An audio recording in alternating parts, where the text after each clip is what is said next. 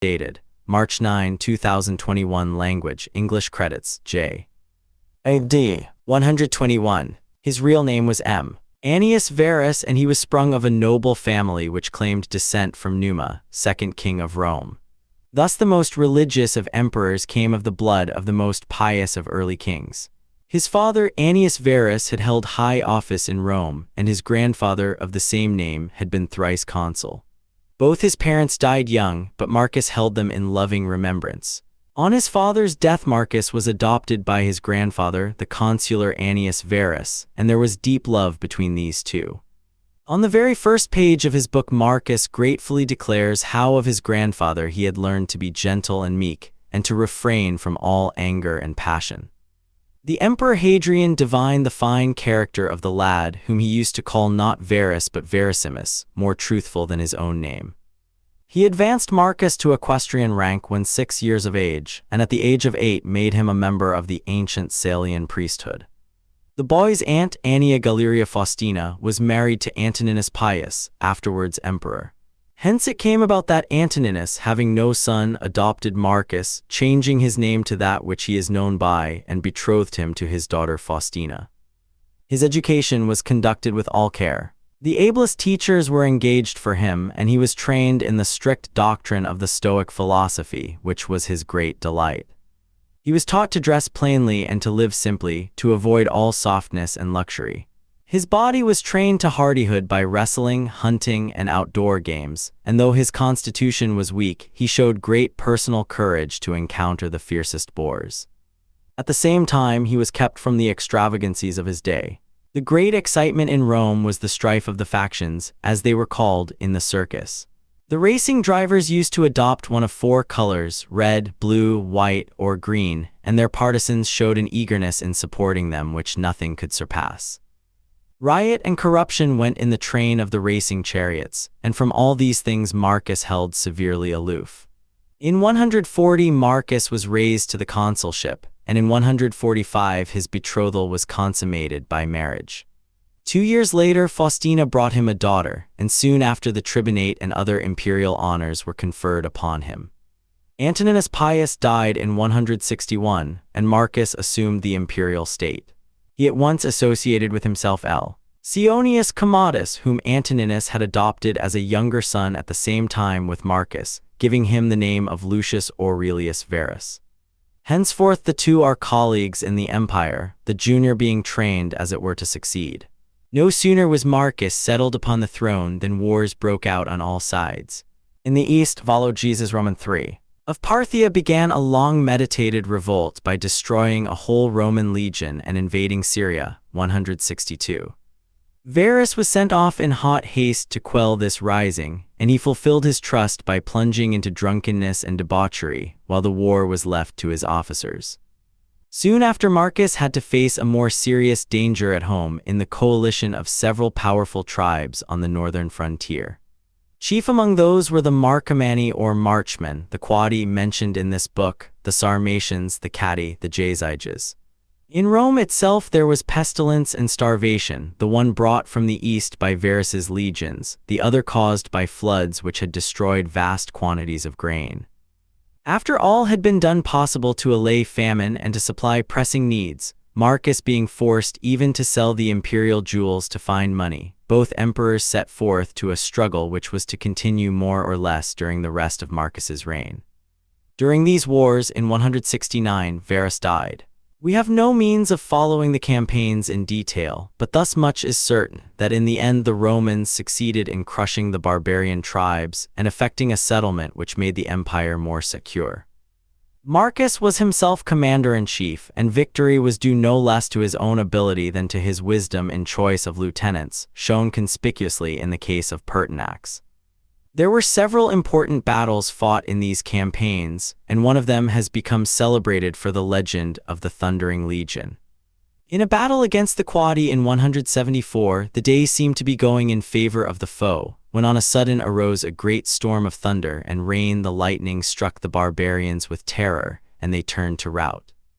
In later days this storm was said to have been sent in answer to the prayers of a legion which contained many Christians, and the name Thundering Legion should be given to it on this account.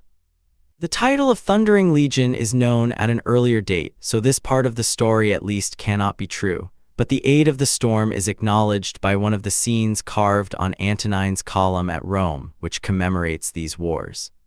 The settlement made after these troubles might have been more satisfactory, but for an unexpected rising in the east. Avidius Cassius, an able captain who had won renown in the Parthian Wars, was at this time chief governor of the eastern provinces. By whatever means induced, he had conceived the project of proclaiming himself emperor as soon as Marcus, who was then in feeble health, should die, and a report having been conveyed to him that Marcus was dead, Cassius did as he had planned. Marcus, on hearing the news, immediately patched up a peace and returned home to meet this new peril.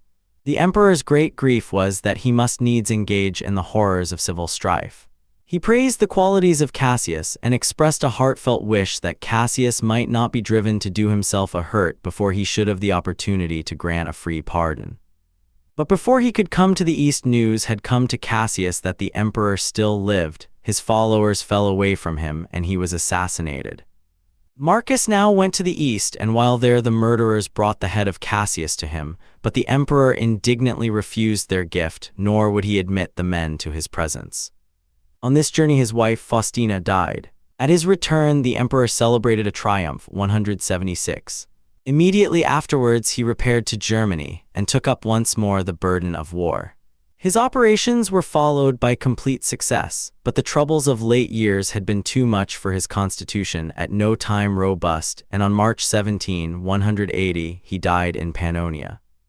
The good emperor was not spared domestic troubles. Faustina had borne him several children, of whom he was passionately fond. Their innocent faces may still be seen in many a sculpture gallery, recalling with odd effect the dreamy countenance of their father. But they died one by one, and when Marcus came to his own end, only one of his sons still lived, the weak and worthless Commodus. On his father's death, Commodus, who succeeded him, undid the work of many campaigns by a hasty and unwise peace, and his reign of 12 years proved him to be a ferocious and bloodthirsty tyrant. Scandal has made free with the name of Faustina herself, who is accused not only of unfaithfulness, but of intriguing with Cassius and egging him on to his fatal rebellion. It must be admitted that these charges rest on no sure evidence, and the emperor, at all events, loved her dearly, nor ever felt the slightest qualm of suspicion. As a soldier we have seen that Marcus was both capable and successful. As an administrator he was prudent and conscientious. Although steeped in the teachings of philosophy, he did not attempt to remodel the world on any preconceived plan. He trod the path beaten by his predecessors, seeking only to do his duty as well as he could and to keep out corruption. He did some unwise things, it is true. To create a compeer in empire, as he did with Varus, was a dangerous innovation which could only succeed if one of the two effaced himself, and under Diocletian this very precedent caused the Roman Empire to split into halves. He erred in his civil administration by too much centralizing. But the strong point of his reign was the administration of justice. Marcus sought bylaws to protect the weak, to make the lot of the slaves less hard, to stand in place of father to the fatherless. Charitable foundations were endowed for rearing and educating poor children. The provinces were protected against oppression, and public help was given to cities or districts which might be visited by calamity. The great blot on his name, and one hard indeed to explain, is his treatment of the Christians. In his reign, Justin at Rome became a martyr to his faith, and Polycarp at Smyrna, and we know of many outbreaks of fanaticism in the provinces which caused the death of the faithful. It is no excuse to plead that he knew nothing about the atrocities done in his name. It was his duty to know, and if he did not, he would have been the first to confess that he had failed in his duty. But from his own tone in speaking of the Christians, it is clear he knew them only from calumny, and we hear of no measures taken even to secure that they should have a fair hearing. In this respect Trajan was better than he. To a thoughtful mind, such a religion as that of Rome would give small satisfaction. Its legends were often childish or impossible. Its teaching had little to do with morality. The Roman religion was in fact of the nature of a bargain. Men paid certain sacrifices and rites, and the gods granted their favor, irrespective of right or wrong. In this case, all devout souls were thrown back upon philosophy, as they had been, though to a less extent, in Greece. There were under the early empire two rival schools which practically divided the field between them, Stoicism and Epicureanism. The ideal set before each was nominally much the same. The Stoics aspired to letter 1 F0 1 pi alpha theta epsilon iota alpha, the repression of all emotion, and the Epicureans to letter 1 F0 0 tau alpha rho alpha xi iota alpha, freedom from all disturbance. Yet in the upshot the one has become a synonym of stubborn endurance, the other for unbridled license. With Epicureanism we have nothing to do now, but it will be worthwhile to sketch the history and tenets of the Stoic sect. Zeno, the founder of Stoicism, was born in Cyprus at some date unknown, but his life may be said roughly to be between the years 350 and 250 B.C. Cyprus has been from time immemorial a meeting place of the East and West, and although we cannot grant any importance to a possible strain of Phoenician blood in him, for the Phoenicians were no philosophers, yet it is quite likely that through Asia Minor he may have come in touch with the Far East. He studied under the Cynic Crates, but he did not neglect other philosophical systems. After many years' study, he opened his own school in a colonnade in Athens called the Painted Porch, or Stoa, which gave the Stoics their name. Next to Zeno, the school of the Porch owes most to Chrysippus 280–207 B.C., who organized Stoicism into a system. Of him it was said, but for Chrysippus there had been no porch.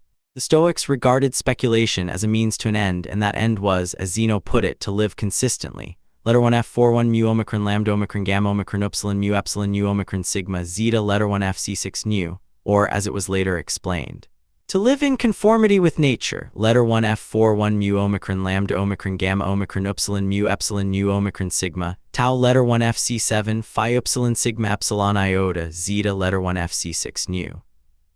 This conforming of the life to nature was the Stoic idea of virtue. This dictum might easily be taken to mean that virtue consists in yielding to each natural impulse, but that was very far from the Stoic meaning. In order to live in accord with nature, it is necessary to know what nature is, and to this end a threefold division of philosophy is made into physics, dealing with the universe and its laws, the problems of divine government and teleology, logic, which trains the mind to discern true from false, and ethics, which applies the knowledge thus gained and tested to practical life. The Stoic system of physics was materialism with an infusion of pantheism.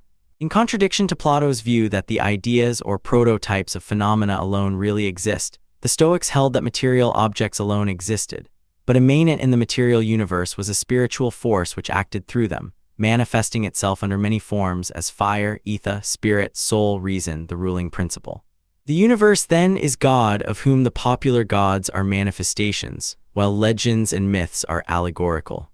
The soul of man is thus an emanation from the Godhead, into whom it will eventually be reabsorbed. The divine ruling principle makes all things work together for good, but for the good of the whole. The highest good of man is consciously to work with God for the common good, and this is the sense in which the Stoic tried to live in accord with nature. In the individual, it is virtue alone which enables him to do this. As providence rules the universe, so virtue in the soul must rule man. In logic, the Stoic system is noteworthy for their theory as to the test of truth, the criterion. They compared the newborn soul to a sheet of paper ready for writing. Upon this, the senses write their impressions, phi alpha nu tau alpha sigma iota alpha iota, and by experience of a number of these, the soul unconsciously conceives general notions, kappa omicron iota nu alpha letter 1 F76 letter 1 F14 nu omicron iota alpha iota, or anticipations, pi rho omicron lambda psi epsilon iota sigma. When the impression was such as to be irresistible, it was called kappa alpha tau alpha lambda eta pi tau iota kappa letter 1 F74 phi alpha nu tau alpha sigma iota alpha, one that holds fast, or as they explained it, one proceeding from truth. Ideas and inferences artificially produced by deduction or the like were tested by this holding perception. Of the ethical application I have already spoken. The highest good was the virtuous life. Virtue alone is happiness, and vice is unhappiness. Carrying this theory to its extreme, the Stoics said that there could be no gradations between virtue and vice, though of course each has its special manifestations. Moreover, nothing is good but virtue, and nothing but vice is bad. Those outside things which are commonly called good or bad, such as health and sickness, wealth and poverty, pleasure and pain, are to him indifferent. Letter 1 F00 delta iota alpha phi omicron rho alpha. All these things are merely the sphere in which virtue may act. The ideal wise man is sufficient unto himself in all things. Alpha letter 1 F50 tau alpha rho kappa eta sigma, and knowing these truths he will be happy even when stretched upon the rack. It is probable that no Stoic claimed for himself that he was this wise man, but that each strove after it as an ideal much as the Christian strives after a likeness to Christ. The exaggeration in this statement was, however, so obvious that the later Stoics were driven to make a further subdivision of things indifferent into what is preferable, pi rho omicron eta gamma mu epsilon nu alpha, and what is undesirable, letter 1 F00 pi rho omicron eta gamma mu epsilon nu alpha. They also held that for him who had not attained to the perfect wisdom, certain actions were proper. Kappa alpha theta eta kappa omicron nu tau alpha, these were neither virtuous nor vicious, but like the indifferent things held a middle place. 2 points in the Stoic system deserve special mention. One is a careful distinction between things which are in our power and things which are not. Desire and dislike, opinion and affection are within the power of the will, whereas health, wealth, honor, and other such are generally not so.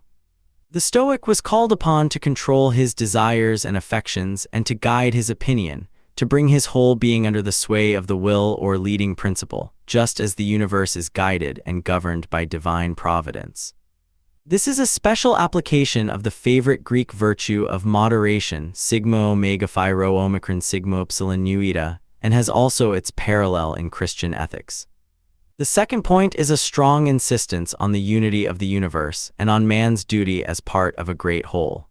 Public spirit was the most splendid political virtue of the ancient world, and it is here made cosmopolitan. It is again instructive to note that Christian sages insisted on the same thing.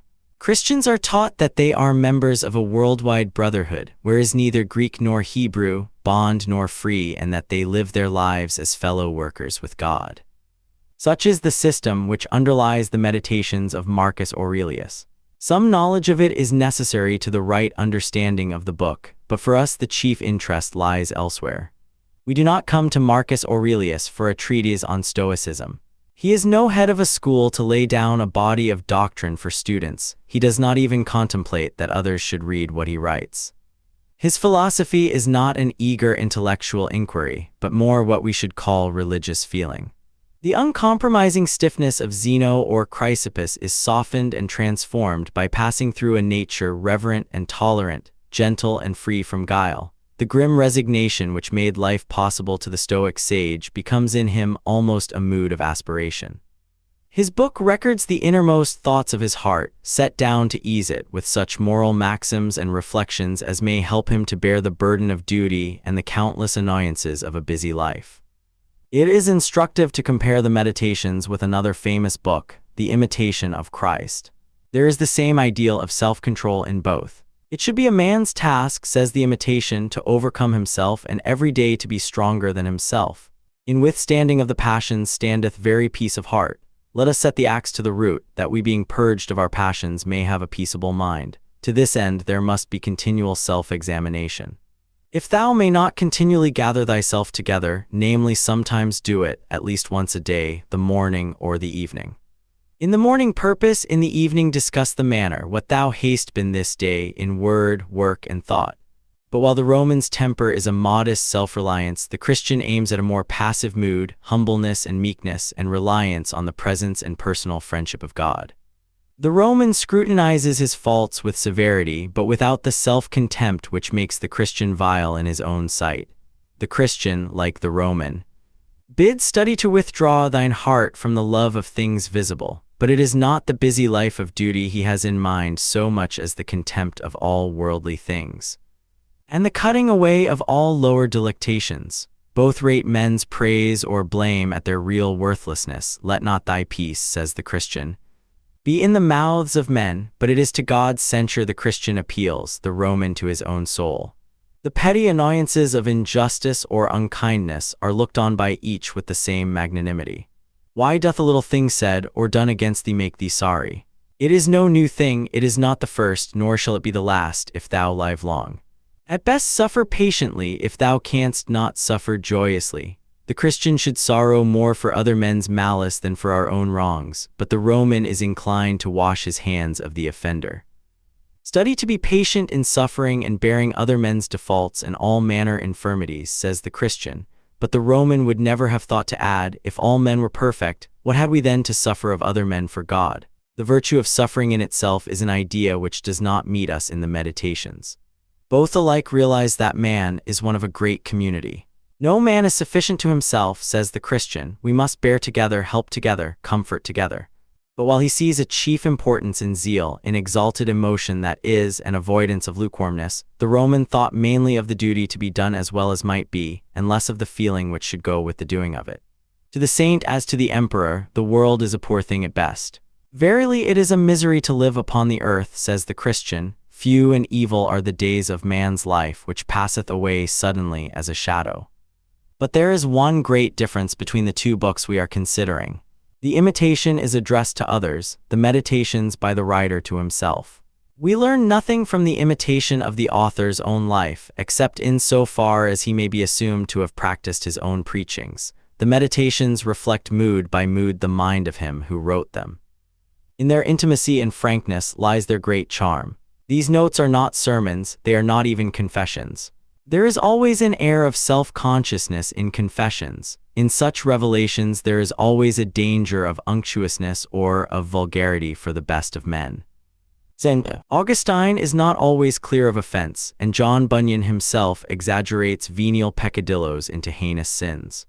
But Marcus Aurelius is neither vulgar nor unctuous. He extenuates nothing, but nothing sets down in malice. He never poses before an audience. He may not be profound, he is always sincere. And it is a lofty and serene soul which is here disclosed before us. Vulgar vices seem to have no temptation for him. This is not one tied and bound with chains which he strives to break. The faults he detects in himself are often such as most men would have no eyes to see.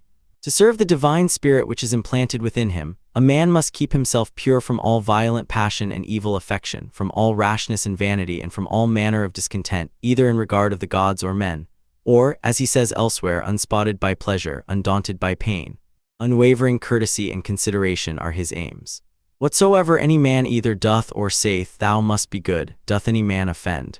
It is against himself that he doth offend, why should it trouble thee? The offender needs pity, not wrath. Those who must needs be corrected should be treated with tact and gentleness, and one must be always ready to learn better. The best kind of revenge is not to become like unto them. There are so many hints of offense forgiven that we may believe the notes followed sharp on the facts. Perhaps he has fallen short of his aim and thus seeks to call his principles to mind and to strengthen himself for the future. That these sayings are not mere talk is plain from the story of Avidius Cassius, who would have usurped his imperial throne. Thus the emperor faithfully carries out his own principle, that evil must be overcome with good. For each fault in others' nature says he has given us a counteracting virtue, as for example against the unthankful it hath given goodness and meekness as an antidote. One so gentle towards a foe was sure to be a good friend, and indeed his pages are full of generous gratitude to those who had served him. In his first book he sets down to account all the debts due to his kinsfolk and teachers.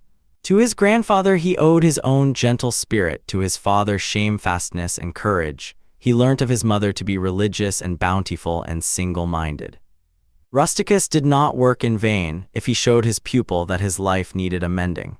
Apollonius taught him simplicity, reasonableness, gratitude, a love of true liberty.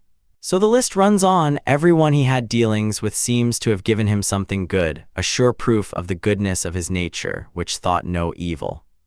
If his was that honest and true heart which is the Christian ideal, this is the more wonderful in that he lacked the faith which makes Christians strong. He could say, it is true, either there is a God, and then all is well, or if all things go by chance and fortune, yet mayest thou use thine own providence in those things that concern thee properly, and then art thou well. Or again, we must needs grant that there is a nature that doth govern the universe, but his own part in the scheme of things is so small, that he does not hope for any personal happiness beyond what a serene soul may win in this mortal life. O my soul, the time I trust will be, when thou shalt be good, simple, more open and visible than that body by which it is enclosed. But this is said of the calm contentment with human lot which he hopes to attain, not of a time when the trammels of the body shall be cast off. For the rest, the world and its fame and wealth, all is vanity. The gods may perhaps have a particular care for him, but their especial care is for the universe at large, thus much should suffice. His gods are better than the Stoic gods who sit aloof from all human things, untroubled and uncaring, but his personal hope is hardly stronger. On this point he says little, though there are many allusions to death as the natural end. Doubtless he expected his soul one day to be absorbed into the universal soul, since nothing comes out of nothing and nothing can be annihilated. His mood is one of strenuous weariness. He does his duty as a good soldier, waiting for the sound of the trumpet which shall sound the retreat. He has not that cheerful confidence which led Socrates through a life no less noble, to a death which was to bring him into the company of gods he had worshipped and men whom he had revered. But although Marcus Aurelius may have held intellectually that his soul was destined to be absorbed, and to lose consciousness of itself, there were times when he felt, as all who hold it must sometimes feel, how unsatisfying is such a creed. Then he gropes blindly after something less empty and vain. Thou hast taken ship, he says, thou hast sailed, thou art come to land, go out, if to another life, there also shalt thou find gods who are everywhere. There is more in this than the assumption of a rival theory for argument's sake. If worldly things be but as a dream, the thought is not far off that there may be an awakening to what is real. When he speaks of death as a necessary change, and points out that nothing useful and profitable can be brought about without change, did he perhaps think of the change in a corn of wheat which is not quickened except it die? Nature's marvelous power of recreating out of corruption is surely not confined to bodily things. Many of his thoughts sound like far-off echoes of St. Paul, and it is strange indeed that this most Christian of emperors has nothing good to say of the Christians. To him they are only sectaries violently and passionately set upon opposition.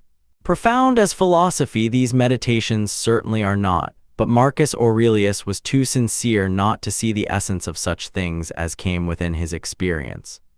Ancient religions were for the most part concerned with outward things. Do the necessary rites and you propitiate the gods, and these rites were often trivial, sometimes violated right feeling or even morality. Even when the gods stood on the side of righteousness, they were concerned with the act more than with the intent.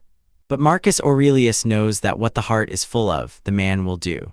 Such as thy thoughts and ordinary cogitations are, he says, such will thy mind be in time, and every page of the book shows us that he knew thought was sure to issue in act.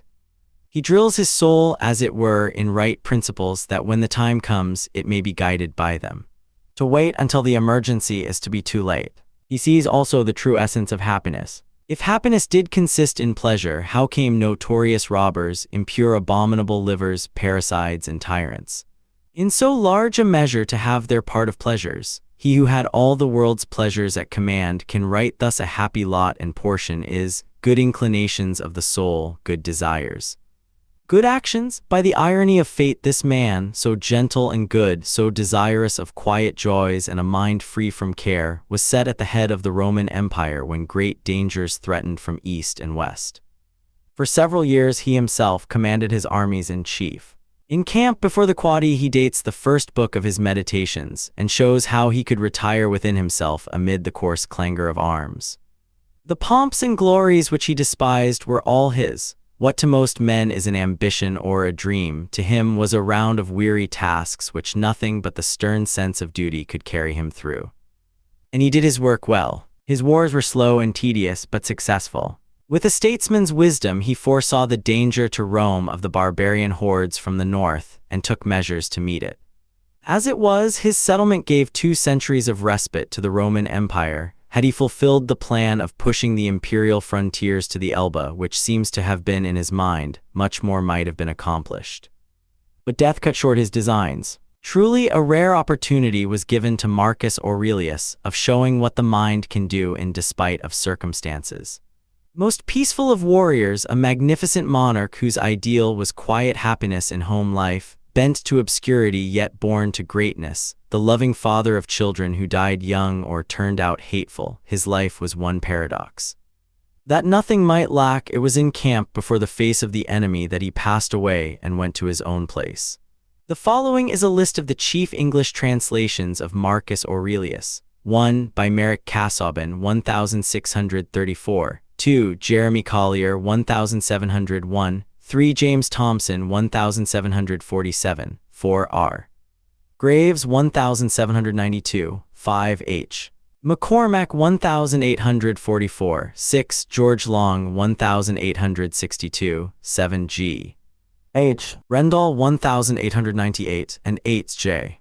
Jackson, 1906. Renan's Marcorel, in his History of the Origins of Christianity, which appeared in 1882, is the most vital and original book to be had relating to the time of Marcus Aurelius. Pater's Marius the Epicurean forms another outside commentary, which is of service in the imaginative attempt to create again the period.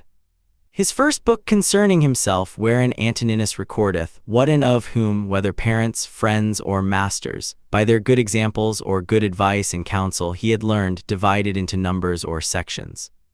Antoninus Book Roman 6. Roman 48. Whensoever thou wilt rejoice thyself, think and meditate upon those good parts and especial gifts which thou hast observed in any of them that live with thee, as industry in one, in another modesty, in another bountifulness, in another some other thing. For nothing can so much rejoice thee as the resemblances and parallels of several virtues, eminent in the dispositions of them that live with thee, especially when all at once, as it were, they represent themselves unto thee. See therefore that thou have them always in a readiness. The first book of my grandfather Verus I have learned to be gentle and meek, and to refrain from all anger and passion.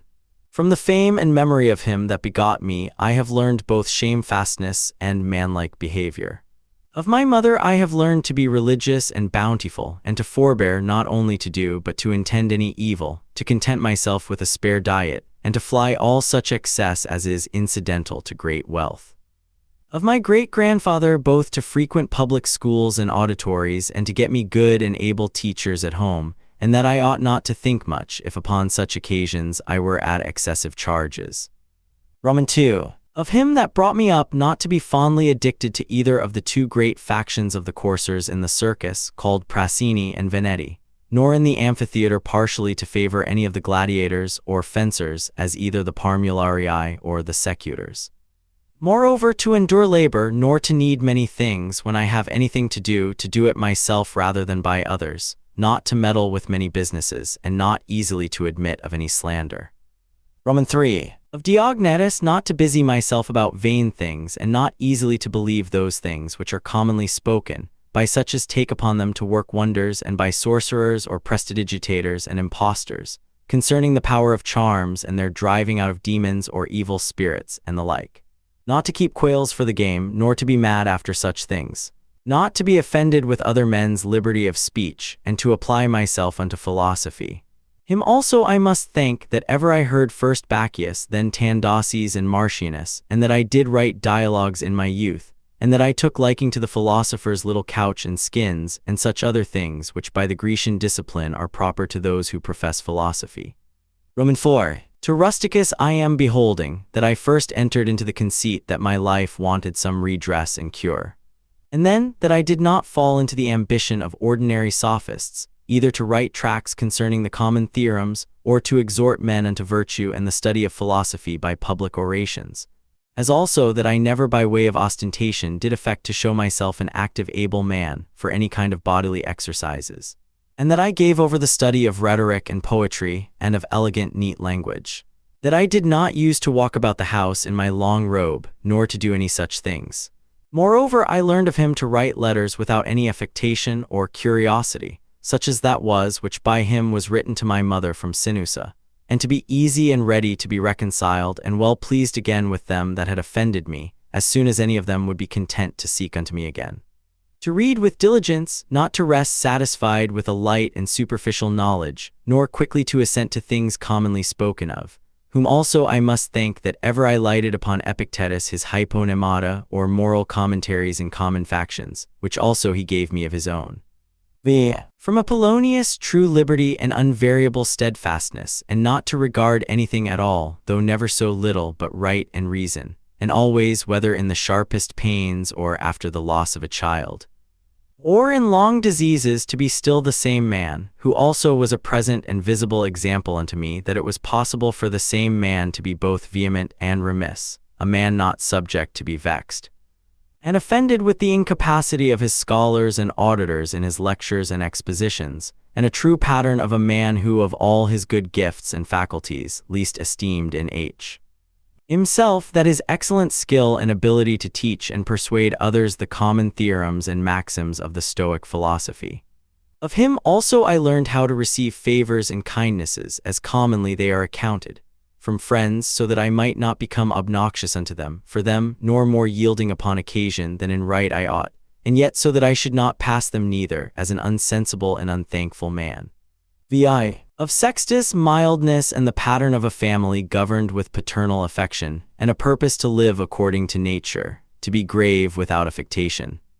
To observe carefully the several dispositions of my friends, not to be offended with idiots, nor unseasonably to set upon those that are carried with the vulgar opinions, with the theorems and tenets of philosophers, his conversation being an example how a man might accommodate himself to all men and companies, so that though his company were sweeter and more pleasing than any flatterer's cogging and fawning, yet was it at the same time most respected and reverenced, who also had a proper happiness and faculty, rationally and methodically to find out and set in order all necessary determinations and instructions for a man's life. A man without ever the least appearance of anger or any other passion, able at the same time most exactly to observe the Stoic apatheia or unpassionateness, and yet to be most tender-hearted, ever of good credit, and yet almost without any noise or rumor, very learned and yet making little show.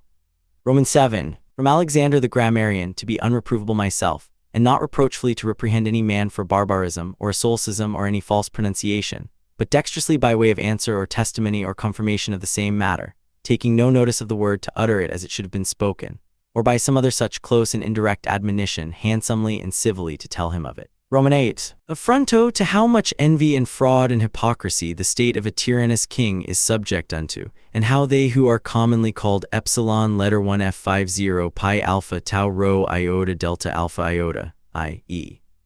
nobly born, are in some sort incapable or void of natural affection.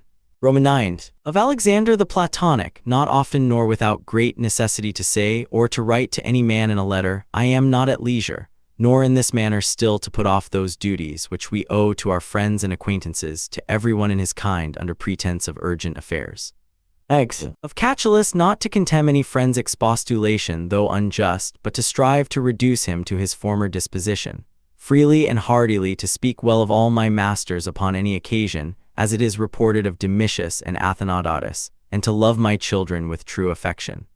Roman 11. From my brother Severus, to be kind and loving to all them of my house and family, by whom also I came to the knowledge of Thracia and Helvidius and Cato and Dio and Brutus. He it was also that did put me in the first conceit and desire of an equal commonwealth, administered by justice and equality, and of a kingdom wherein should be regarded nothing more than the good and welfare of the subjects.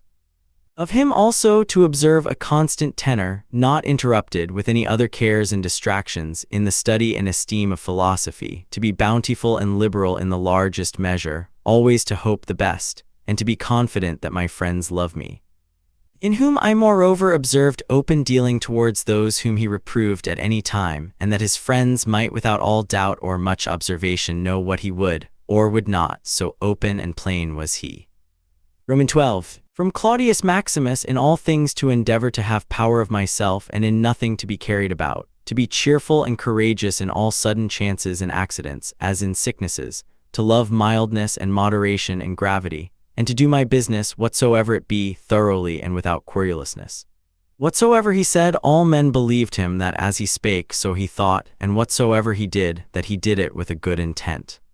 His manner was never to wonder at anything, never to be in haste and yet never slow, nor to be perplexed or dejected, or at any time unseemly or excessively to laugh, nor to be angry or suspicious, but ever ready to do good and to forgive and to speak truth, and all this as one that seemed rather of himself to have been straight and right than ever to have been rectified or redressed.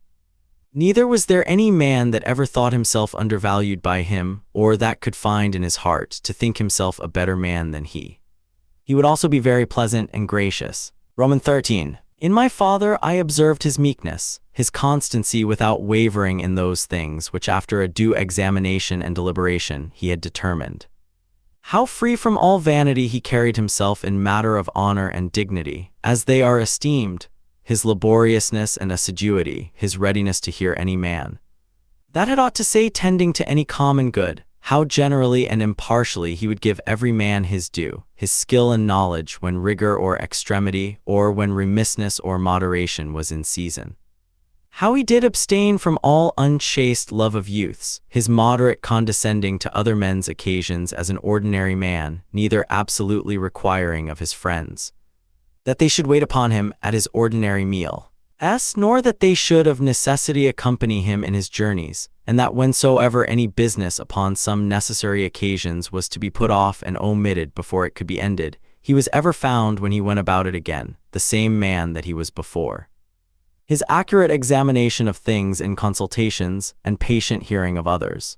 He would not hastily give over the search of the matter, as one easy to be satisfied with sudden notions and apprehensions. His care to preserve his friends, how neither at any time he would carry himself towards them with disdainful neglect and grow weary of them, nor yet at any time be madly fond of them. His contented mind in all things, his cheerful countenance, his care to foresee things afar off, and to take order for the least without any noise or clamor. Moreover, how all acclamations and flattery were repressed by him, how carefully he observed all things necessary to the government, and kept an account of the common expenses, and how patiently he did abide that he was reprehended by some for this his strict and rigid kind of dealing. How he was neither a superstitious worshipper of the gods, nor an ambitious pleaser of men, or studious of popular applause, but sober in all things and everywhere observant of that which was fitting. No affecter of novelties in those things which conduce to his ease and convenience, plenty whereof his fortune did afford him, without pride and bragging, yet with all freedom and liberty. So that as he did freely enjoy them without any anxiety or affectation when they were present, so when absent he found no want of them. Moreover, that he was never commended by any man as either a learned acute man, or an obsequious officious man, or a fine orator, but as a ripe mature man, a perfect sound man, one that could not endure to be flattered, able to govern both himself and others. Moreover, how much he did honor all true philosophers without upbraiding those that were not so, his sociableness, his gracious and delightful conversation, but never unto satiety. His care of his body within bounds and measure, not as one that desired to live long or over-studious of neatness and elegancy, and yet not as one that did not regard it. So that through his own care and providence he seldom needed any inward physic or outward applications, but especially how ingeniously he would yield to any that had obtained any peculiar faculty, as either eloquence or the knowledge of the laws or of ancient customs or the like, and how he concurred with them in his best care and endeavor that every one of them might in his kind for that wherein he excelled be regarded and esteemed. And although he did all things carefully after the ancient customs of his forefathers, yet even of this was he not desirous that men should take notice, that he did imitate ancient customs. Again, how he was not easily moved and tossed up and down, but loved to be constant, both in the same places and businesses, and how after his great fits of headache he would return fresh and vigorous to his wonted affairs. Again, that secrets he neither had many nor often, and such only as concerned public matters, his discretion and moderation in exhibiting of the public sights and shows for the pleasure and pastime of the people, in public buildings, congeries and the like. In all these things having a respect unto men only as men, and to the equity of the things themselves, and not unto the glory that might follow. Never want to use the baths at unseasonable hours, no builder, never curious or solicitous either about his meat, or about the workmanship or color of his clothes, or about anything that belonged to external beauty. In all his conversation, far from all inhumanity, all boldness and incivility, all greediness and impetuosity, never doing anything with such earnestness and intention that a man could say of him that he did sweat about it, but contrariwise all things distinctly as at leisure, without trouble, orderly, soundly, and agreeably. Man might have applied that to him which is recorded of Socrates, that he knew how to want, and to enjoy those things in the want whereof most men show themselves weak, and in the fruition intemperate. But to hold out firm and constant, and to keep within the compass of true moderation and sobriety in either estate, is proper to a man who hath a perfect and invincible soul, such as he showed himself in the sickness of Maximus. Roman 14. From the gods I received that I had good grandfathers and parents, a good sister, good masters, good domestics, loving kinsmen, almost all that I have, and that I never through haste and rashness transgressed against any of them, notwithstanding that my disposition was such as that such a thing, if occasion had been, might very well have been committed by me, but that it was the mercy of the gods to prevent such a concurring of matters and occasions as might make me to incur this blame. That I was not long brought up by the concubine of my father, that I preserved the flower of my youth, that I took not upon me to be a man before my time, but rather put it off longer than I needed, that I lived under the government of my lord and father, who would take away from me all pride and vainglory, and reduce me to that conceit and opinion that it was not impossible for a prince to live in the court without a troop of guards and followers,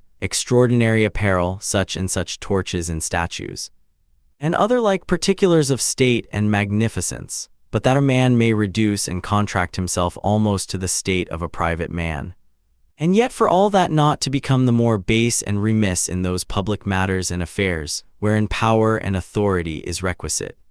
That I have had such a brother who by his own example might stir me up to think of myself, and by his respect and love delight and please me.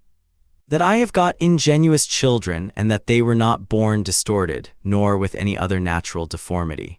That I was no great proficient in the study of rhetoric and poetry, and of other faculties which perchance I might have dwelt upon if I had found myself to go on in them with success. That I did by times prefer those by whom I was brought up to such places and dignities which they seemed unto me most to desire, and that I did not put them off with hope and expectation, that, since that they were yet but young, I would do the same hereafter. That I ever knew Apollonius and Rusticus and Maximus. That I have had occasion often and effectually to consider and meditate with myself concerning that life which is according to nature, what the nature and manner of it is. So that as for the gods and such suggestions, helps and inspirations as might be expected from them, nothing did hinder, but that I might have begun long before to live according to nature. Or that even now that I was not yet partaker and in present possession of that life, that I myself in that I did not observe those inward motions and suggestions, yea, and almost plain and apparent instructions and admonitions of the gods was the only cause of it, that my body in such a life hath been able to hold out so long, that I never had to do with Benedicta and Theodotus, yea, and afterwards when I fell into some fits of love, I was soon cured. That having been often displeased with Rusticus, I never did him anything for which afterwards I had occasion to repent. That it being so that my mother was to die young, yet she lived with me all her latter years. That as often as I had a purpose to help and succor any that either were poor or fallen into some present necessity, I never was answered by my officers that there was not ready money enough to do it, and that I myself never had occasion to require the like succor from any other. That I have such a wife, so obedient, so loving, so ingenuous. That I had choice of fit and able men to whom I might commit the bringing up of my children. That by dreams I have received help, as for other things, so in particular how I might stay my casting of blood and cure my dizziness, as that also that happened to thee in Cajeta, as unto Chryses when he prayed by the seashore. And when I did first apply myself to philosophy, that I did not fall into the hands of some sophists, or spent my time either in reading the manifold volumes of ordinary philosophers, nor in practicing myself in the solution of arguments and fallacies, nor dwelt upon the studies of the meteors and other natural curiosities. All these things without the assistance of the gods and fortune could not have been. Roman 15. In the country of the Quadi at Granoa, these betimes in the morning say to thyself, this day I shalt have to do with an idle curious man, with an unthankful man, a railer, a crafty, false, or an envious man, an unsociable, uncharitable man. All these ill qualities have happened unto them, through ignorance of that which is truly good and truly bad. But I that understand the nature of that which is good, that it only is to be desired, and of that which is bad, that it only is truly odious and shameful, who know moreover that this transgressor, whosoever he be, is my kinsman, not by the same blood and seed, but by participation of the same reason and of the same divine particle. How can I either be hurt by any of those, since it is not in their power to make me incur anything that is truly reproachful, or angry and ill affected towards him, who by nature is so near unto me? For we are all born to be fellow workers, as the feet, the hands, and the eyelids, as the rows of the upper and under teeth. For such therefore to be in opposition is against nature, and what is it to chafe at and to be averse from but to be in opposition? Romans 16. Whatsoever I am is either flesh or life, or that which we commonly call the mistress and overruling part of man, reason.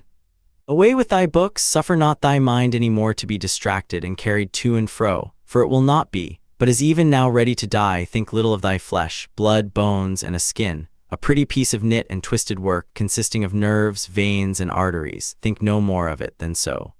And as for thy life, consider what it is, a wind, not one constant wind neither, but every moment of an hour let out and sucked in again. The third is thy ruling part, and here consider, thou art an old man. Suffer not that excellent part to be brought in subjection and to become slavish. Suffer it not to be drawn up and down with unreasonable and unsociable lusts and motions, as it were with wires and nerves. Suffer it not any more either to repine at anything now present, or to fear and fly anything to come, which the destiny hath appointed thee. Romans 17. Whatsoever proceeds from the gods immediately, that any man will grant totally depends from their divine providence. As for those things that are commonly said to happen by fortune, even those must be conceived to have dependence from nature, or from that first and general connection and concatenation of all those things, which more apparently by the divine providence are administered and brought to pass. All things flow from thence, and whatsoever it is that is both necessary and conducing to the whole part of which thou art, and whatsoever it is that is requisite and necessary for the preservation of the general, must of necessity for every particular nature be good and be hopeful. And as for the whole, it is preserved, as by the perpetual mutation and conversion of the simple elements one into another, so also by the mutation and alteration of things mixed and compounded. Let these things suffice thee, let them be always unto thee as thy general rules and precepts. As for thy thirst after books, away with it with all speed, that thou die not murmuring and complaining, but truly meek and well satisfied, and from thy heart thankful unto the gods. The second book I. Remember how long thou hast already put off these things, and how often a certain day and hour as it were, having been said unto thee by the gods, thou hast neglected it. It is high time for thee to understand the true nature both of the world, whereof thou art a part, and of that Lord and Governor of the world, from whom as a channel from the spring thou thyself didst flow, and that there is but a certain limit of time appointed unto thee, which if thou shalt not make use of to calm and allay the many distempers of thy soul, it will pass away and thou with it, and never after return. Romans 2. Let it be thy earnest and incessant care as a Roman and a man to perform whatsoever it is that thou art about, with true and unfeigned gravity, natural affection, freedom, and justice. And as for all other cares and imaginations, how thou mayest ease thy mind of them. Which thou shalt do, if thou shalt go about every action as thy last action, free from all vanity, all passionate and willful aberration from reason, and from all hypocrisy and self-love and dislike of those things which by the fates or appointment of God have happened unto thee.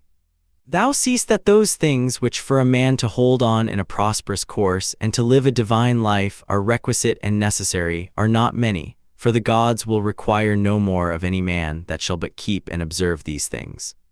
Romans 3. Do, soul, do, abuse and contemn thyself, yet a while, and the time for thee to respect thyself will be at an end.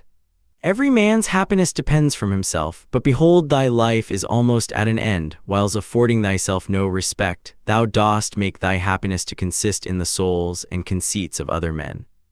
Romans 4. Why should any of these things that happen externally so much distract thee? Give thyself leisure to learn some good thing, and cease roving and wandering to and fro. Thou must also take heed of another kind of wandering, for they are idle in their actions, who toil and labor in this life, and have no certain scope to which to direct all their motions and desires. For not observing the state of another man's soul, scarce was ever any man known to be unhappy. Tell whosoever they be that intend not, and guide not by reason and discretion the motions of their own souls, they must of necessity be unhappy.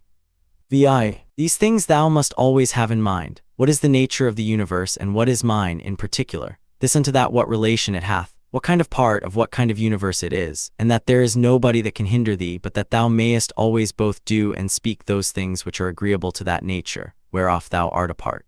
Romans 7. Theophrastus, where he compares sin with sin, as after a vulgar sense such things I grant may be compared, says well and like a philosopher, that those sins are greater which are committed through lust than those which are committed through anger.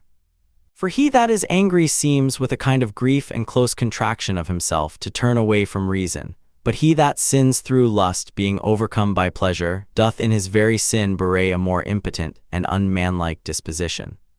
Well then, and like a philosopher doth he say, that he of the two is the more to be condemned, that sins with pleasure, than he that sins with grief.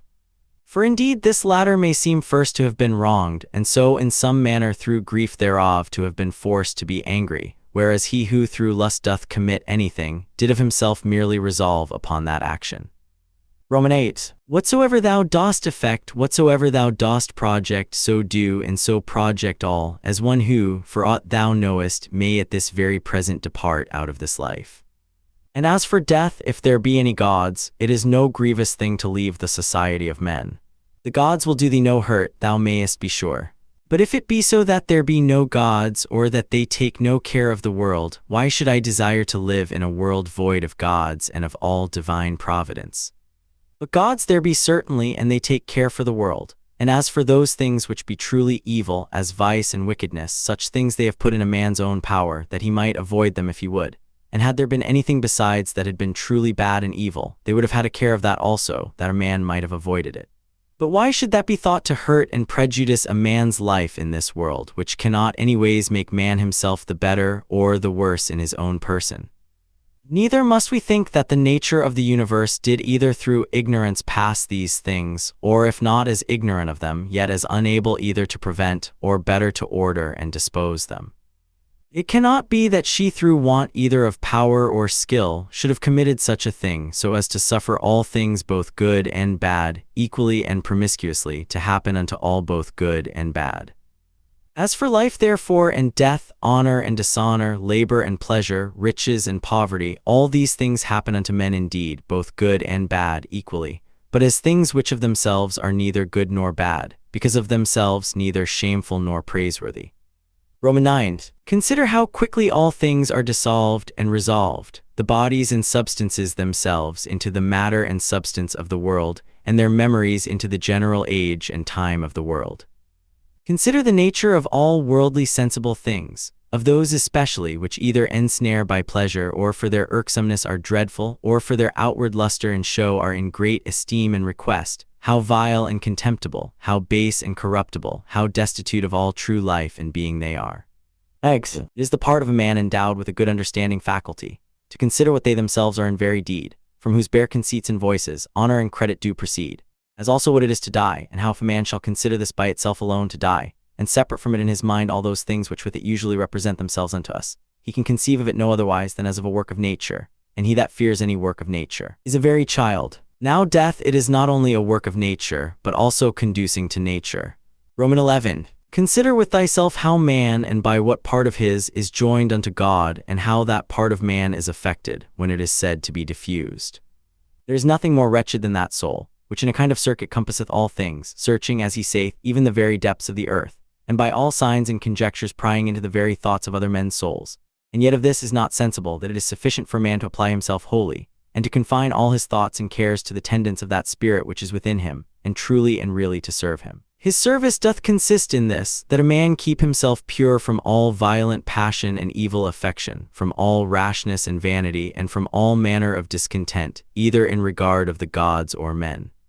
For indeed whatsoever proceeds from the gods deserves respect for their worth and excellency, and whatsoever proceeds from men as they are our kinsmen should by us be entertained with love always, sometimes as proceeding from their ignorance of that which is truly good and bad, a blindness no less than that by which we are not able to discern between white and black, with a kind of pity and compassion also. Roman 12. If thou shouldst live 3,000 or as many as 10,000 of years, yet remember this, that man can part with no life properly, save with that little part of life which he now lives, and that which he lives is no other than that which at every instant he parts with.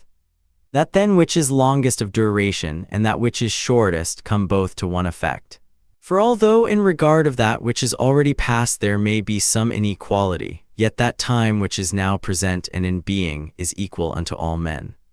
And that being it which we part with whensoever we die, it doth manifestly appear that it can be but a moment of time that we then part with. For as for that which is either past or to come, a man cannot be said properly to part with it. For how should a man part with that which he hath not? These two things therefore thou must remember. First, that all things in the world from all eternity, by a perpetual revolution of the same times and things ever continued and renewed, are of one kind and nature, so that whether for 100 or 200 years only, or for an infinite space of time, a man see those things which are still the same, it can be no matter of great moment. And secondly, that life which any the longest liver or the shortest liver parts with, is for length and duration the very same, for that only which is present is that which either of them can lose, as being that only which they have. For that which he hath not, no man can truly be said to lose. Romans 13. Remember that all is but opinion and conceit, for those things are plain and apparent, which were spoken unto Monimus the Cynic. And as plain and apparent is the use that may be made of those things, if that which is true and serious in them be received as well as that which is sweet and pleasing. Romans 14. A man's soul doth wrong and disrespect itself first and especially, when as much as in itself lies it becomes an aposteme, and as it were an excrescency of the world, for to be grieved and displeased with anything that happens in the world, is direct apostasy from the nature of the universe, part of which all particular natures of the world are. Secondly, when she either is averse from any man, or led by contrary desires or affections, tending to his hurt and prejudice, such as are the souls of them that are angry. Thirdly, when she is overcome by any pleasure or pain. Fourthly, when she doth dissemble, and covertly and falsely either doth or saith anything. Fifthly, when she doth either affect or endeavor anything to no certain end, but rashly and without due ratiocination and consideration, how consequent or inconsequent it is to the common end. For even the least things ought not to be done without relation unto the end, and the end of the reasonable creatures is to follow and obey him, who is the reason as it were, and the law of this great city and ancient commonwealth. Romans 15. The time of a man's life is as a point, the substance of it ever flowing, the sense obscure, and the whole composition of the body tending to corruption. His soul is restless, fortune uncertain, and fame doubtful. To be brief, as a stream so are all things belonging to the body, as a dream or as a smoke so are all that belong unto the soul.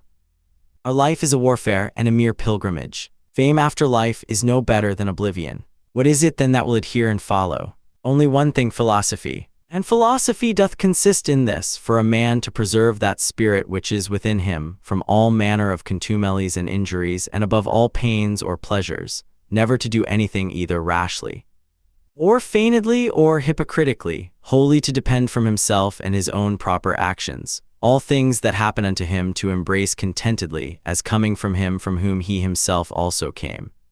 And above all things, with all meekness and a calm cheerfulness, to expect death, as being nothing else but the resolution of those elements, of which every creature is composed. And if the elements themselves suffer nothing by this their perpetual conversion of one into another, that dissolution and alteration which is so common unto all, why should it be feared by any? Is not this according to nature? But nothing that is according to nature can be evil. Whilst I was at Carnuntum, the third book, a man must not only consider how daily his life wasteth and decreaseth, but this also, that if he live long he cannot be certain whether his understanding shall continue so able and sufficient for either discreet consideration in matter of businesses, or for contemplation, it being the thing whereon true knowledge of things both divine and human doth depend. For if once he shall begin to dote, his respiration, nutrition, his imaginative and appetitive and other natural faculties may still continue the same, he shall find no want of them. But how to make that right use of himself that he should, how to observe exactly in all things that which is right and just, how to redress and rectify all wrong or sudden apprehensions and imaginations, and even of this particular whether he should live any longer or no, to consider duly. For all such things wherein the best strength and vigor of the mind is most requisite, his power and ability will be past and gone. Thou must hasten therefore, not only because thou art every day nearer unto death than other, but also because that intellective faculty in thee, whereby thou art enabled to know the true nature of things and to order all thy actions by that knowledge, doth daily waste and decay, or may fail thee before thou die. Romans 2. This also thou must observe, that whatsoever it is that naturally doth happen to things natural hath somewhat in itself that is pleasing and delightful, as a great loaf when it is baked. Some parts of it cleave as it were, and part asunder, and make the crust of it rugged and unequal, and yet those parts of it, though in some sort it be against the art and intention of baking itself, That they are thus cleft and parted, which should have been and were first made all even and uniform, they become it well nevertheless, and have a certain peculiar property to stir the appetite. So figs are accounted fairest and ripest then, when they begin to shrink and wither as it were. So ripe olives, when they are next to putrefaction, then are they in their proper beauty. The hanging down of grapes, the brow of a lion, the froth of a foaming wild boar, and many other like things, though by themselves considered they are far from any beauty, yet because they happen naturally, they both are comely and delightful, so that if a man shall with a profound mind and apprehension consider all things in the world, even among all those things which are but mere accessories and natural appendices as it were, there will scarce appear anything unto him, wherein he will not find matter of pleasure and delight. So will he behold with as much pleasure the true rictus of wild beasts, as those which by skillful painters and other artificers are imitated. So will he be able to perceive the proper ripeness and beauty of old age, whether in man or woman, and whatsoever else it is that is beautiful and alluring in whatsoever is, with chaste and continent eyes he will soon find out and discern. Those and many other things will he discern, not credible unto everyone, but unto them only who are truly and familiarly acquainted, both with nature itself and all natural things. Roman 3. Hippocrates, having cured many sicknesses, fell sick himself and died. The Chaldeans and astrologers, having foretold the deaths of divers, were afterwards themselves surprised by the fates. Alexander and Pompeius and Caius Caesar, having destroyed so many towns and cut off in the field so many thousands both of horse and foot, yet they themselves at last were fain to part with their own lives.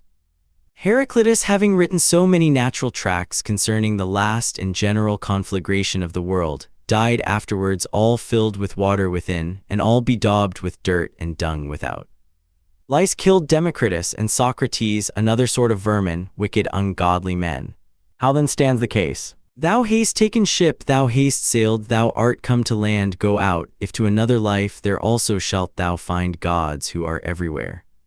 If all life and sense shall cease, then shalt thou cease also to be subject to either pains or pleasures, and to serve and tend this vile cottage, so much the viler by how much that which ministers unto it doth excel, the one being a rational substance and a spirit, the other nothing but earth and blood. Roman 4. Spend not the remnant of thy days in thoughts and fancies concerning other men, when it is not in relation to some common good, when by it thou art hindered from some other better work. That is, spend not thy time in thinking what such a man doth and to what end, what he saith and what he thinks and what he is about, and such other things or curiosities which make a man to rove and wander from the care and observation of that part of himself which is rational and overruling. See therefore in the whole series and connection of thy thoughts that thou be careful to prevent whatsoever is idle and impertinent, but especially whatsoever is curious and malicious. And thou must use thyself to think only of such things, of which if a man upon a sudden should ask thee, what it is that thou art now thinking, thou mayest answer this and that, freely and boldly. That so by thy thoughts it may presently appear that in all thee is sincere and peaceable, as becometh one that is made for society and regards not pleasures, nor gives way to any voluptuous imaginations at all, free from all contentiousness, envy, and suspicion, and from whatsoever else thou wouldest blush to confess thy thoughts were set upon. He that is such is he surely that doth not put off to lay hold on that which is best indeed, a very priest and minister of the gods, well acquainted and in good correspondence with him, especially that is seated and placed within himself, as in a temple and sacrary, to whom also he keeps and preserves himself unspotted by pleasure, undaunted by pain, free from any manner of wrong or contumely, by himself offered unto himself, not capable of any evil from others, a wrestler of the best sort and for the highest prize, that he may not be cast down by any passion or affection of his own, deeply dyed and drenched in righteousness, embracing and accepting with his whole heart whatsoever either happeneth or is allotted unto him. One who not often, nor without some great necessity tending to some public good, mindeth what any other either speaks or doth or purpose. For those things only that are in his own power or that are truly his own are the objects of his employments, and his thoughts are ever taken up with those things, which of the whole universe are by the fates or providence destinated and appropriated unto himself. Those things that are his own and in his own power he himself takes order, for that they be good, and as for those that happen unto him, he believes them to be so. For that lot and portion which is assigned to everyone, as it is unavoidable and necessary, so is it always profitable. He remembers besides that whatsoever partakes of reason is akin unto him, and that to care for all men generally is agreeing to the nature of a man. But as for honor and praise, that they ought not generally to be admitted and accepted of from all, but from such only, who live according to nature. As for them that do not, what manner of men they be at home or abroad, day or night, how condition themselves with what manner of conditions, or with men of what conditions they moil and pass away the time together, he knoweth and remembers right well. He therefore regards not such praise and approbation, as proceeding from them who cannot like and approve themselves. V. Do nothing against thy will, nor contrary to the community, nor without due examination, nor with reluctancy. Affect not to set out thy thoughts with curious neat language. Be neither a great talker, nor a great undertaker. Moreover, let thy God that is in thee to rule over thee find by thee that he hath to do with a man, an aged man, a sociable man, a Roman, a prince, one that hath ordered his life as one that expecteth as it were nothing but the sound of the trumpet, sounding a retreat to depart out of this life with all expedition. One who for his word or actions neither needs an oath, nor any man to be a witness. Vi. To be cheerful and to stand in no need, either of other men's help or attendance, or of that rest and tranquility, which thou must be beholding to others for. Rather like one that is straight of himself, or hath ever been straight, than one that hath been rectified. Romans 7. If thou shalt find anything in this moral life better than righteousness, than truth, temperance, fortitude, and in general better than a mind contented both with those things which according to right and reason she doth, and in those which without her will and knowledge happen unto thee by the providence. If I say thou canst find out anything better than this, apply thyself unto it with thy whole heart, and that which is best wheresoever thou dost find it, enjoy freely. But if nothing thou shalt find worthy to be preferred to that spirit which is within thee, if nothing better than to subject unto thee thine own lusts and desires, and not to give way to any fancies or imaginations before thou hast duly considered of them, nothing better than to withdraw thyself, to use Socrates his words, from all sensuality, and submit thyself unto the gods, and to have care of all men in general. If thou shalt find that all other things in comparison of this are but vile and of little moment, then give not way to any other thing, which being once though but affected an eye, inclined unto, it will no more be in thy power without all distraction, as thou oughtest to prefer and to pursue after that good, which is thine own and thy proper good. For it is not lawful that anything that is of another and inferior kind in nature, be it what it will, as either popular applause or honor or riches or pleasures, should be suffered to confront and contest, as it were, with that which is rational and operatively good. For all these things, if once though but for a while they begin to please, they presently prevail and pervert a man's mind, or turn a man from the right way. Do thou therefore, I say absolutely and freely, make choice of that which is best, and stick unto it. Now that they say is best, which is most profitable. If they mean profitable to man as he is a rational man, stand thou to it and maintain it. But if they mean profitable as he is a creature, only reject it. And from this, thy tenet and conclusion, keep off carefully all plausible shows and colors of external appearance, that thou mayest be able to discern things rightly. Roman 8. Never esteem of anything as profitable which shall ever constrain thee either to break thy faith, or to lose thy modesty, to hate any man, to suspect, to curse, to dissemble, to lust after anything that requireth the secret of walls or veils. But he that preferreth before all things his rational part and spirit, and the sacred mysteries of virtue which issueth from it, he shall never lament and exclaim, never sigh, he shall never want either solitude or company, and which is chiefest of all, he shall live without either desire or fear. And as for life, whether for a long or short time he shall enjoy his soul thus compassed about with a body, he is altogether indifferent.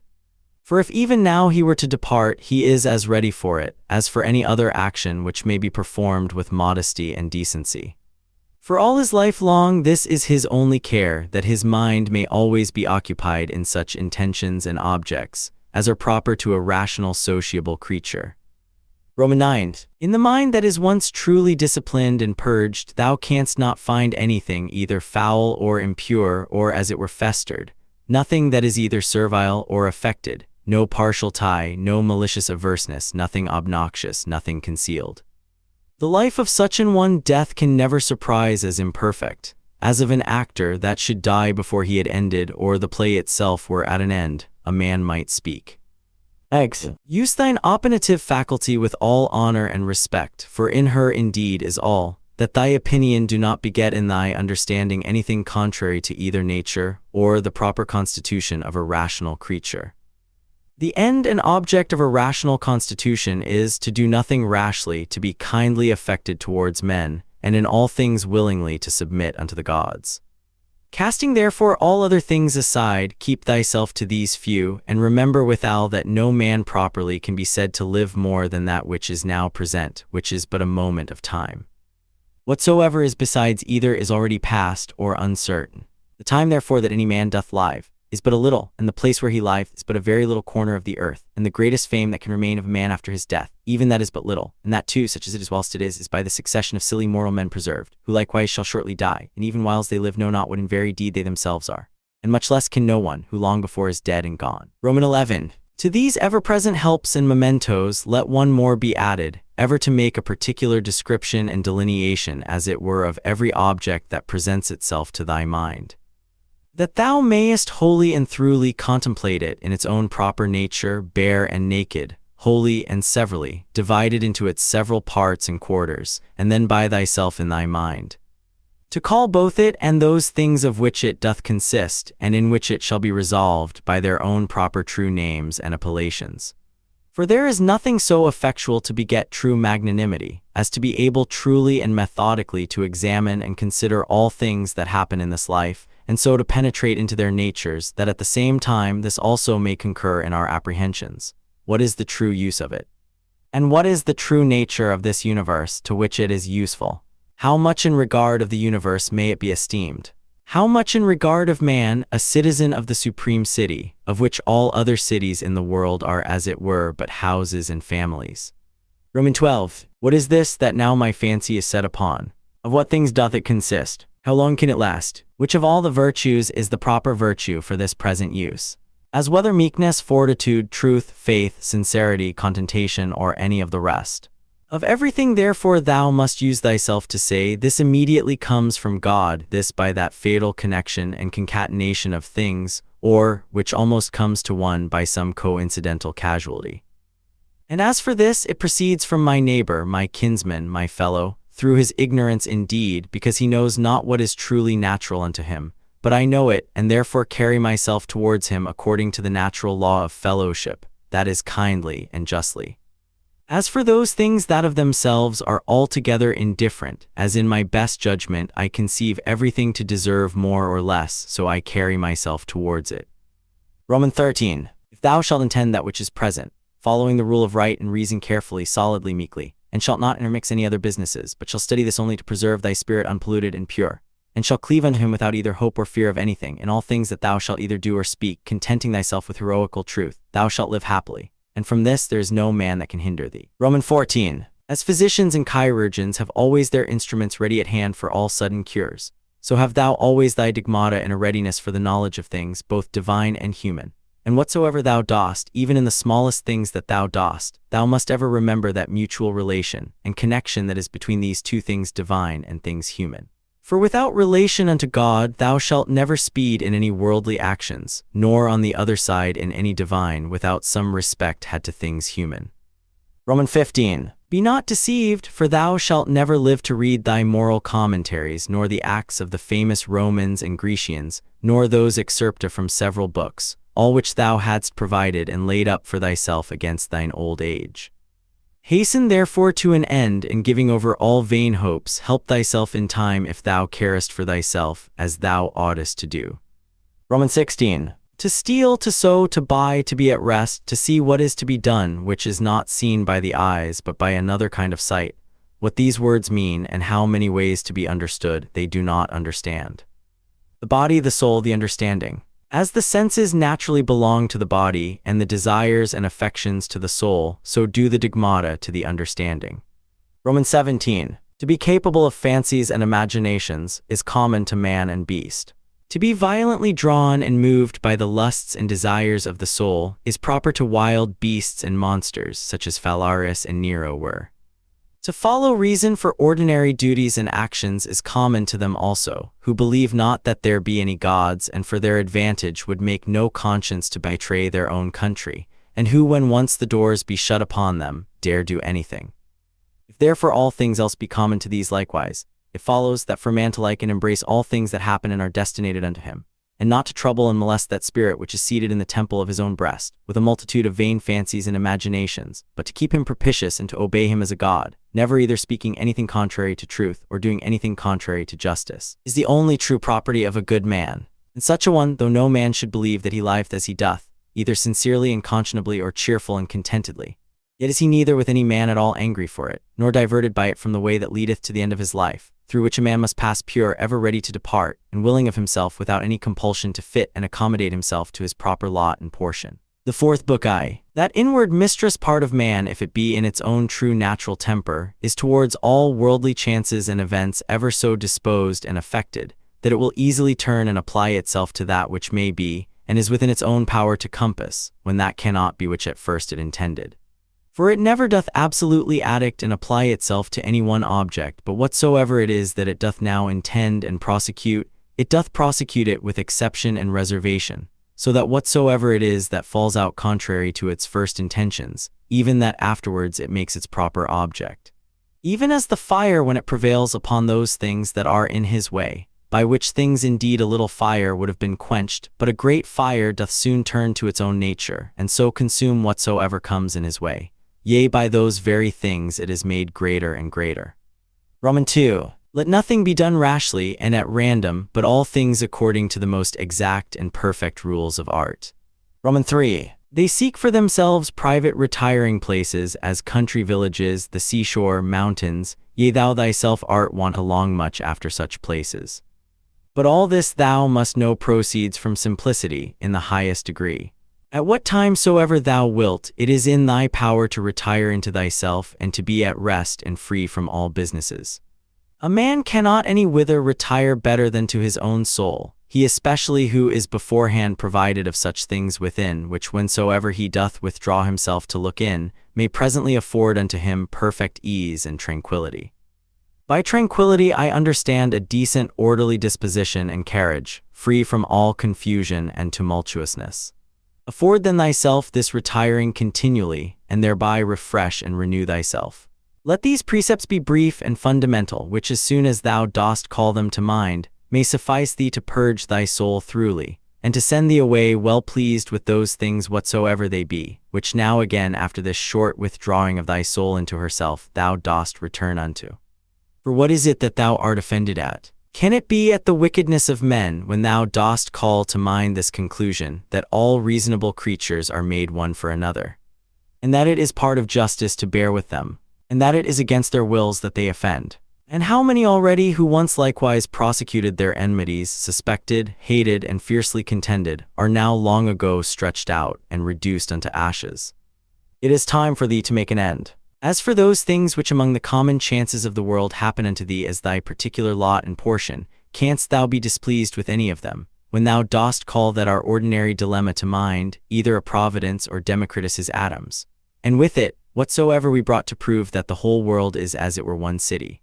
And as for thy body, what canst thou fear, if thou dost consider that thy mind and understanding, when once it hath recollected itself and knows its own power, hath in this life and breath, whether it runs smoothly and gently, or whether harshly and rudely, no interest at all, but is altogether indifferent, and whatsoever else thou hast heard and assented unto concerning either pain or pleasure. But the care of thine honor and reputation will perchance distract thee.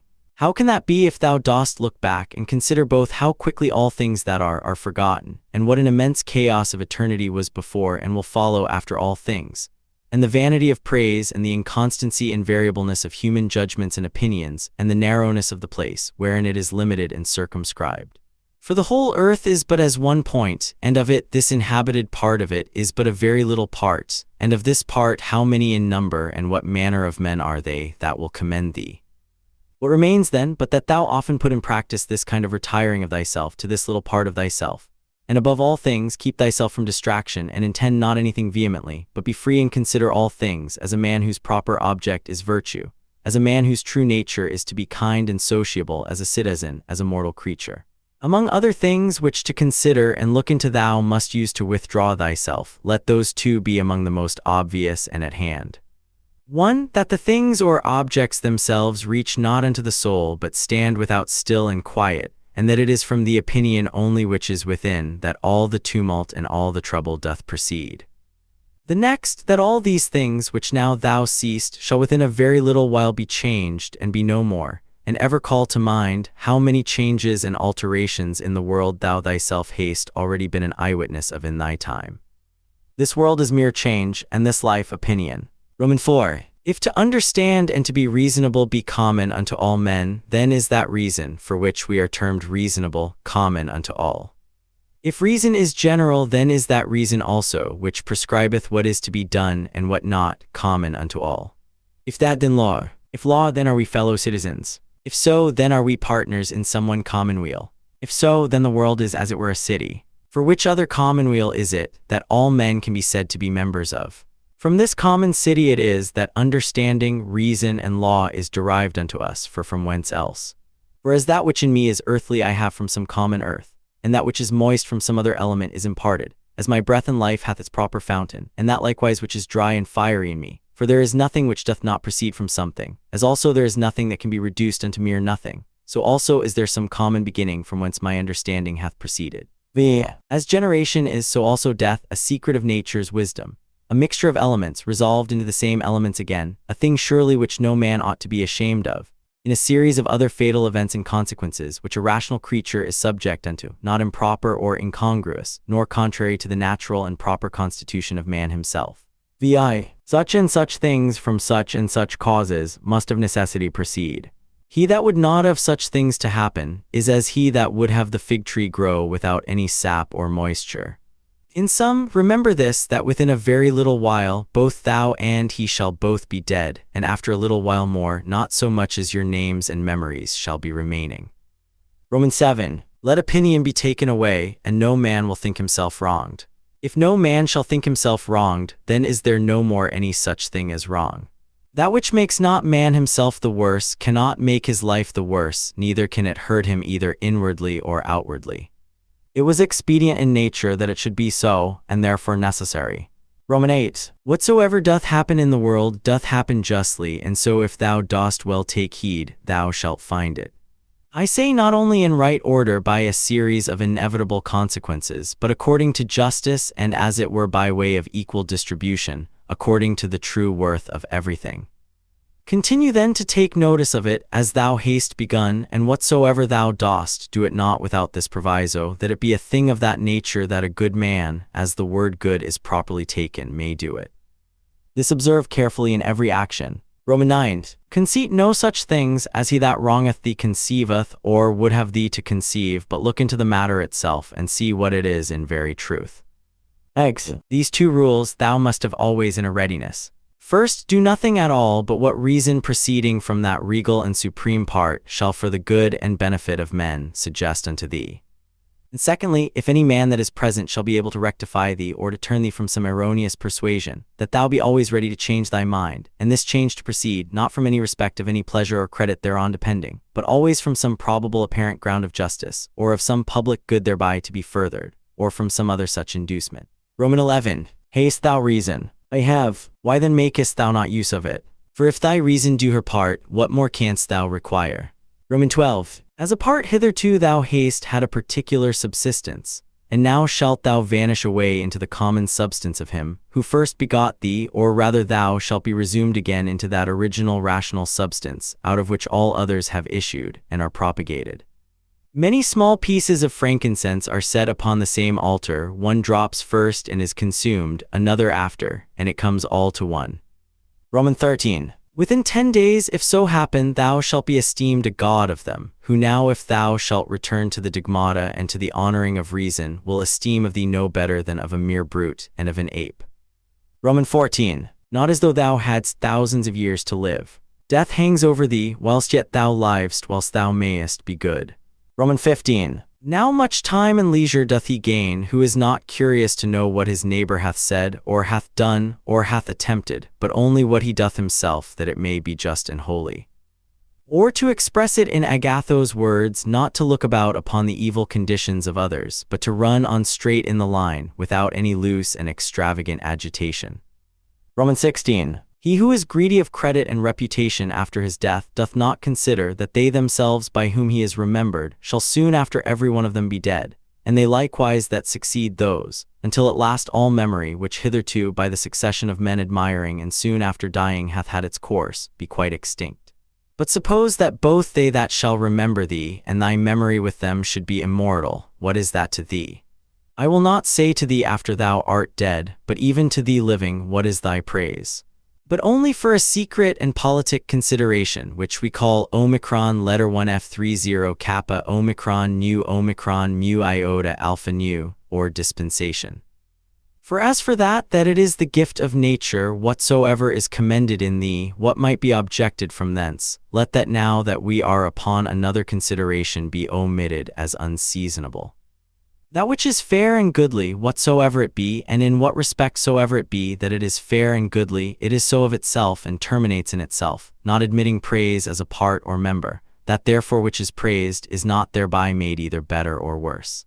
This I understand even of those things that are commonly called fair and good, as those which are commended either for the matter itself or for curious workmanship.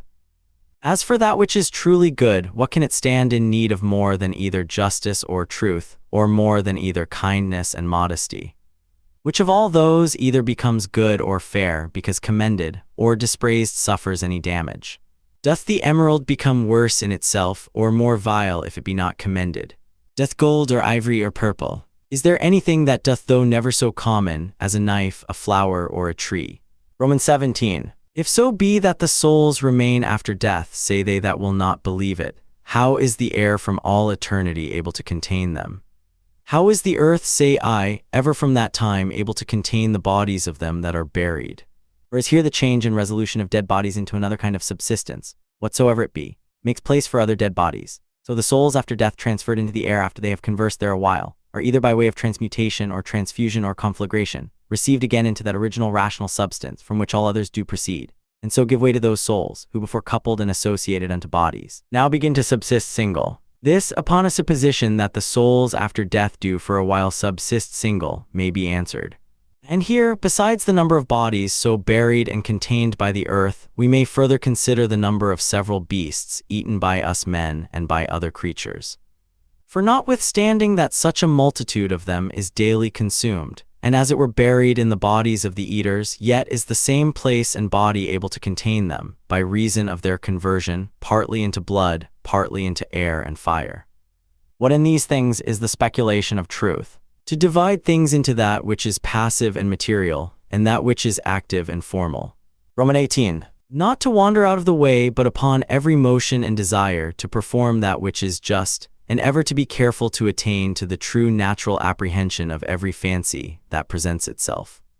Romans 19. Whatsoever is expedient unto thee, O world, is expedient unto me. Nothing can either be unseasonable unto me, or out of date, which unto thee is seasonable.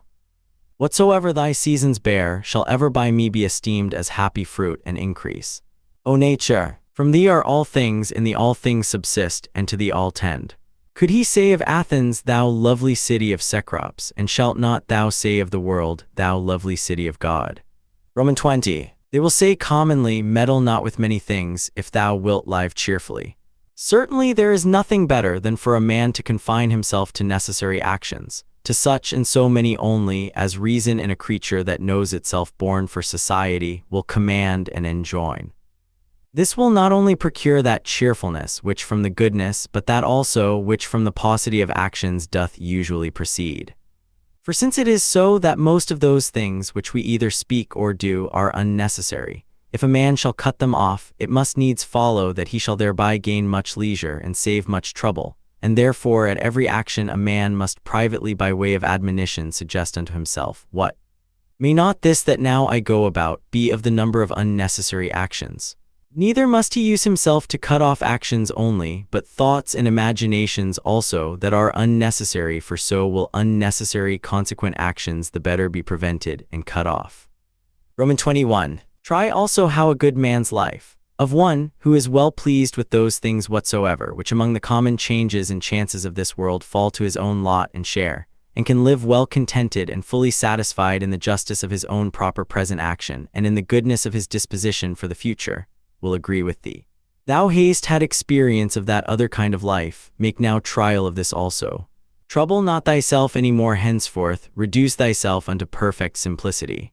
Doth any man offend? It is against himself that he doth offend, why should it trouble thee?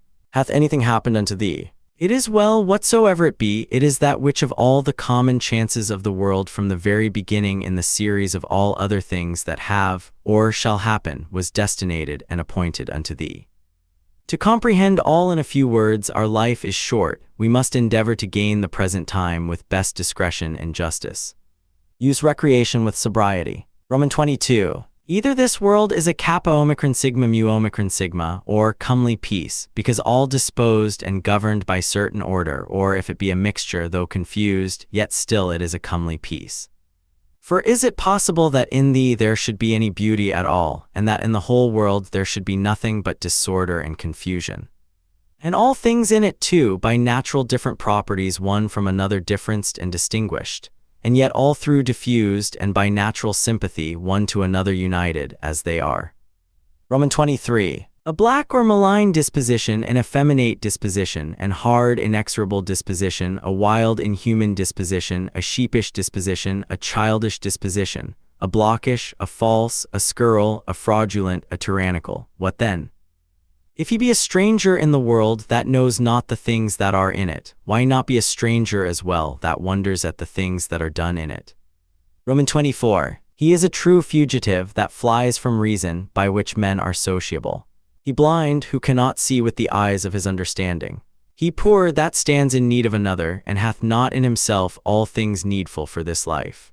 He an aposteme of the world, who by being discontented with those things that happen unto him in the world, doth as it were apostatize, and separate himself from common nature's rational administration. For the same nature it is that brings this unto thee, whatsoever it be, that first brought thee into the world. He raises sedition in the city, who by irrational actions withdraws his own soul from that one and common soul of all rational creatures.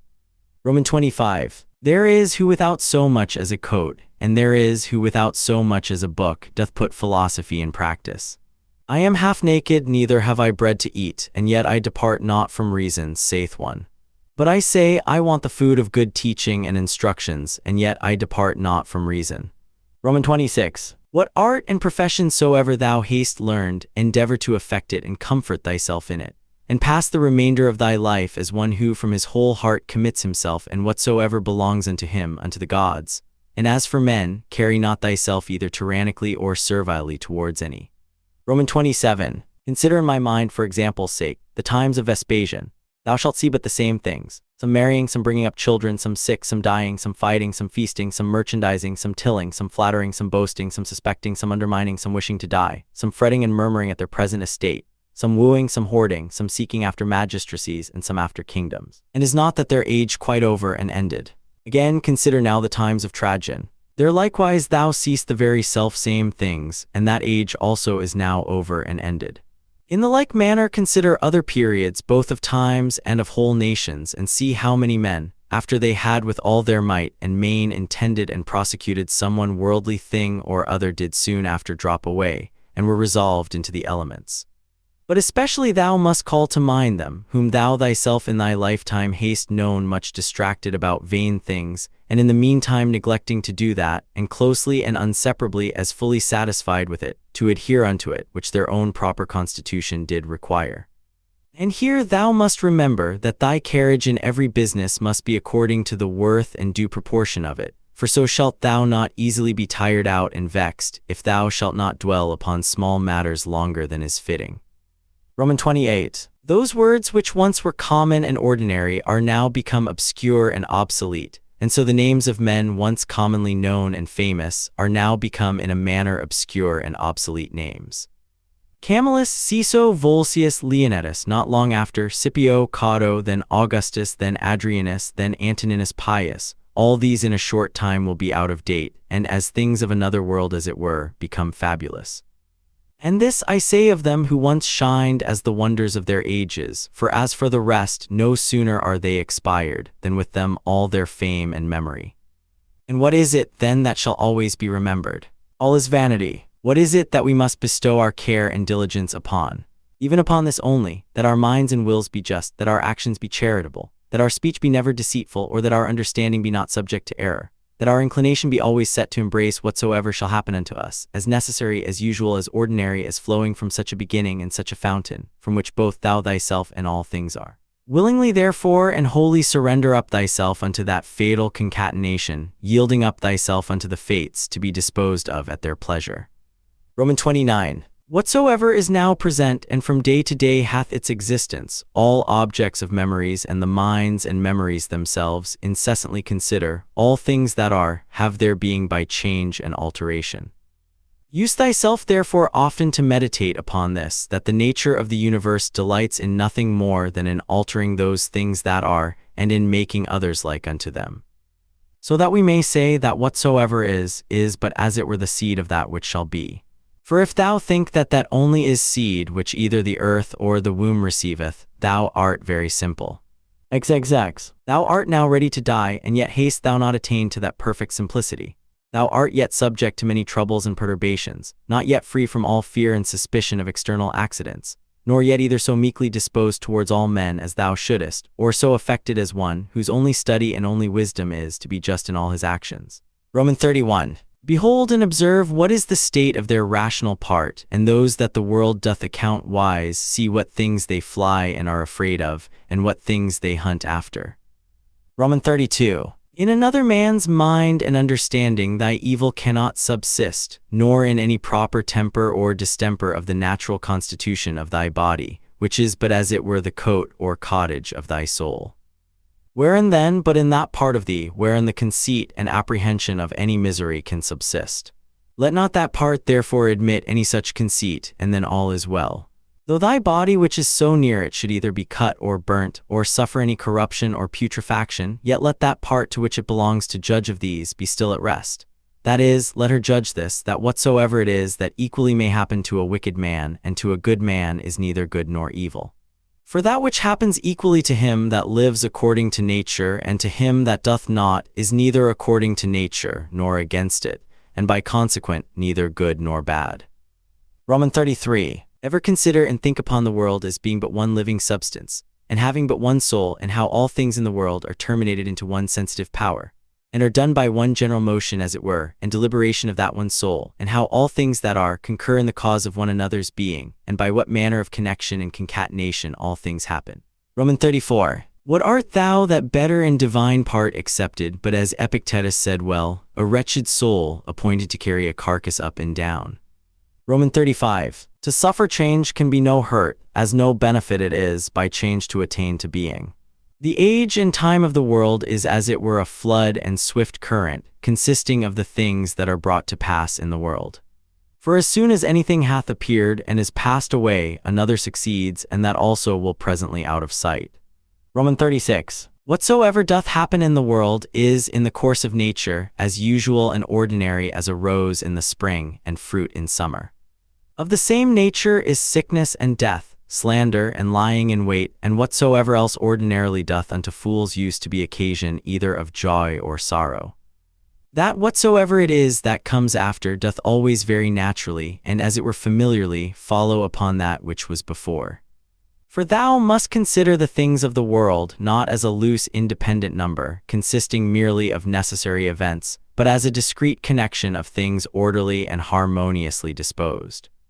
There is then to be seen in the things of the world not a bare succession, but an admirable correspondence and affinity.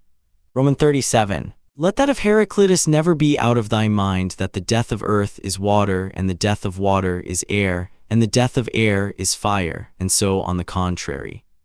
Remember him also who was ignorant whither the way did lead, and how that reason being the thing by which all things in the world are administered, and which men are continually and most inwardly conversant with, yet is the thing which ordinarily they are most in opposition with, and how those things which daily happen among them, Cease not daily to be strange unto them, and that we should not either speak or do anything as men in their sleep, by opinion and bare imagination. For then we think we speak and do.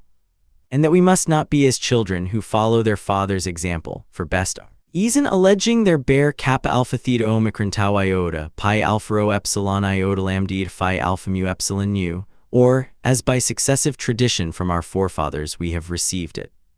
Roman 38. Even as if any of the gods should tell thee, thou shalt certainly die tomorrow or next day, thou wouldst not, except thou wert extremely base and pusillanimous, take it for a great benefit rather to die the next day after than tomorrow. For alas, what is the difference?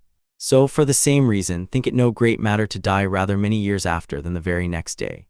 Roman 39. Let it be thy perpetual meditation, how many physicians who once looked so grim and so theatrically shrunk their brows upon their patients are dead and gone themselves. How many astrologers after that in great ostentation they had foretold the death of some others? How many philosophers after so many elaborate tracts and volumes concerning either mortality or immortality? How many brave captains and commanders after the death and slaughter of so many? How many kings and tyrants after they had with such horror and insolency abused their power upon men's lives? As though themselves had been immortal, how many, that I may so speak, whole cities, both men and towns, Hellas, Pompeii, Herculaneum, and others innumerable, are dead and gone. Run them over also, whom thou thyself, one after another, hast known in thy time to drop away. Such and such a one took care of such and such a one's burial, and soon after was buried himself. So one, so another, and all things in a short time. For herein lieth all indeed, ever to look upon all worldly things as things for their continuance that are but for a day, and for their worth most vile and contemptible, as for example, what is man?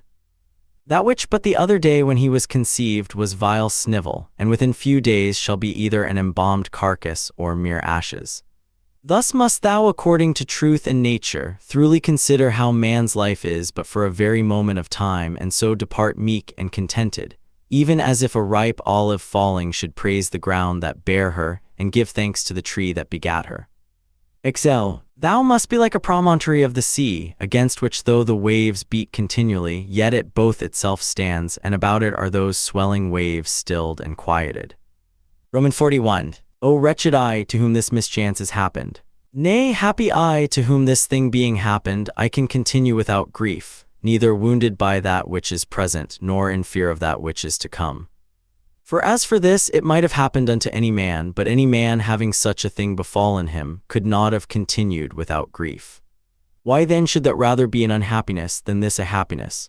But however canst thou, O man, term that unhappiness which is no mischance to the nature of man, canst thou think that a mischance to the nature of man which is not contrary to the end and will of his nature?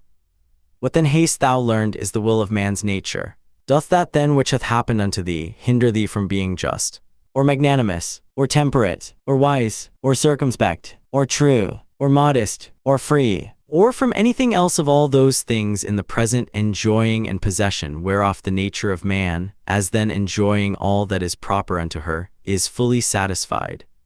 Now to conclude, upon all occasion of sorrow remember henceforth to make use of this dogma, that whatsoever it is that hath happened unto thee, is in very deed no such thing of itself as a misfortune, but that to bear it generously is certainly great happiness.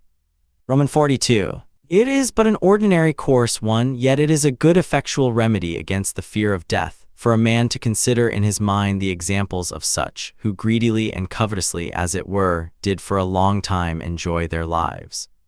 What have they got more than they whose deaths have been untimely? Are not they themselves dead at the last? As Cadicians, Fabius, Julianus Lepidus, or any other who in their lifetime having buried many, were at the last buried themselves. The whole space of any man's life is but little, and as little as it is, with what troubles, with what manner of dispositions, and in the society of how wretched a body must it be passed. Let it be therefore unto thee altogether as a matter of indifferency. For if thou shalt look backward, behold what an infinite chaos of time doth present itself unto thee, and as infinite a chaos if thou shalt look forward. In that which is so infinite, what difference can there be between that which lieth but 3 days, and that which lieth 3 ages? Roman 43. Let thy course ever be the most compendious way. The most compendious is that which is according to nature, that is, in all both words and deeds, ever to follow that which is most sound and perfect. For such a resolution will free a man from all trouble, strife, dissembling, and ostentation. The fifth book. In the morning when thou findest thyself unwilling to rise, consider with thyself presently, it is to go about a man's work that I am stirred up. Am I then yet unwilling to go about that for which I myself was born and brought forth into this world? Or was I made for this, to lay me down, and make much of myself in a warm bed? Oh, but this is pleasing, and was it then for this that thou wert born, that thou mightest enjoy pleasure? Was it not in very truth for this, that thou mightest always be busy and in action? Seest thou not how all things in the world besides, how every tree and plant, how sparrows and ants, spiders and bees, how all in their kind are intent as it were orderly to perform whatsoever towards the preservation of this orderly universe naturally doth become and belong unto thin? And wilt not thou do that which belongs unto a man to do? Wilt not thou run to do that which thy nature doth require? But thou must have some rest, yes, thou must. Nature hath of that also, as well as of eating and drinking, allowed thee a certain stint. But thou gest beyond thy stint and beyond that which would suffice, and in matter of action there thou comest short of that which thou mayest. It must needs be therefore that thou dost not love thyself, for if thou didst, thou wouldst also love thy nature, and that which thy nature doth propose unto herself as her end. Others, as many as take pleasure in their trade and profession, can even pine themselves at their works and neglect their bodies and their food for it. And dost thou less honor thy nature than an ordinary mechanic his trade, or a good dancer his art? Than a covetous man his silver, and vainglorious man applause? These to whatsoever they take an affection can be content to want their meat and sleep, to further that every one which he affects. And shall actions tending to the common good of human society seem more vile unto thee, or worthy of less respect and intention? Roman 2. How easy a thing is it for a man to put off from him all turbulent adventitious imaginations, and presently to be in perfect rest and tranquility.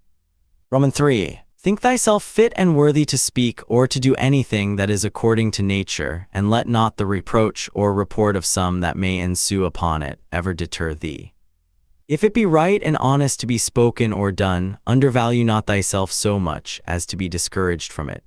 As for them, they have their own rational overruling part and their own proper inclination, which thou must not stand and look about to take notice of, but go on straight, whither both thine own particular and the common nature do lead thee, and the way of both these is but one.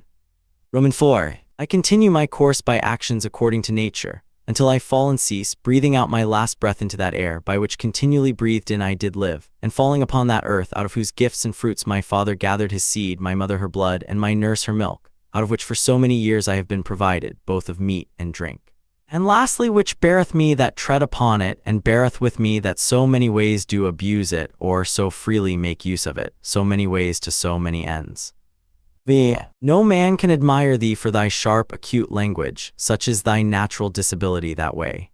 Be it so, yet there be many other good things, for the want of which thou canst not plead the want or natural ability.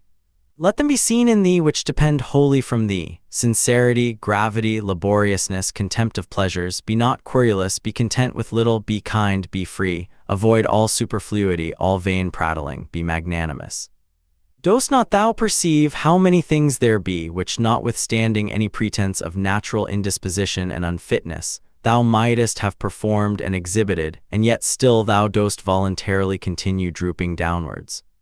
Or wilt thou say that it is through defect of thy natural constitution that thou art constrained to murmur, to be base and wretched, to flatter, now to accuse and now to please and pacify thy body, to be vainglorious, to be so giddy-headed and unsettled in thy thoughts? Nay, witnesses be the gods, of all these thou mightest have been rid long ago. Only this thou must have been contented with, to have borne the blame of one that is somewhat slow and dull, wherein thou must so exercise thyself, as one who neither doth much take to heart this his natural defect, nor yet pleaseth himself in it. Such there be who, when they have done a good turn to any, are ready to set them on the score for it, and to require retaliation. Others there be who, though they stand not upon retaliation to require any, yet they think with themselves nevertheless that such a one is their debtor, and they know as their word is what they have done. Others again there be who, when they have done any such thing, do not so much as know what they have done, but are like unto the vine which beareth her grapes, and when once she hath borne her own proper fruit, is contented and seeks for no further recompense.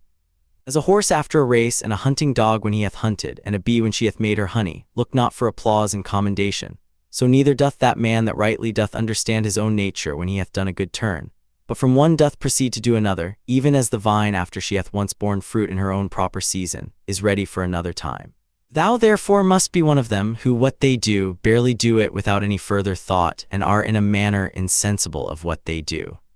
Nay, but will some reply, perchance, this very thing a rational man is bound unto, to understand what it is that he doth. For it is the property, say they, of one that is naturally sociable to be sensible that he doth operate sociably, nay, and to desire that the party himself that is sociably dealt with should be sensible of it too. I answer, that which thou sayest is true indeed, but the true meaning of that which is said thou dost not understand. And therefore art thou one of those first whom I mentioned, for they also are led by a probable appearance of reason.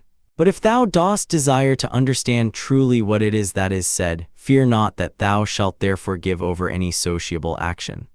Romans 7. The form of the Athenians' prayer did run thus: O rain, rain, good Jupiter, upon all the grounds and fields that belong to the Athenians. Either we should not pray at all, or thus absolutely and freely, and not everyone for himself in particular alone. Romans 8. As we say commonly, the physician hath prescribed unto this man riding, unto another cold baths, unto a third to go barefoot. So it is alike to say, the nature of the universe hath prescribed unto this man sickness or blindness or some loss or damage or some such thing. For as there, when we say of a physician that he hath prescribed anything, our meaning is that he hath appointed this for that, as subordinate and conducing to health, so here whatsoever doth happen unto any is ordained unto him as a thing subordinate unto the fates, and therefore do we say of such things that they do sigma epsilon mu beta alpha iota nu epsilon iota nu, that is, happen or fall together, as of square stones when either in walls or pyramids in a certain position they fit one another and agree as it were in an harmony. The masons say that they do sigma epsilon mu beta alpha iota nu epsilon iota nu, as if thou shouldest say fall together, so that in the general, though the things be divers that make it, yet the consent or harmony itself is but one. And as the whole world is made up of all the particular bodies of the world, one perfect and complete body, of the same nature that particular bodies, so is the destiny of particular causes and events one general one, of the same nature that particular causes are. What I now say, even they that are mere idiots are not ignorant of. For they say commonly tau omicron letter 1 fe6 tau omicron letter 1 f14 phi epsilon rho epsilon nu letter 1 f00 upsilon tau letter 1 ff7, that is, this his destiny hath brought upon him.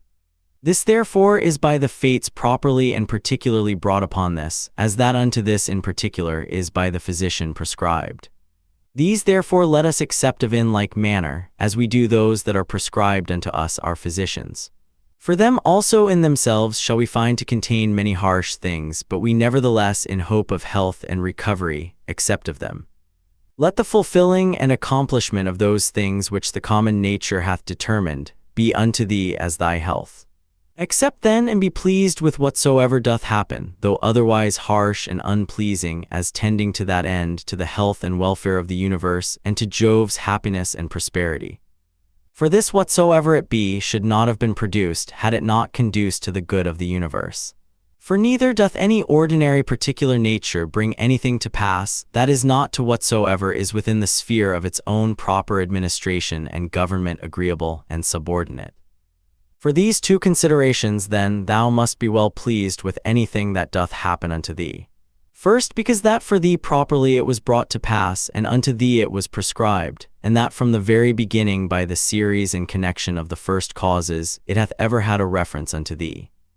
And secondly, because the good success and perfect welfare, and indeed the very continuance of him that is the administrator of the whole, doth in a manner depend on it. For the whole, because whole, therefore entire and perfect, is maimed and mutilated, if thou shalt cut off anything at all, whereby the coherence and contiguity as of parts, so of causes, is maintained and preserved. Of which certain it is that thou dost, as much as lieth in thee, cut off, and in some sort violently take somewhat away, as often as thou art displeased with anything that happeneth. Roman 9. Be not discontented, be not disheartened, be not out of hope, if often it succeed not so well with thee punctually and precisely to do all things according to the right digmata, but being once cast off, return unto them again. And as for those many and more frequent occurrences, either of worldly distractions or human infirmities, which as a man thou canst not but in some measure be subject unto, be not thou discontented with them, but however love and affect that only which thou dost return unto, a philosopher's life and proper occupation after the most exact manner. And when thou dost return to thy philosophy, return not unto it as the manner of some is, after play and liberty as it were, to their schoolmasters and pedagogues, but as they that have sore eyes to their sponge and egg, or as another to his cataplasm, or as others to their fomentations. So shalt not thou make it a matter of ostentation at all to obey reason, but of ease and comfort. And remember that philosophy requireth nothing of thee, but what thy nature requireth, and wouldest thou thyself desire anything that is not according to nature? For which of these sayest thou, that which is according to nature or against it, is of itself more kind and pleasing? Is it not for that respect especially that pleasure itself is to so many men's hurt and overthrow most prevalent, because esteemed commonly most kind and natural? But consider well whether magnanimity rather, and true liberty, and true simplicity, and equanimity, and holiness, whether these be not most kind and natural. And prudency itself, what more kind and amiable than it, when thou shalt truly consider with thyself what it is through all the proper objects of thy rational intellectual faculty currently to go on without any fall or stumble. As for the things of the world, their true nature is in a manner so involved with obscurity, that unto many philosophers, and those no mean ones, they seemed altogether incomprehensible, and the Stoics themselves, though they judged them not altogether incomprehensible, yet scarce and not without much difficulty comprehensible, so that all assent of ours is fallible. For who is he that is infallible in his conclusions? From the nature of things pass now unto their subjects and matter. How temporary, how vile are they, such as may be in the power and possession of some abominable loose liver, of some common strumpet, of some notorious oppressor and extortioner. Pass from thence to the dispositions of them that thou dost ordinarily converse with. How hardly do we bear, even with the most loving and amiable. That I may not say, how hard it is for us to bear even with our own selves, in such obscurity and impurity of things, in such and so continual a flux both of the substances and time, both of the motions themselves and things moved, what it is that we can fasten upon, either to honor and respect especially, or seriously and studiously to seek after, I cannot so much as conceive, for indeed they are things contrary. Eggs. Thou must comfort thyself in the expectation of thy natural dissolution, and in the meantime not grieve at the delay, but rest contented in those two things. First, that nothing shall happen unto thee which is not according to the nature of the universe. Secondly, that it is in thy power to do nothing against thine own proper God and inward spirit. For it is not in any man's power to constrain thee to transgress against him. Roman 11. What is the use that now at this present I make of my soul? Thus from time to time and upon all occasions thou must put this question to thyself: what is now that part of mine which they call the rational mistress part, employed about? Whose soul do I now properly possess? A child's, or a youth's, a woman's, or a tyrant's, some brute or some wild beast's soul? Roman 12. What those things are in themselves which by the greatest part are esteemed good, thou mayest gather even from this. For if a man shall hear things mentioned as good which are really good indeed, such as are prudence, temperance, justice, fortitude, after so much heard and conceived, he cannot endure to hear of any more, for the word good is properly spoken of them. But as for those which by the vulgar are esteemed good, if he shall hear them mentioned as good, he doth hearken for more. He is well contented to hear that what is spoken by the comedian is but familiarly and popularly spoken, so that even the vulgar apprehend the difference. For why is it else that this offends not and needs not to be excused, when virtues are styled good, but that which is spoken in commendation of wealth, pleasure, or honor, we entertain it only as merrily and pleasantly spoken? Proceed therefore and inquire further, whether it may not be that those things also which being mentioned upon the stage were merrily, and with great applause of the multitude, scoffed at with this jest, that they that possessed them had not in all the world of their own, such was their affluence and plenty, so much as a place where to avoid their excrements. Whether I say those ought not also in very deed to be much respected and esteemed of, as the only things that are truly good. Roman 13. All that I consist of is either form or matter. No corruption can reduce either of these unto nothing, for neither did I of nothing become a subsistent creature. Every part of mine then will by mutation be disposed into a certain part of the whole world, and that in time into another part, and so in infinitum. By which kind of mutation I also became what I am, and so did they that begot me, and they before them, and so upwards in infinitum. For so we may be allowed to speak, though the age and government of the world be to some certain periods of time limited and confined. Roman 14. Reason and rational power are faculties which content themselves with themselves and their own proper operations. And as for their first inclination and motion, that they take from themselves. But their progress is right to the end and object, which is in their way, as it were, and lieth just before them. That is, which is feasible and possible, whether it be that which at the first they propose to themselves or no. For which reason also such actions are termed kappa alpha tau omicron rho theta omega sigma epsilon iota sigma, to intimate the directness of the way by which they are achieved. Nothing must be thought to belong to a man, which doth not belong unto him as he is a man. These, the event of purposes, are not things required in a man. The nature of man doth not profess any such things. The final ends and consummations of actions are nothing at all to a man's nature. The end therefore of a man, or the summum bonum whereby that end is fulfilled, cannot consist in the consummation of actions purposed and intended. Again, concerning these outward worldly things, were it so that any of them did properly belong unto man, then would it not belong unto man to condemn them and to stand in opposition with them. Neither would he be praiseworthy that can live without them, or he good, if these were good indeed, who of his own accord doth deprive himself of any of them.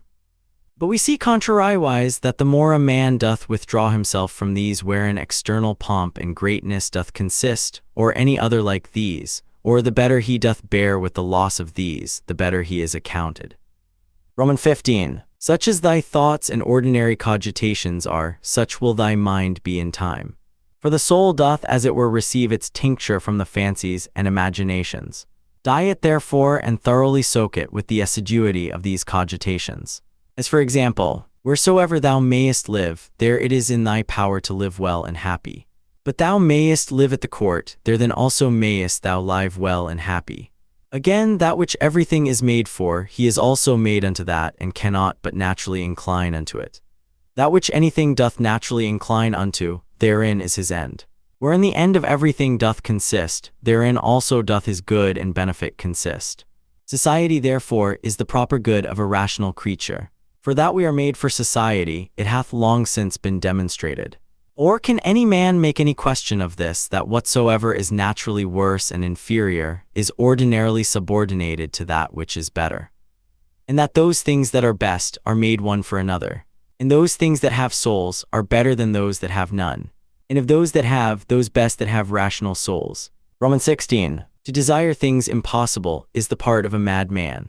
But it is a thing impossible that wicked man should not commit some such things. Neither doth anything happen to any man, which in the ordinary course of nature as natural unto him doth not happen. Again, the same things happen unto others also. And truly, if either he that is ignorant that such a thing hath happened unto him, or he that is ambitious to be commended for his magnanimity can be patient and is not grieved, is it not a grievous thing that either ignorance or a vain desire to please and to be commended should be more powerful and effectual than true prudence? As for the things themselves, they touch not the soul, neither can they have any access unto it, neither can they of themselves any ways either affect it or move it. For she herself alone can affect and move herself, and according as the dogmata and opinions are which she doth vouchsafe herself, so are those things which, as accessories, have any coexistence with her. Roman 17. After one consideration, man is nearest unto us, as we are bound to do them good and to bear with them. But as he may oppose any of our true proper actions, so man is unto me but as a thing indifferent, even as the sun or the wind or some wild beast. By some of these it may be that some operation or other of mine may be hindered. However, of my mind and resolution itself there can be no let or impediment, by reason of that ordinary constant both exception or reservation wherewith it inclineth, and ready conversion of objects. From that which may not be to that which may be, which in the prosecution of its inclinations, as occasion serves, it doth observe. For by these the mind doth turn and convert any impediment whatsoever to be her aim and purpose. So that what before was the impediment is now the principal object of her working, and that which before was in her way is now her readiest way. Roman 18. Honor that which is chiefest and most powerful in the world, and that is it which makes use of all things and governs all things. So also in thyself honor that which is chiefest and most powerful, and is of one kind in nature with that which we now spake of. For it is the very same which being in thee turneth all other things to its own use, and by whom also thy life is governed. Roman 19. That which doth not hurt the city itself cannot hurt any citizen. This rule thou must remember to apply and make use of upon every conceit and apprehension of wrong. If the whole city be not hurt by this, neither am I certainly. And if the whole be not, why should I make it my private grievance? Consider rather what it is wherein he is overseen that is thought to have done the wrong. Again, often meditate how swiftly all things that subsist, and all things that are done in the world are carried away and as it were conveyed out of sight. For both the substance themselves we see as a flood are in a continual flux, and all actions in a perpetual change. And the causes themselves subject to 1,000 alterations, neither is there anything almost that may ever be said to be now settled and constant. Next unto this, and which follows upon it, consider both the infiniteness of the time already past, and the immense vastness of that which is to come, wherein all things are to be resolved and annihilated. Art not thou then a very fool, who for these things art either puffed up with pride, or distracted with cares, or canst find in thy heart to make such moans as for a thing that would trouble thee for a very long time? Consider the whole universe whereof thou art but a very little part, and the whole age of the world together, whereof but a short and very momentary portion is allotted unto thee, and all the fates and destinies together, of which how much is it that comes to thy part and share? Again, another doth trespass against me. Let him look to that. He is master of his own disposition, and of his own operation. I for my part am in the meantime in possession of as much as the common nature would have me to possess, and that which mine own nature would have me do, I do. Roman 20. Let not that chief commanding part of thy soul be ever subject to any variation through any corporal either pain or pleasure, neither suffer it to be mixed with these, but let it both circumscribe itself, and confine those affections to their own proper parts and members. But if at any time they do reflect and rebound upon the mind and understanding, as in an united and compacted body it must needs, then must thou not go about to resist sense and feeling, it being natural. However, let not thy understanding to this natural sense and feeling, which whether unto our flesh pleasant or painful, is unto us nothing properly, add an opinion of either good or bad, and all is well. Roman 21. To live with the gods. He lieth with the gods, who at all times affords unto them the spectacle of a soul, both contented and well pleased with whatsoever is afforded or allotted unto her, and performing whatsoever is pleasing to that spirit, whom being part of himself, Jove hath appointed to every man as his overseer and governor. Roman 22. Be not angry neither with him whose breath, neither with him whose armholes are offensive. What can he do? Such is his breath naturally, and such are his armholes, and from such an effect and such a smell must of necessity proceed. Oh, but the man, sayest thou, hath understanding in him, and might of himself know that he by standing near cannot choose but offend, and thou also, God bless thee, hast understanding. Let thy reasonable faculty work upon his reasonable faculty, show him his fault, admonish him. If he hearken unto thee, thou hast cured him, and there will be no more occasion of anger. Roman 23. Where there shall neither roarer be nor harlot, why so? As thou dost purpose to live when thou hast retired thyself to some such place where neither roarer nor harlot is, so mayest thou hear. And if they will not suffer thee, then mayest thou leave thy life rather than thy calling, but so as one that doth not think himself anyways wronged. Only as one would say, here is a smoke, I will out of it. And what a great matter is this. Now till some such thing force me out, I will continue free, neither shall any man hinder me to do what I will, and my will shall ever be by the proper nature of a reasonable and sociable creature, regulated and directed. Roman 24. That rational essence by which the universe is governed is for community and society, and therefore hath it both made the things that are worse for the best, and hath allied and knit together those which are best, as it were in an harmony. Seest thou not how it hath subordinated and coordinated, and how it hath distributed unto everything according to its worth? And those which have the preeminency and superiority above all hath it united together into a mutual consent and agreement. Romans 25. How hast thou carried thyself hitherto towards the gods, towards thy parents, towards thy brethren, towards thy wife, towards thy children, towards thy masters, thy foster fathers, thy friends, thy domestics, thy servants? Is it so with thee that hitherto thou hast neither by word or deed wronged any of them? Remember withal through how many things thou hast already passed, and how many thou hast been able to endure, so that now the legend of thy life is full, and thy charge is accomplished. Again, how many truly good things have certainly by thee been discerned? How many pleasures, how many pains hast thou passed over with contempt? How many things eternally glorious hast thou despised? Towards how many perverse, unreasonable men hast thou carried thyself kindly and discreetly? Romans 26. Why should imprudent, unlearned souls trouble that which is both learned and prudent? And which is that is so? She that understandeth the beginning and the end, and hath the true knowledge of that rational essence that passeth through all things subsisting, and through all ages being ever the same, disposing and dispensing as it were this universe by certain periods of time. Romans 27. Within a very little while thou wilt be either ashes or a skeleton, and a name perchance, and perchance not so much as a name. And what is that but an empty sound and a rebounding echo? Those things which in this life are dearest unto us and of most account, they are in themselves but vain, putrid, contemptible.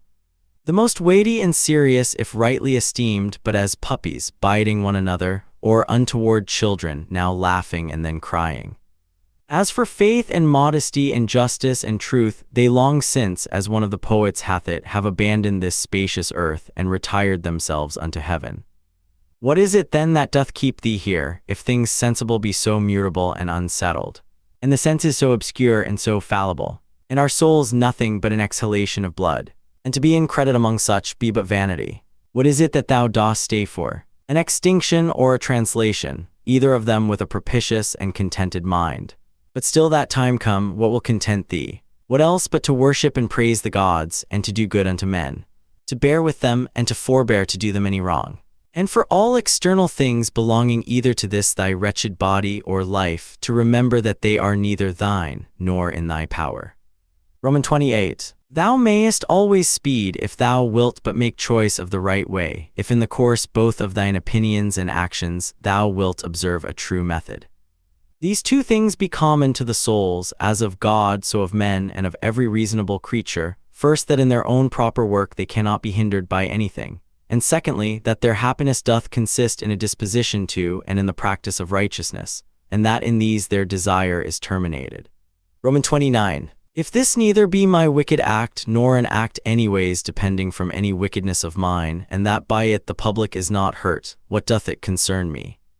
And wherein can the public be hurt? For thou must not altogether be carried by conceit and common opinion. As for help thou must afford that unto them after thy best ability, and as occasion shall require, though they sustain damage but in these middle or worldly things. But however do not thou conceive that they are truly hurt thereby, for that is not right. But as that old foster father in the comedy, being now to take his leave, doth with a great deal of ceremony require his foster child's rhombus or rattle top, remembering nevertheless that it is but a rhombus, so here also do thou likewise. For indeed, what is all this pleading and public bawling for at the courts? O man, hast thou forgotten what those things are? Yea, but they are things that others much care for, and highly esteem of. Wilt thou therefore be a fool too? Once I was, let that suffice. XXX. Let death surprise me when it will, and where it will, I may be epsilon letter 1 F54 mu omicron iota rho omicron sigma, or a happy man, nevertheless.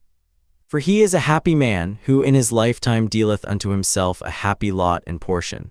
A happy lot and portion is good inclinations of the soul, good desires, good actions.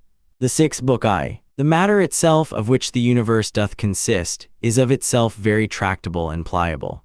That rational essence that doth govern it, hath in itself no cause to do evil. It hath no evil in itself, neither can it do anything that is evil, neither can anything be hurt by it. And all things are done and determined according to its will and prescript. Romans 2. Be it all one unto thee, whether half frozen or well warm, whether only slumbering or after a full sleep, whether discommended or commended thou do thy duty, or whether dying or doing somewhat else, for that also to die must among the rest be reckoned as one of the duties and actions of our lives. Romans 3. Look in, let not either the proper quality or the true worth of anything pass thee, before thou hast fully apprehended it. Romans 4. All substances come soon to their change, and either they shall be resolved by way of exhalation, if so be that all things shall be reunited into one substance, or, as others maintain, they shall be scattered and dispersed.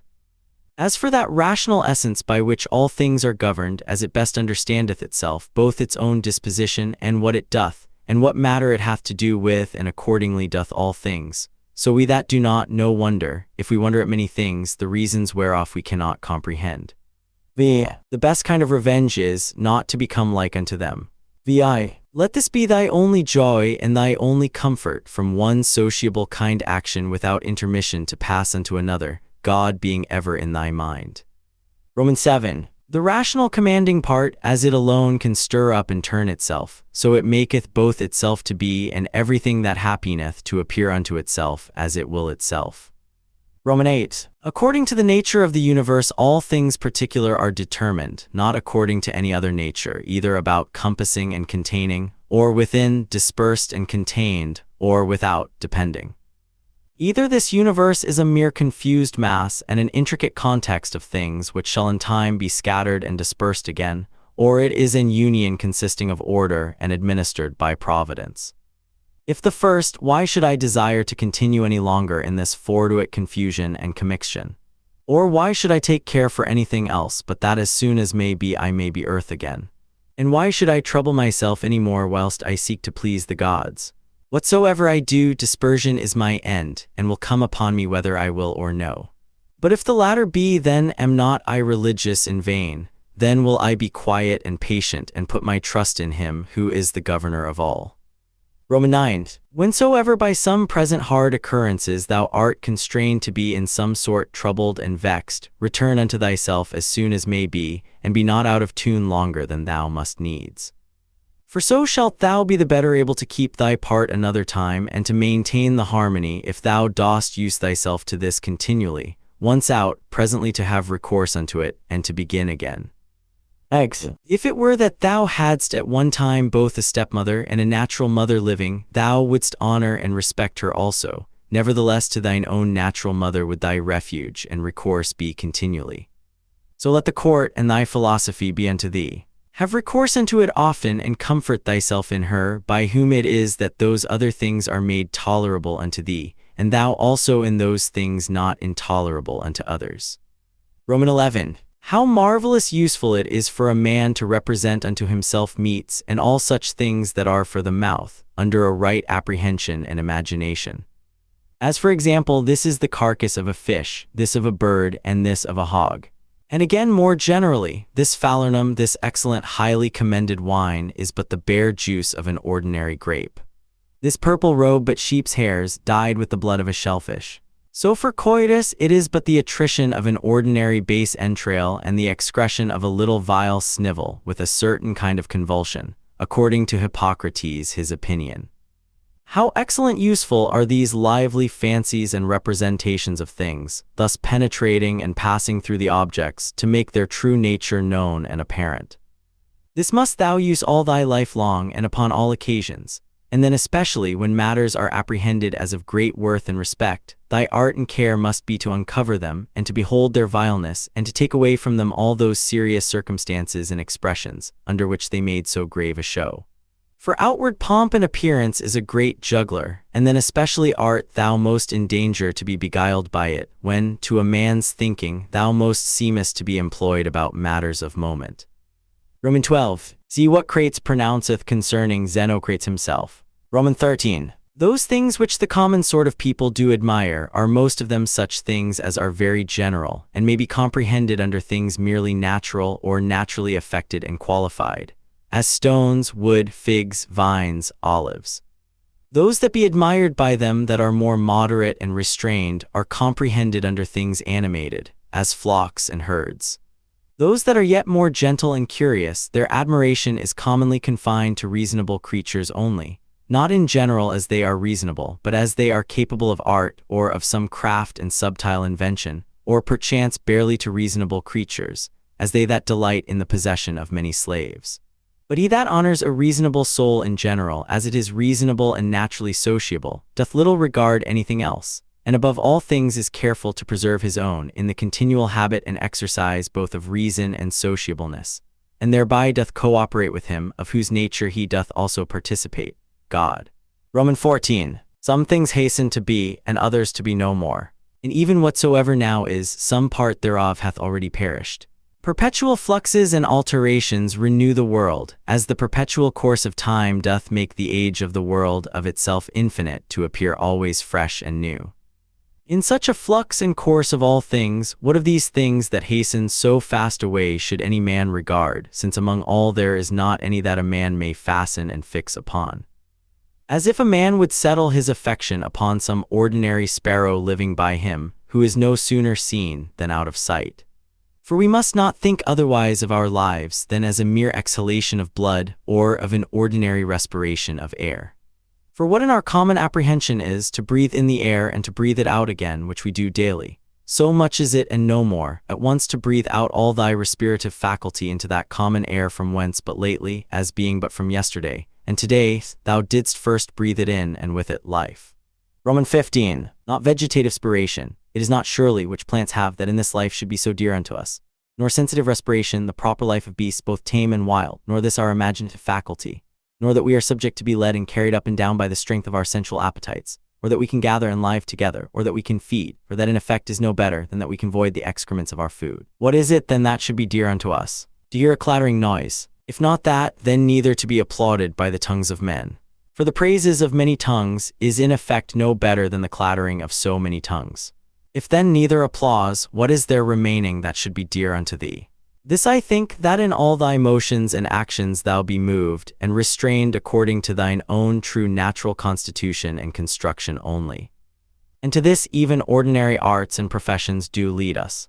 For it is that which every art doth aim at, that whatsoever it is that is by art effected and prepared, may be fit for that work that it is prepared for.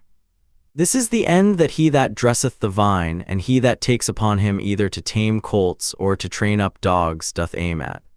What else doth the education of children and all learned professions tend unto? Certainly then it is that which should be dear unto us also. If in this particular it go well with thee, care not for the obtaining of other things. But is it so that thou canst not but respect other things also?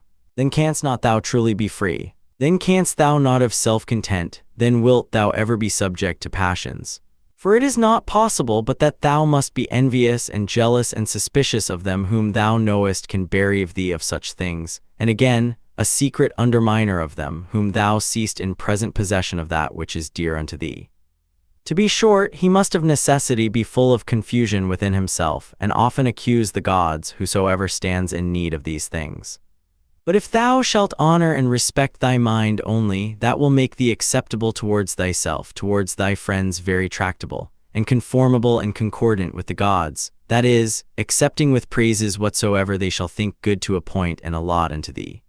Romans 16. Under, above, and about are the motions of the elements, but the motion of virtue is none of those motions, but is somewhat more excellent and divine, whose way to speed and prosper in it must be through a way that is not easily comprehended. Romans 17. Who can choose but wonder at them? They will not speak well of them that are at the same time with them and live with them. Yet they themselves are very ambitious that they that shall follow, whom they have never seen nor shall ever see, should speak well of them. As if a man should grieve that he hath not been commended by them that lived before him. Romans 18. Do not ever conceive anything impossible to man which by thee cannot, or not without much difficulty be effected, but whatsoever in general thou canst conceive possible and proper unto any man, think that very possible unto thee also. Romans 19. Suppose that at the palestra somebody hath all to torn thee with his nails, and hath broken thy head. Well, thou art wounded, yet thou dost not exclaim, thou art not offended with him. Thou dost not suspect him for it afterwards, as one that watcheth to do thee a mischief. Yea, even then, though thou dost thy best to save thyself from him, yet not from him as an enemy. It is not by way of any suspicious indignation, but by way of gentle and friendly declination. Keep the same mind and disposition in other parts of thy life also. For many things there be which we must conceit and apprehend, as though we had had to do with an antagonist at the palestra. For as I said, it is very possible for us to avoid and decline, though we neither suspect nor hate. Romans 20. If anybody shall reprove me, and shall make it apparent unto me that in any either opinion or action of mine I do err, I will most gladly retract. For it is the truth that I seek after, by which I am sure that never any man was hurt, and as sure that he is hurt that continueth in any error or ignorance whatsoever.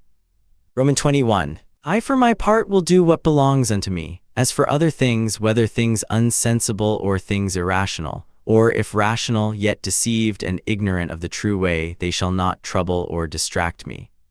For as for those creatures which are not endued with reason, and all other things and matters of the world whatsoever, I freely and generously, as one endued with reason of things that have none, make use of them. And as for men, towards them as naturally partakers of the same reason, my care is to carry myself sociably. But whatsoever it is that thou art about, remember to call upon the gods. And as for the time how long thou shalt live to do these things, let it be altogether indifferent unto thee, for even 3 such hours are sufficient. Romans 22. Alexander of Macedon and he that dressed his mules, when once dead both came to one.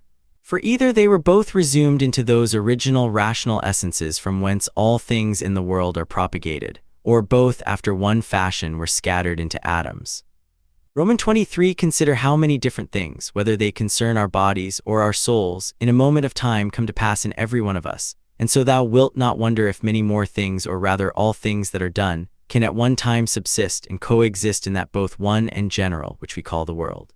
Romans 24. If any should put this question unto thee, how this word Antoninus is written, wouldst thou not presently fix thine intention upon it, and utter out in order every letter of it?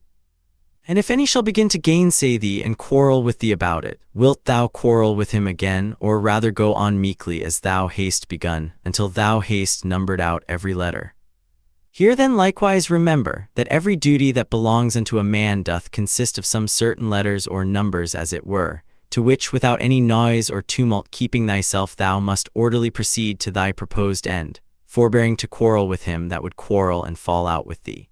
Romans 25. Is it not a cruel thing to forbid men to affect those things which they conceive to agree best with their own natures, and to tend most to their own proper good and behoof?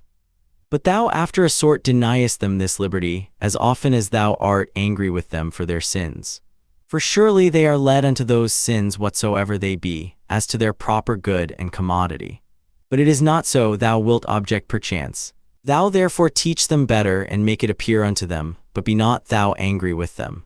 Romans 26. Death is a cessation from the impression of the senses, the tyranny of the passions, the errors of the mind, and the servitude of the body. Romans 27. If in this kind of life thy body be able to hold out, it is a shame that thy soul should faint first and give over. Take heed, lest of a philosopher thou become a mere Caesar in time, and receive a new tincture from the court. For it may happen if thou dost not take heed.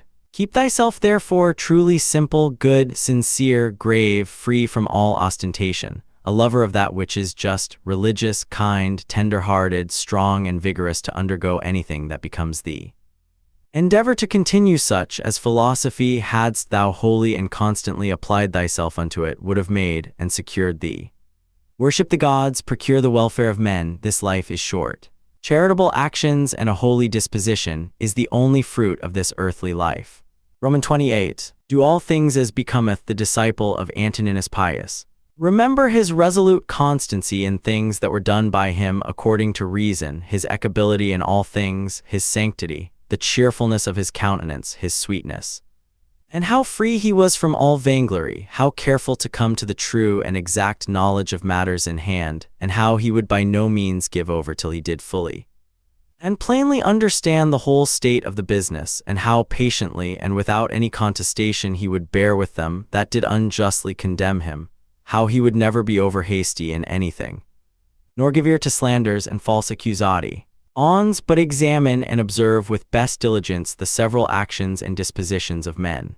Again, how he was no backbiter, nor easily frightened, nor suspicious, and in his language free from all affectation and curiosity, and how easily he would content himself with few things, as lodging, bedding, clothing, and ordinary nourishment and attendance.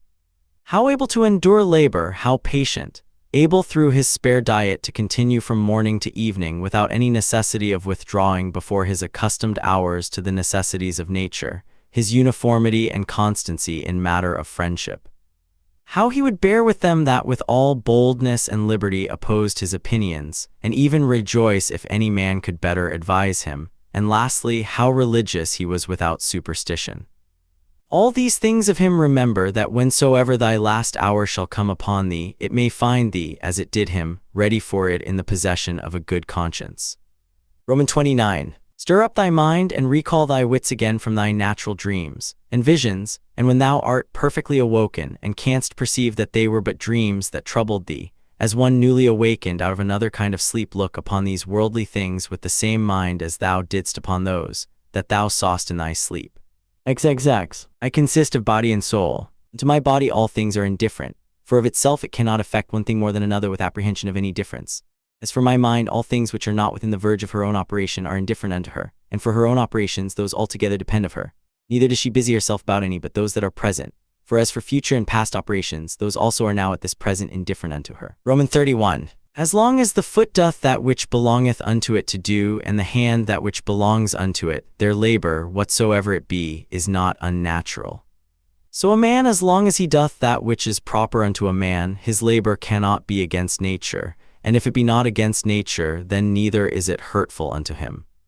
But if it were so that happiness did consist in pleasure, how came notorious robbers, impure abominable livers, parricides, and tyrants, in so large a measure to have their part of pleasures?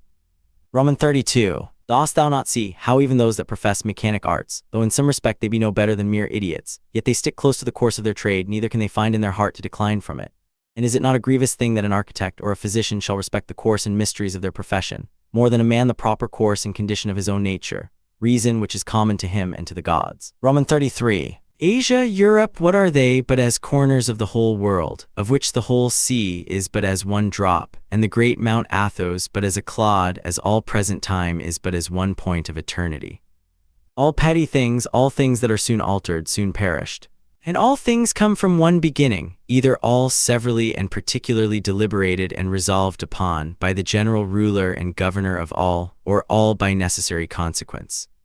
So that the dreadful hiatus of a gaping lion and all poison and all hurtful things are but as the thorn and the mire, the necessary consequences of goodly fair things. Think not of these therefore as things contrary to those which thou dost much honor and respect, but consider in thy mind the true fountain of all.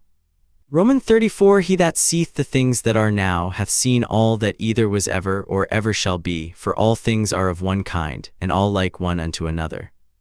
Meditate often upon the connection of all things in the world, and upon the mutual relation that they have one unto another. For all things are after a sort folded and involved one within another, and by these means all agree well together.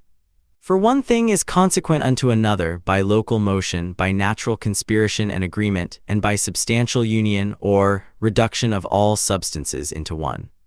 Romans 35. Fit and accommodate thyself to that estate and to those occurrences which by the destinies have been annexed unto thee, and love those men whom thy fate it is to live with, but love them truly. An instrument, a tool, an utensil, whatsoever it be, if it be fit for the purpose it was made for, it is as it should be, though he perchance that made and fitted it be out of sight and gone. But in things natural, that power which hath framed and fitted them is and abideth within them still, for which reason she ought also the more to be respected, and we are the more obliged, if we may live and pass our time according to her purpose and intention, to think that all is well with us and according to our own minds. After this manner also, and in this respect it is, that he that is all in all doth enjoy his happiness. Romans 36. What things soever are not within the proper power and jurisdiction of thine own will either to compass or avoid, if thou shalt propose unto thyself any of those things as either good or evil. It must needs be that according as thou shalt either fall into that which thou dost think evil, or miss of that which thou dost think good, so wilt thou be ready both to complain of the gods, and to hate those men who either shall be so indeed, or shall by thee be suspected as the cause either of thy missing of the one, or falling into the other. And indeed we must needs commit many evils, if we incline to any of these things more or less with an opinion of any difference. But if we mind and fancy those things only, as good and bad, which wholly depend of our own wills, there is no more occasion why we should either murmur against the gods, or be at enmity with any man. Roman 37. We all work to one effect, some willingly, and with a rational apprehension of what we do, others without any such knowledge. As I think Heraclitus in a place speaketh of them that sleep, that even they do work in their kind, and do confer to the general operations of the world.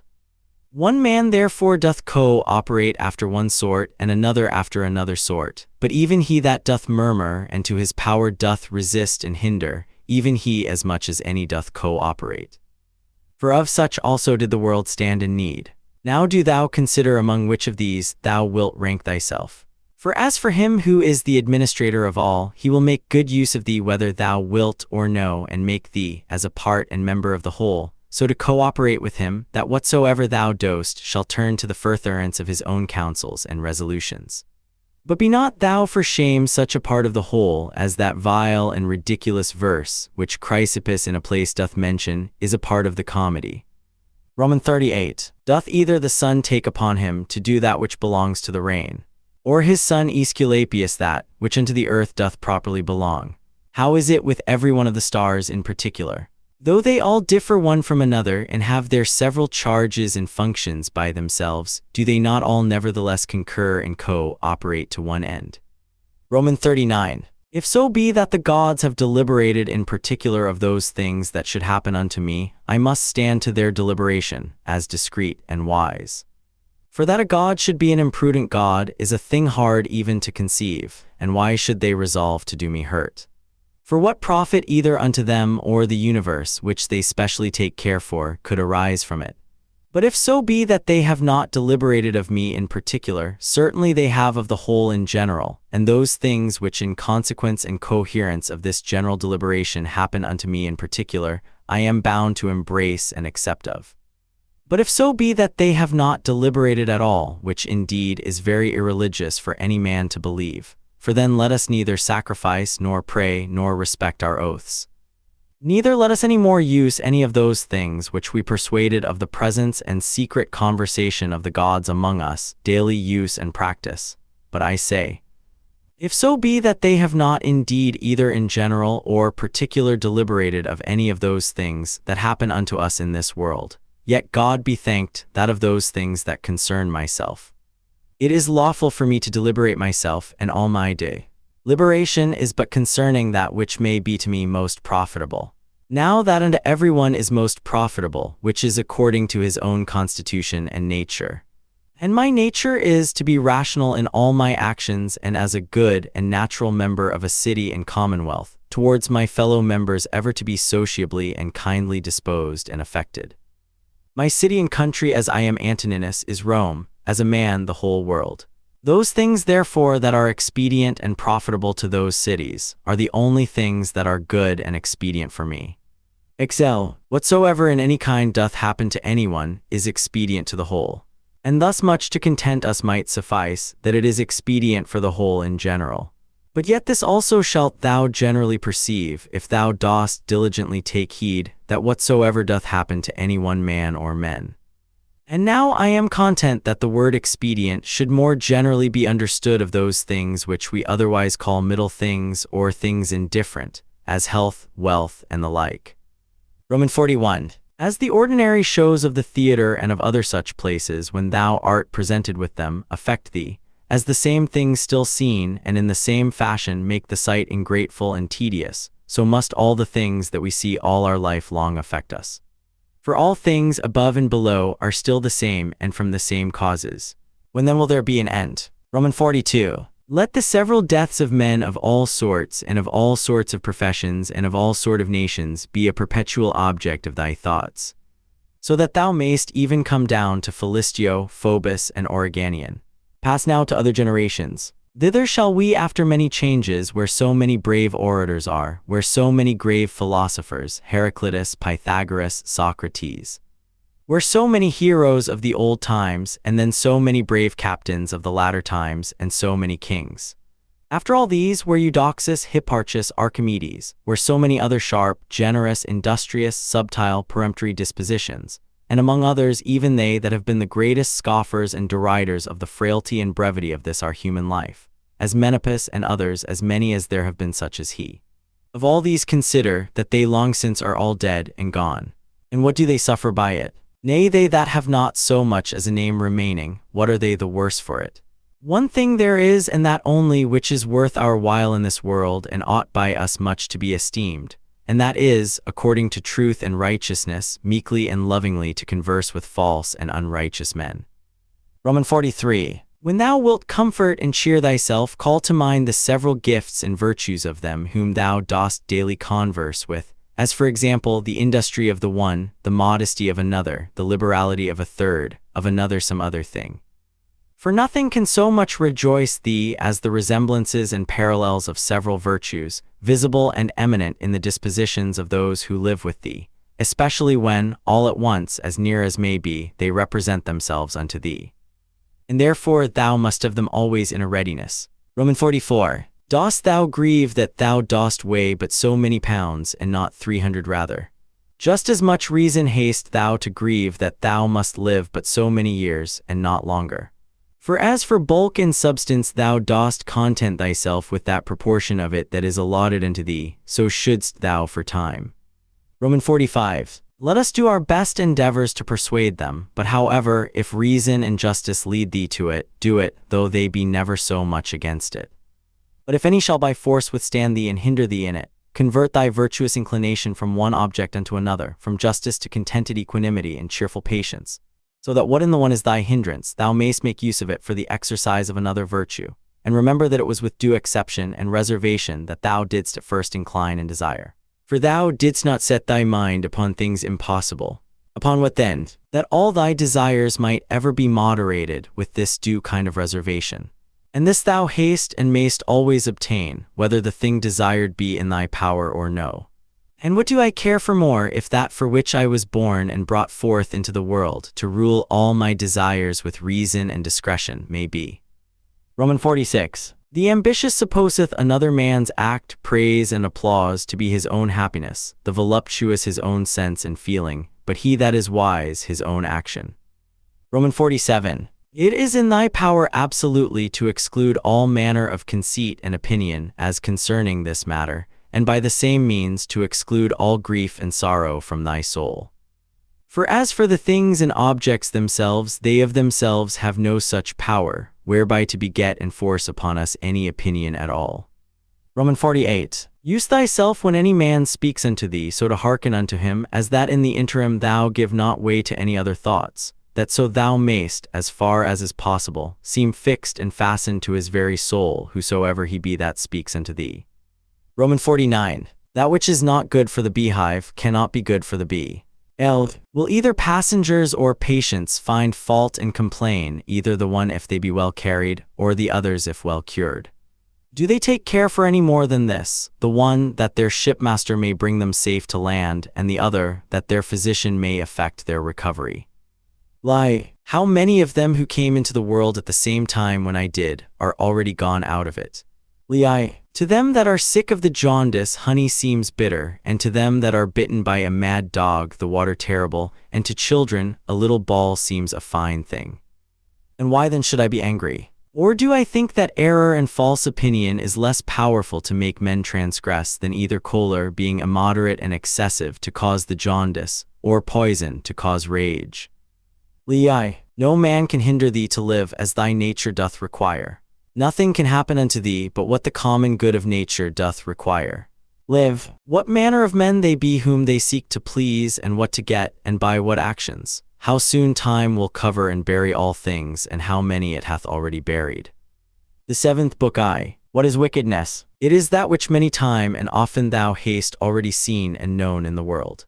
And so oft as anything doth happen that might otherwise trouble thee, let this memento presently come to thy mind, that it is that which thou hast already often seen and known. Generally above and below thou shalt find but the same things. The very same things whereof ancient stories, middle-age stories, and fresh stories are full, whereof towns are full, and houses full. There is nothing that is new. All things that are both usual and of little continuance. Roman 2. What fear is there that thy dogmata, or philosophical resolutions and conclusions, should become dead in thee, and lose their proper power and efficacy to make thee live happy, as long as those proper and correlative fancies and representations of things on which they mutually depend, which continually to stir up and revive is in thy power, are still kept fresh and alive? It is in my power concerning this thing that is happened, whatsoever it be, to conceit that which is right and true. If it be, why then am I troubled? Those things that are without my understanding are nothing to it at all, and that is it only which doth properly concern me. Be always in this mind, and thou wilt be right. Roman 3. That which most men would think themselves most happy for, and would prefer before all things, if the gods would grant it unto them after their deaths, thou mayst, whilst thou livest, grant unto thyself, to live again. See the things of the world again, as thou hast already seen them. For what is it else to live again? Public shows and solemnities with much pomp and vanity, stage plays, flocks and herds, conflicts and contentions, a bone thrown to a company of hungry curs, a bait for greedy fishes, the painfulness and continual burden-bearing of wretched ants, the running to and fro of terrified mice, little puppets drawn up and down with wires and nerves. These be the objects of the world. Among all these thou must stand steadfast, meekly affected, and free from all manner of indignation, with this right ratiocination and apprehension, that as the worth is of those things which a man doth affect, so is in v. Indeed every man's worth more or less. Roman 4. Word after word, every one by itself, must the things that are spoken be conceived and understood, and so the things that are done, purpose after purpose, every one by itself likewise. And as in matter of purposes and actions, we must presently see what is the proper use and relation of everyone, so of words must we be as ready to consider of every one what is the true meaning and signification of it according to truth and nature, however it be taken in common use. V. Is my reason and understanding sufficient for this, or no? If it be sufficient, without any private applause or public ostentation, as of an instrument which by nature I am provided of, I will make use of it for the work in hand, as of an instrument which by nature I am provided of. If it be not, and that otherwise it belong not unto me particularly as a private duty, I will either give it over and leave it to some other that can better effect it, or I will endeavor it, but with the help of some other, who with the joint help of my reason is able to bring somewhat to pass that will now be seasonable and useful for the common good. For whatsoever I do either by myself or with some other, the only thing that I must intend is that it be good and expedient for the public. For as for praise, consider how many who once were much commended are now already quite forgotten, yea, they that commended them, how even they themselves are long since dead and gone. Be not therefore ashamed, whensoever thou must use the help of others. For whatsoever it be that lieth upon thee to effect, thou must propose it unto thyself, as the scaling of walls is unto a soldier. And what if thou through either lameness or some other impediment art not able to reach unto the top of the battlements alone, which with the help of another thou mayst? Wilt thou therefore give it over, or go about it with less courage and alacrity, because thou canst not effect it all alone? Vi. Let not things future trouble thee. For if necessity so require that they come to pass, thou shalt, whensoever that is, be provided for them with the same reason by which whatsoever is now present is made both tolerable and acceptable unto thee.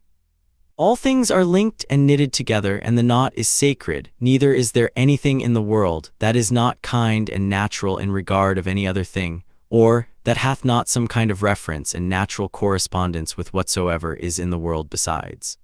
For all things are ranked together, and by that decency of its due place and order that each particular doth observe, they all concur together to the making of one and the same cap omicron sigma mu omicron sigma, or world, as if you said, a comely piece or an orderly composition. For all things throughout there is but one and the same order, and through all things one and the same God, the same substance, and the same law. There is one common reason and one common truth that belongs unto all reasonable creatures, for neither is there save one perfection of all creatures that are of the same kind and partakers of the same reason. Romans 7. Whatsoever is material doth soon vanish away into the common substance of the whole, and whatsoever is formal, or whatsoever doth animate that which is material, is soon resumed into the common reason of the whole, and the fame and memory of anything is soon swallowed up by the general age and duration of the whole. Romans 8. To a reasonable creature the same action is both according to nature and according to reason. Romans 9. Straight of itself not made straight. As several members in one body united, so are reasonable creatures in a body divided and dispersed, all made and prepared for one common operation. And this thou shalt apprehend the better, if thou shalt use thyself often to say to thyself, I am mu epsilon lambda omicron sigma, or a member of the mass and body of reasonable substances. But if thou shalt say I am mu epsilon rho omicron sigma, or a part, thou dost not yet love men from thy heart. The joy that thou takest in the exercise of bounty is not yet grounded upon a due ratiocination and right apprehension of the nature of things. Thou dost exercise it as yet upon this ground barely as a thing convenient and fitting, not as doing good to thyself when thou dost good unto others. Romans 11. Of things that are external, happen what will to that which can suffer by external accidents. Those things that suffer let them complain themselves if they will. As for me, as long as I conceive no such thing that which is happened is evil, I have no hurt, and it is in my power not to conceive any such thing. Romans 12. Whatsoever any man either doth or saith, thou must be good, not for any man's sake, but for thine own nature's sake, as if either gold or the emerald or purple should ever be saying to themselves, whatsoever any man either doth or saith, I must still be an emerald, and I must keep my color. Romans 13. This may ever be my comfort and security, my understanding that ruleth over all will not of itself bring trouble and vexation upon itself. This I say, it will not put itself in any fear, it will not lead itself into any concupiscence. If it be in the power of any other to compel it to fear or to grieve, it is free for him to use his power. But sure if itself do not of itself, through some false opinion or supposition incline itself to any such disposition, there is no fear. For as for the body, why should I make the grief of my body to be the grief of my mind? If that itself can either fear or complain, let it. But as for the soul, which indeed can only be truly sensible of either fear or grief, to which only it belongs according to its different imaginations and opinions to admit of either of these or of their contraries, thou mayst look to that thyself that it suffer nothing. Induce her not to any such opinion or persuasion. The understanding is of itself sufficient unto itself, and needs not, if itself doth not bring itself to need, any other thing besides itself, and by consequent as it needs nothing, so neither can it be troubled or hindered by anything, if itself doth not trouble and hinder itself. Romans 14. What is epsilon letter 1 F50 delta alpha iota mu omicron nu iota alpha, or happiness? But letter 1 F00 gamma alpha theta letter 1 F78 sigma delta alpha iota mu omega nu, or a good demon or spirit. What then dost thou do here, O opinion? By the gods I adjure thee that thou get thee gone as thou earnest, for I need thee not. Thou earnest indeed unto me, according to thy ancient wonted manner. It is that all men have ever been subject unto. That thou camest, therefore I am not angry with thee, only begone, now that I have found thee what thou art. Romans 15. Is any man so foolish as to fear change, to which all things that once were not owe their being? And what is it that is more pleasing and more familiar to the nature of the universe? How couldst thou thyself use thy ordinary hot baths, should not the wood that heateth them first be changed? How couldst thou receive any nourishment from those things that thou hast eaten, if they should not be changed? Can anything else almost that is useful and profitable be brought to pass without change? How then dost not thou perceive that for thee also by death to come to change is a thing of the very same nature and as necessary for the nature of the universe? Romans 16. Through the substance of the universe as through a torrent pass all particular bodies, being all of the same nature, and all joint workers with the universe itself, as in one of our bodies so many members among themselves. How many such as Chrysippus, how many such as Socrates, how many such as Epictetus, hath the age of the world long since swallowed up and devoured? Let this be at either men or businesses that thou hast occasion to think of, to the end that thy thoughts be not distracted, and thy mind too earnestly set upon anything, upon every such occasion presently come to thy mind. Of all my thoughts and cares, one only thing shall be the object, that I myself do nothing which to the proper constitution of man, either in regard of the thing itself, or in regard of the manner or of the time of doing, is contrary. The time when thou shalt have forgotten all things is at hand, and that time also is at hand, when thou thyself shalt be forgotten by all. Whilst thou art, apply thyself to that especially which unto man as he is a mart, is most proper and agreeable, and that is, for a man even to love them that transgress against him. This shall be, if at the same time that any such thing doth happen, thou call to mind that they are thy kinsmen, that it is through ignorance and against their wills that they sin, and that within a very short while after, both thou and he shall be no more. But above all things, that he hath not done thee any hurt, for that by him thy mind and understanding is not made worse or more vile than it was before. Romans 17. The nature of the universe, of the common substance of all things, as it were of so much wax, hath now perchance formed a horse, and then, destroying that figure, hath new tempered and fashioned the matter of it into the form and substance of a tree, then that again into the form and substance of a man, and then that again into some other. Now every one of these doth subsist but for a very little while. As for dissolution, if it be no grievous thing to the chest or trunk to be joined together, why should it be more grievous to be put asunder? Romans 18. An angry countenance is much against nature, and it is oftentimes the proper countenance of them that are at the point of death. But were it so that all anger and passion were so thoroughly quenched in thee, that it were altogether impossible to kindle it any more, yet herein must not thou rest satisfied, but further endeavor by good consequence of true ratiocination, perfectly to conceive and understand that all anger and passion is against reason. For if thou shalt not be sensible of thine innocence, if that also shall be gone from thee, the comfort of a good conscience that thou dost all things according to reason, what shouldest thou live any longer for? All things that now thou seest are but for a moment. That nature by which all things in the world are administered will soon bring change and alteration upon them, and then of their substances make other things like unto them, and then soon after others again of the matter and substance of these, that so by these means the world may still appear fresh and new. Romans 19. Whensoever any man doth trespass against other, presently consider with thyself what it was that he did suppose to be good, what to be evil, when he did trespass. For this when thou knowest, thou wilt pity him, thou wilt have no occasion either to wonder or to be angry.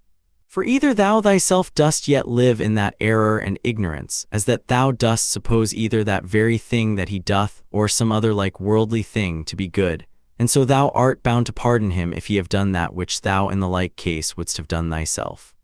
Or if so be that thou dost not any more suppose the same things to be good or evil that he doth, how canst thou but be gentle unto him that is in an error?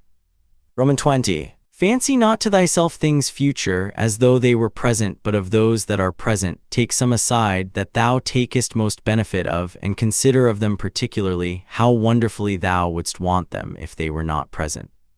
But take heed withal, lest that whilst thou dost settle thy contentment in things present, thou grow in time so to overprize them, as that the want of them, whensoever it shall so fall out, should be a trouble and a vexation unto thee. Wind up thyself into thyself. Such is the nature of thy reasonable commanding part, as that if it exercise justice, and have by that means tranquillity within itself, it doth rest fully satisfied with itself without any other thing. Romans 21. Wipe off all opinion, stay the force and violence of unreasonable lusts and affections. Circumscribe the present time, examine whatsoever it be that is happened, either to thyself or to another. Divide all present objects, either in that which is formal or material, think of the last hour. That which thy neighbor hath committed, where the guilt of it lieth, there let it rest. Examine in order whatsoever is spoken. Let thy mind penetrate both into the effects and into the causes. Rejoice thyself with true simplicity and modesty, and that all middle things between virtue and vice are indifferent unto thee. Finally, love mankind, obey God. Romans 22. All things, saith he, are by certain order and appointment. And what if the elements only? It will suffice to remember that all things in general are by certain order and appointment, or if it be but few. And as concerning death, that either dispersion or the atoms or annihilation or extinction or translation will ensue. And as concerning pain, that which is intolerable is soon ended by death, and that which holds long must needs be tolerable, and that the mind in the meantime, which is all in all, may by way of interclusion or interception, by stopping all manner of commerce and sympathy with the body, still retain its own tranquility. Thy understanding is not made worse by it. As for those parts that suffer, let them, if they can, declare their grief themselves. As for praise and commendation, view their mind and understanding, what estate they are in, what kind of things they fly, and what things they seek after. And that as in the seaside whatsoever was before to be seen, is by the continual succession of new heaps of sand cast up one upon another, soon hid and covered. So in this life, all former things by those which immediately succeed. Romans 23. Out of Plato. He then whose mind is endowed with true magnanimity, who hath accustomed himself to the contemplation both of all times and of all things in general, can this mortal life, thinkest thou, seem any great matter unto him? It is not possible, answered he. Then neither will such a one account death a grievous thing. By no means. Romans 24. Out of Antisthenes. It is a princely thing to do well, and to be ill spoken of. It is a shameful thing that the face should be subject unto the mind, to be put into what shape it will, and to be dressed by it as it will, and that the mind should not bestow so much care upon herself as to fashion herself and to dress herself as best becometh her. Romans 25. Out of several poets in comics. It will but little avail thee to turn thine anger and indignation upon the things themselves that have fallen across unto thee. For as for them, they are not sensible of it, and see. Thou shalt but make thyself a laughing stock, both unto the gods and men, and see. Our life is reaped like a ripe ear of corn, one is yet standing and another is down, and see. But if so be that I and my children be neglected by the gods, there is some reason even for that, and see. As long as right and equity is of my side, and see. Not to lament with them, not to tremble, and see. Romans 26. Out of Plato. My answer, full of justice and equity, should be this: thy speech is not right, O man. If thou supposest that he that is of any worth at all should apprehend either life or death as a matter of great hazard and danger, and should not make this rather his only care, to examine his own actions, whether just or unjust, whether actions of a good or of a wicked man, and see. For thus in very truth stands the case, O ye men of Athens. What place or station soever a man either hath chosen to himself, judging it best for himself, or is by lawful authority put and settled in, therein do I think all appearance of danger notwithstanding that he should continue, as one who feareth neither death nor anything else, so much as he feareth to commit anything that is vicious and shameful, and see. But, O noble sir, consider, I pray, whether true generosity and true happiness do not consist in somewhat else rather than in the preservation either of our or other men's lives. For it is not the part of a man that is a man indeed, to desire to live long or to make much of his life whilst he liveth. But rather he that is such will in these things wholly refer himself unto the gods, and believing that which every woman can tell him, that no man can escape death, the only thing that he takes thought and care for is this, that what time he liveth he may live as well and as virtuously as he can possibly, and see. To look about, and with the eyes to follow the course of the stars and planets as though thou wouldst run with them, and to mind perpetually the several changes of the elements one into another. For such fancies and imaginations help much to purge away the dross and filth of this our earthly life, and see. That also is a fine passage of Plato's, where he speaketh of worldly things in these words: Thou must also as from some higher place look down, as it were, upon the things of this world, as flocks, armies, husbandmen's labors, marriages, divorces, generations, deaths, the tumults of courts and places of judicatures, desert places, the several nations of barbarians, public festivals, mournings, fairs, markets, how all things upon earth are pell-mell, and how miraculously things contrary one to another concur to the beauty and perfection of this universe. Romans 27. To look back upon things of former ages, as upon the manifold changes and conversions of several monarchies and commonwealths. We may also foresee things future, for they shall all be of the same kind, neither is it possible that they should leave the tune or break the concert that is now begun, as it were, by these things that are now done and brought to pass in the world. It comes all to one therefore, whether a man be a spectator of the things of this life but 40 years, or whether he see them 10,000 years together, for what shall he see more? And as for those parts that came from the earth, they shall return unto the earth again, and those that came from heaven, they also shall return unto those heavenly places. whether it be a mere dissolution and unbinding of the manifold intricacies and entanglements of the confused atoms, or some such dispersion of the simple and incorruptible elements. With meats and drinks and divers charms they seek to divert the channel, that they might not die. Yet must we needs endure that blast of wind that cometh from above, though we toil and labor never so much. Romans 28. He hath a stronger body, and is a better wrestler than I. What then? Is he more bountiful? Is he more modest? Doth he bear all adverse chances with more equanimity, or with his neighbor's offenses with more meekness and gentleness than I?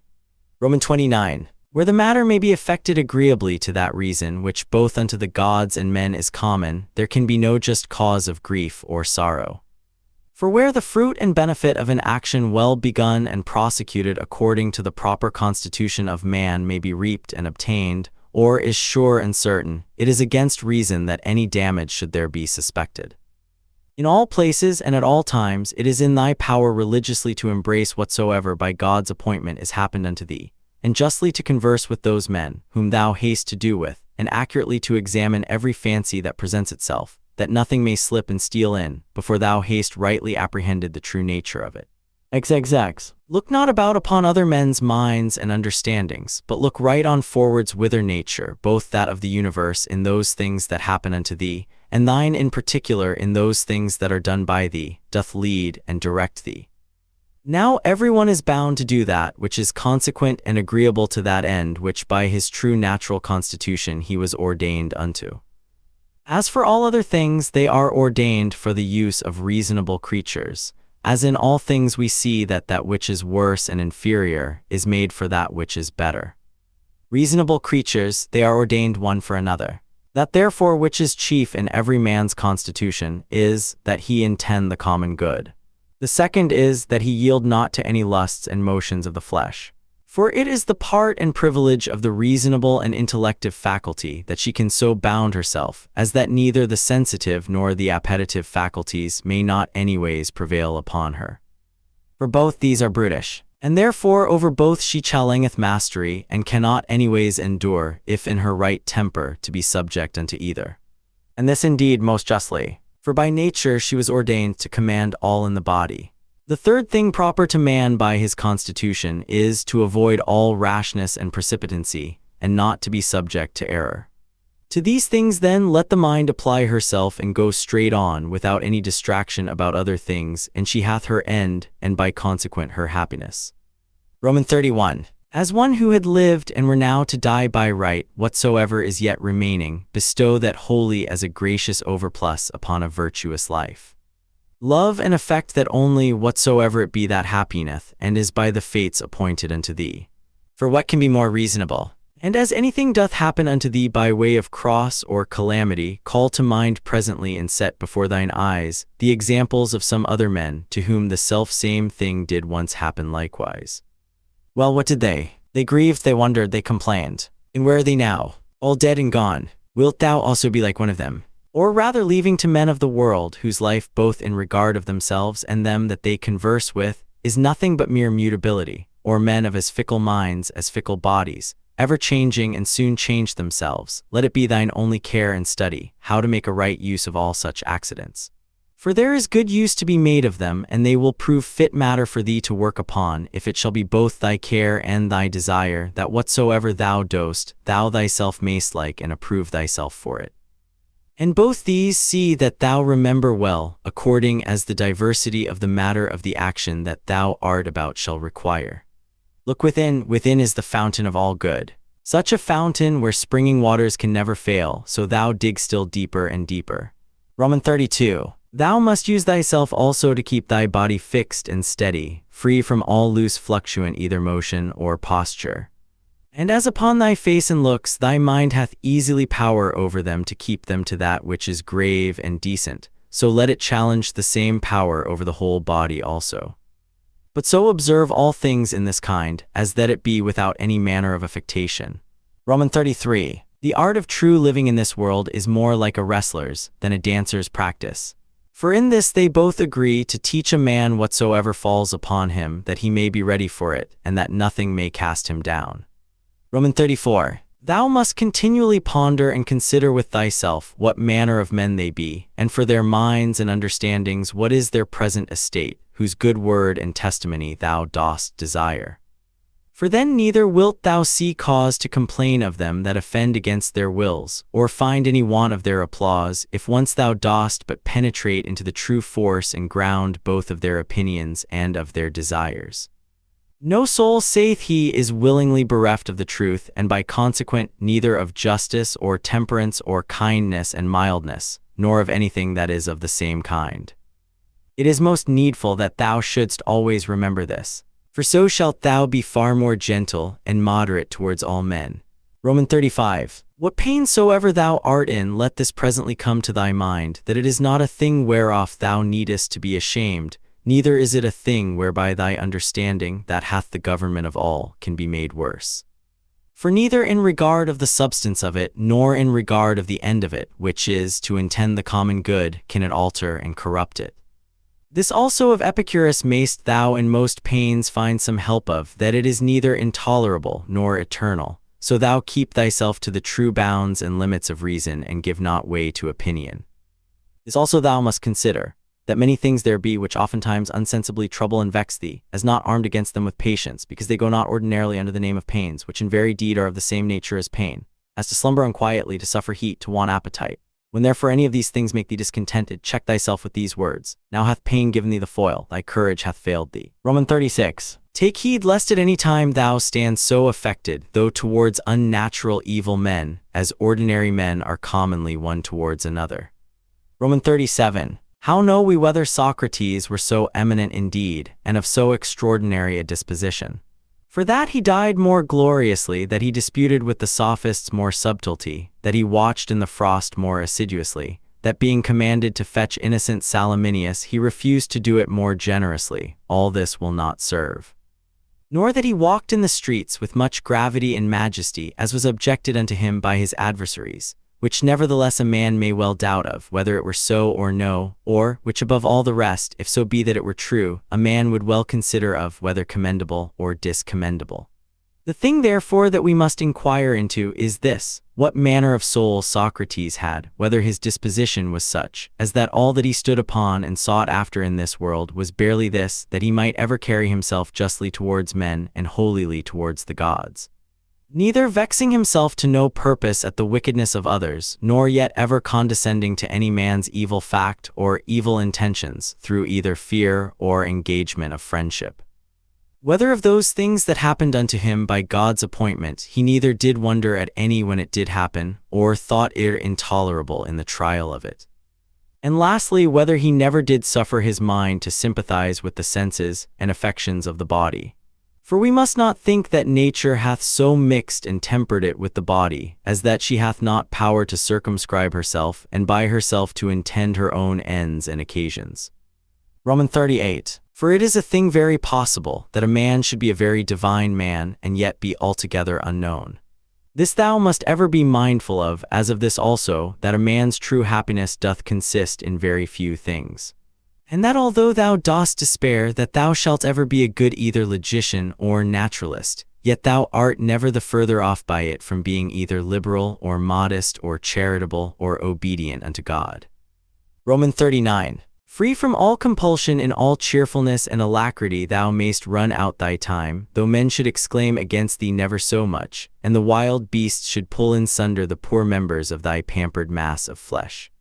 For what in either of these or the like cases should hinder the mind to retain her own rest and tranquility, consisting both in the right judgment of those things that happen unto her, and in the ready use of all present matters and occasions? So that her judgment may say to that which is befallen her by way of cross, This thou art in very deed and according to thy true nature, notwithstanding that in the judgment of opinion thou dost appear otherwise, and her discretion to the present object, thou art that which I sought for. For whatsoever it be that is now present shall ever be embraced by me as a fit and seasonable object, both for my reasonable faculty and for my sociable or charitable inclination to work upon. And that which is principal in this matter is that it may be referred either unto the praise of God or to the good of men. For either unto God or man, whatsoever it is that doth happen in the world hath in the ordinary course of nature its proper reference. Neither is there anything that in regard of nature is either new or reluctant and intractable, but all things both usual and easy. Excel. Then hath a man attained to the estate of perfection in his life and conversation when he so spends every day as if it were his last day, never hot and vehement in his affections, nor yet so cold and stupid as one that had no sense, and free from all manner of dissimulation.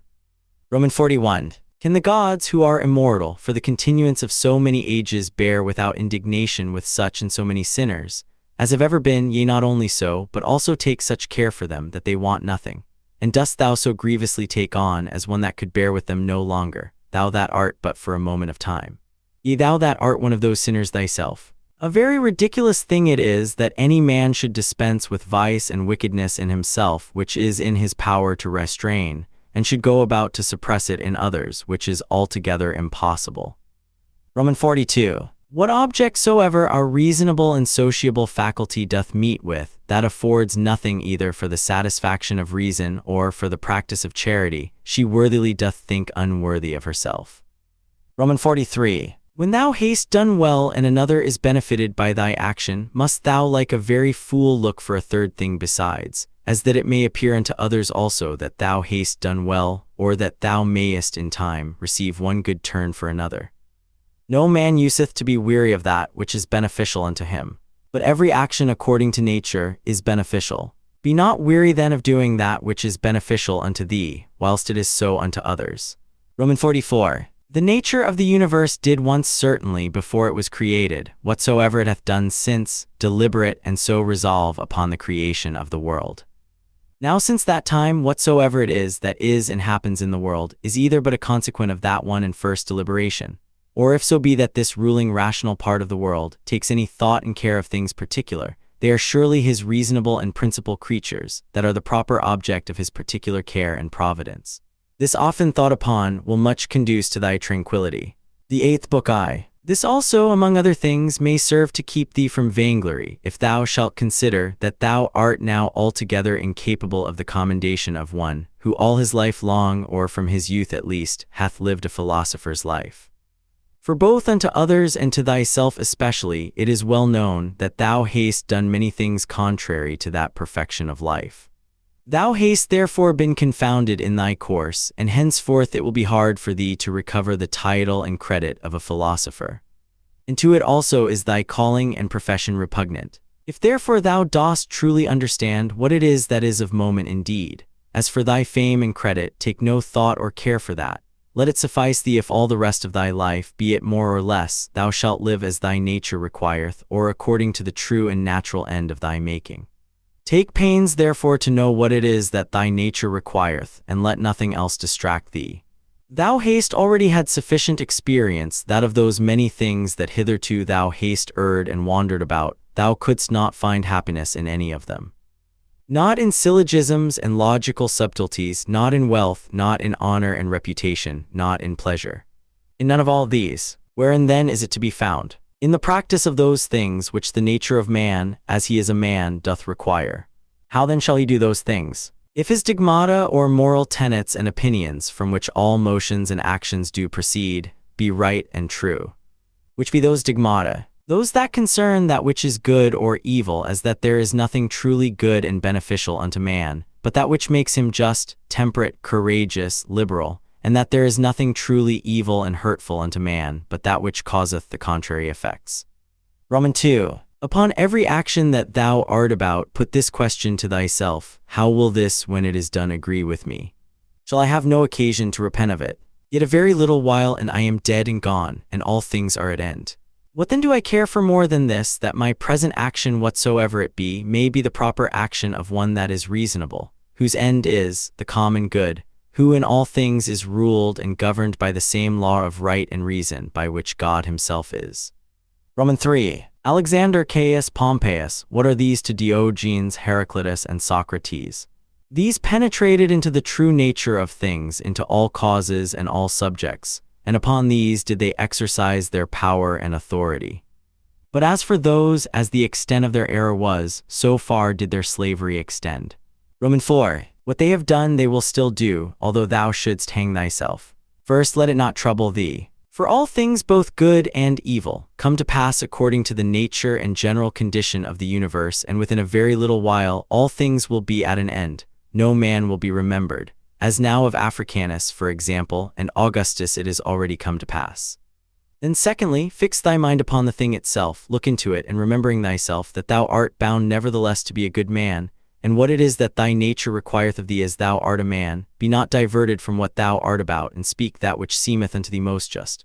Only speak it kindly, modestly, and without hypocrisy. That which the nature of the universe doth busy herself about is that which is here, to transfer it thither, to change it, and thence again to take it away, and to carry it to another place. So that thou needest not fear any new thing. For all things are usual and ordinary, and all things are disposed by equality. Every particular nature hath content, when in its own proper course it speeds. A reasonable nature doth then speed, when first in matter of fancies and imaginations, it gives no consent to that which is either false uncertain. Secondly, when in all its motions and resolutions it takes its level at the common good only, and that it desireth nothing and flieth from nothing, but what is in its own power to compass or avoid. And lastly, when it willingly and gladly embraceth whatsoever is dealt and appointed unto it by the common nature. For it is part of it, even as the nature of any one leaf is part of the common nature of all plants and trees.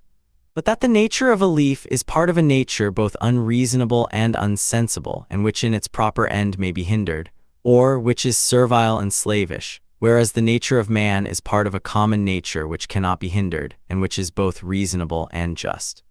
From whence also it is that according to the worth of everything she doth make such equal distribution of all things, as of duration, substance, form, operation, and of events and accidents.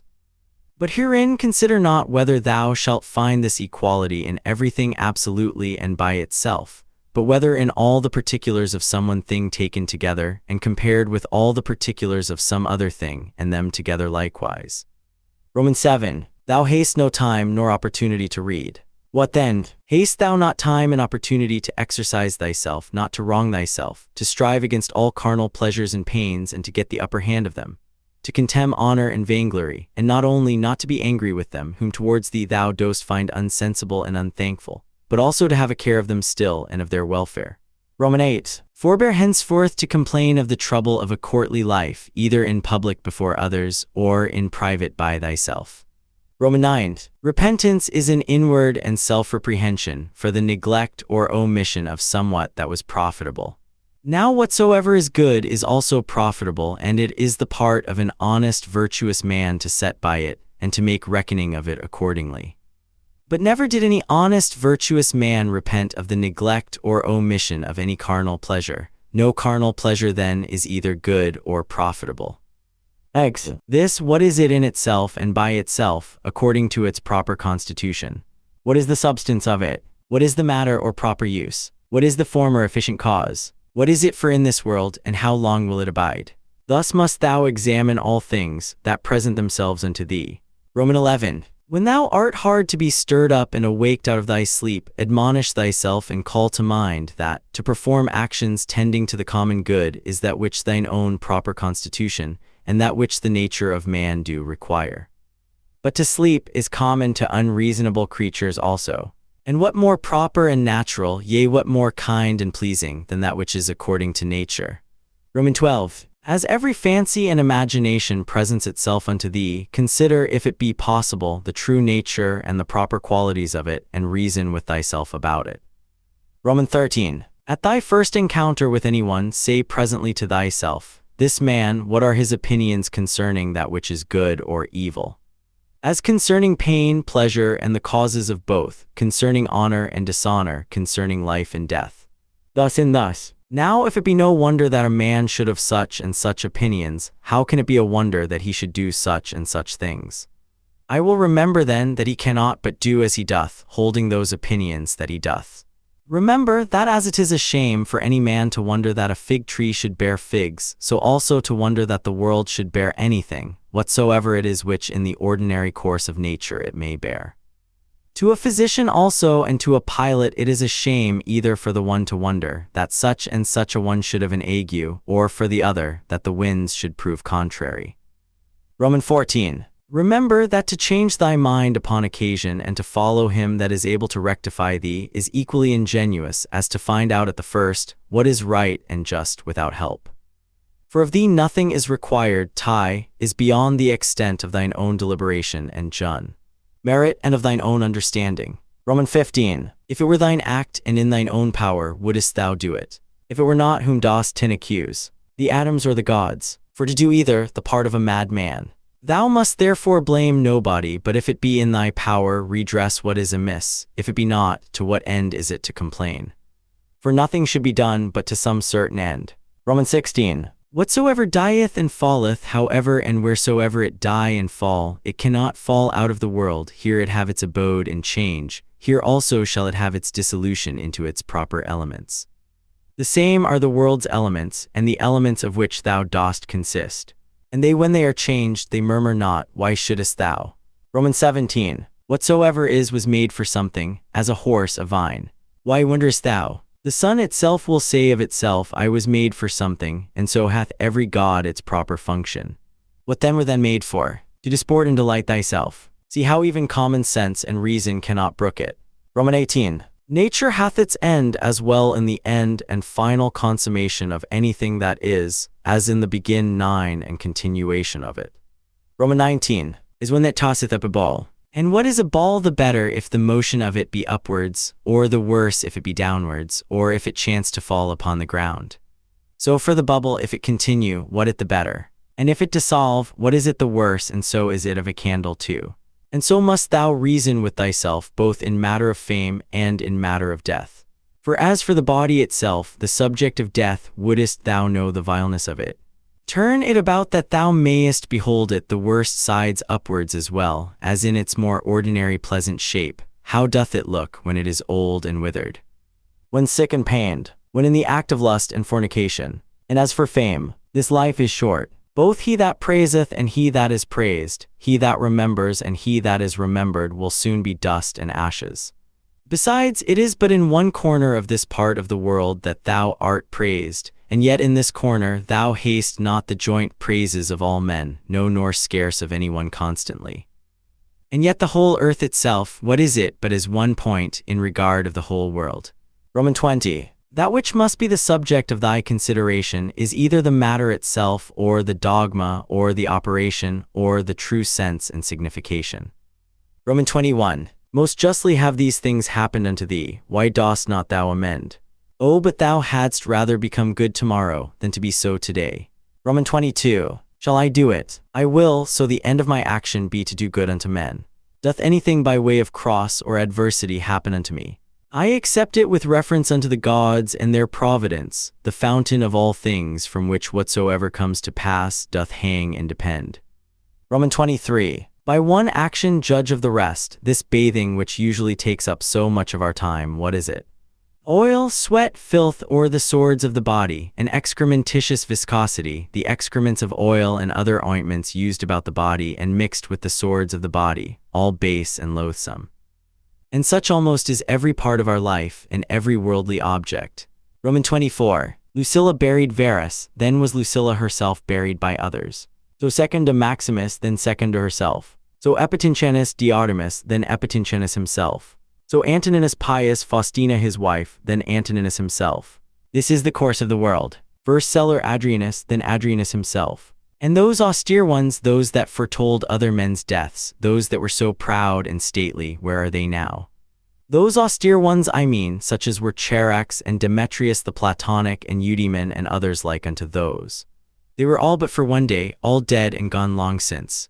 Some of them no sooner dead than forgotten. Others soon turned into fables. Of others even that which was fabulous is now long since forgotten. This thereafter thou must remember, that whatsoever thou art compounded of shall soon be dispersed, and that thy life and breath or thy soul shall either be no more or shall ranslated S.B. and appointed to some certain place and station. Roman 25. The true joy of a man is to do that which properly belongs unto a man. That which is most proper unto a man is, first, to be kindly affected towards them that are of the same kind and nature as he is himself, to contemn all sensual motions and appetites, to discern rightly all plausible fancies and imaginations, to contemplate the nature of the universe, both it and things that are done in it. In which kind of contemplation 3 several relations are to be observed: the first, to the apparent secondary cause; the second, to the first original cause, God, from whom originally proceeds whatsoever doth happen in the world; the third and last, to them that we live and converse with, what use may be made of it, to their use and benefit. Romans 26. If pain be an evil, either it is in regard of the body, and that cannot be, because the body of itself is altogether insensible, or in regard of the soul, but it is in the power of the soul to preserve her own peace and tranquility, and not to suppose that pain is evil. For all judgment and deliberation, all prosecution or aversation is from within, whither the sense of evil, except it be let in by opinion, cannot penetrate. Romans 27. Wipe off all idle fancies, and say unto thyself incessantly, Now if I will, it is in my power to keep out of this my soul all wickedness, all lust and concupiscences, all trouble and confusion. But on the contrary, to behold and consider all things according to their true nature, and to carry myself towards everything according to its true worth.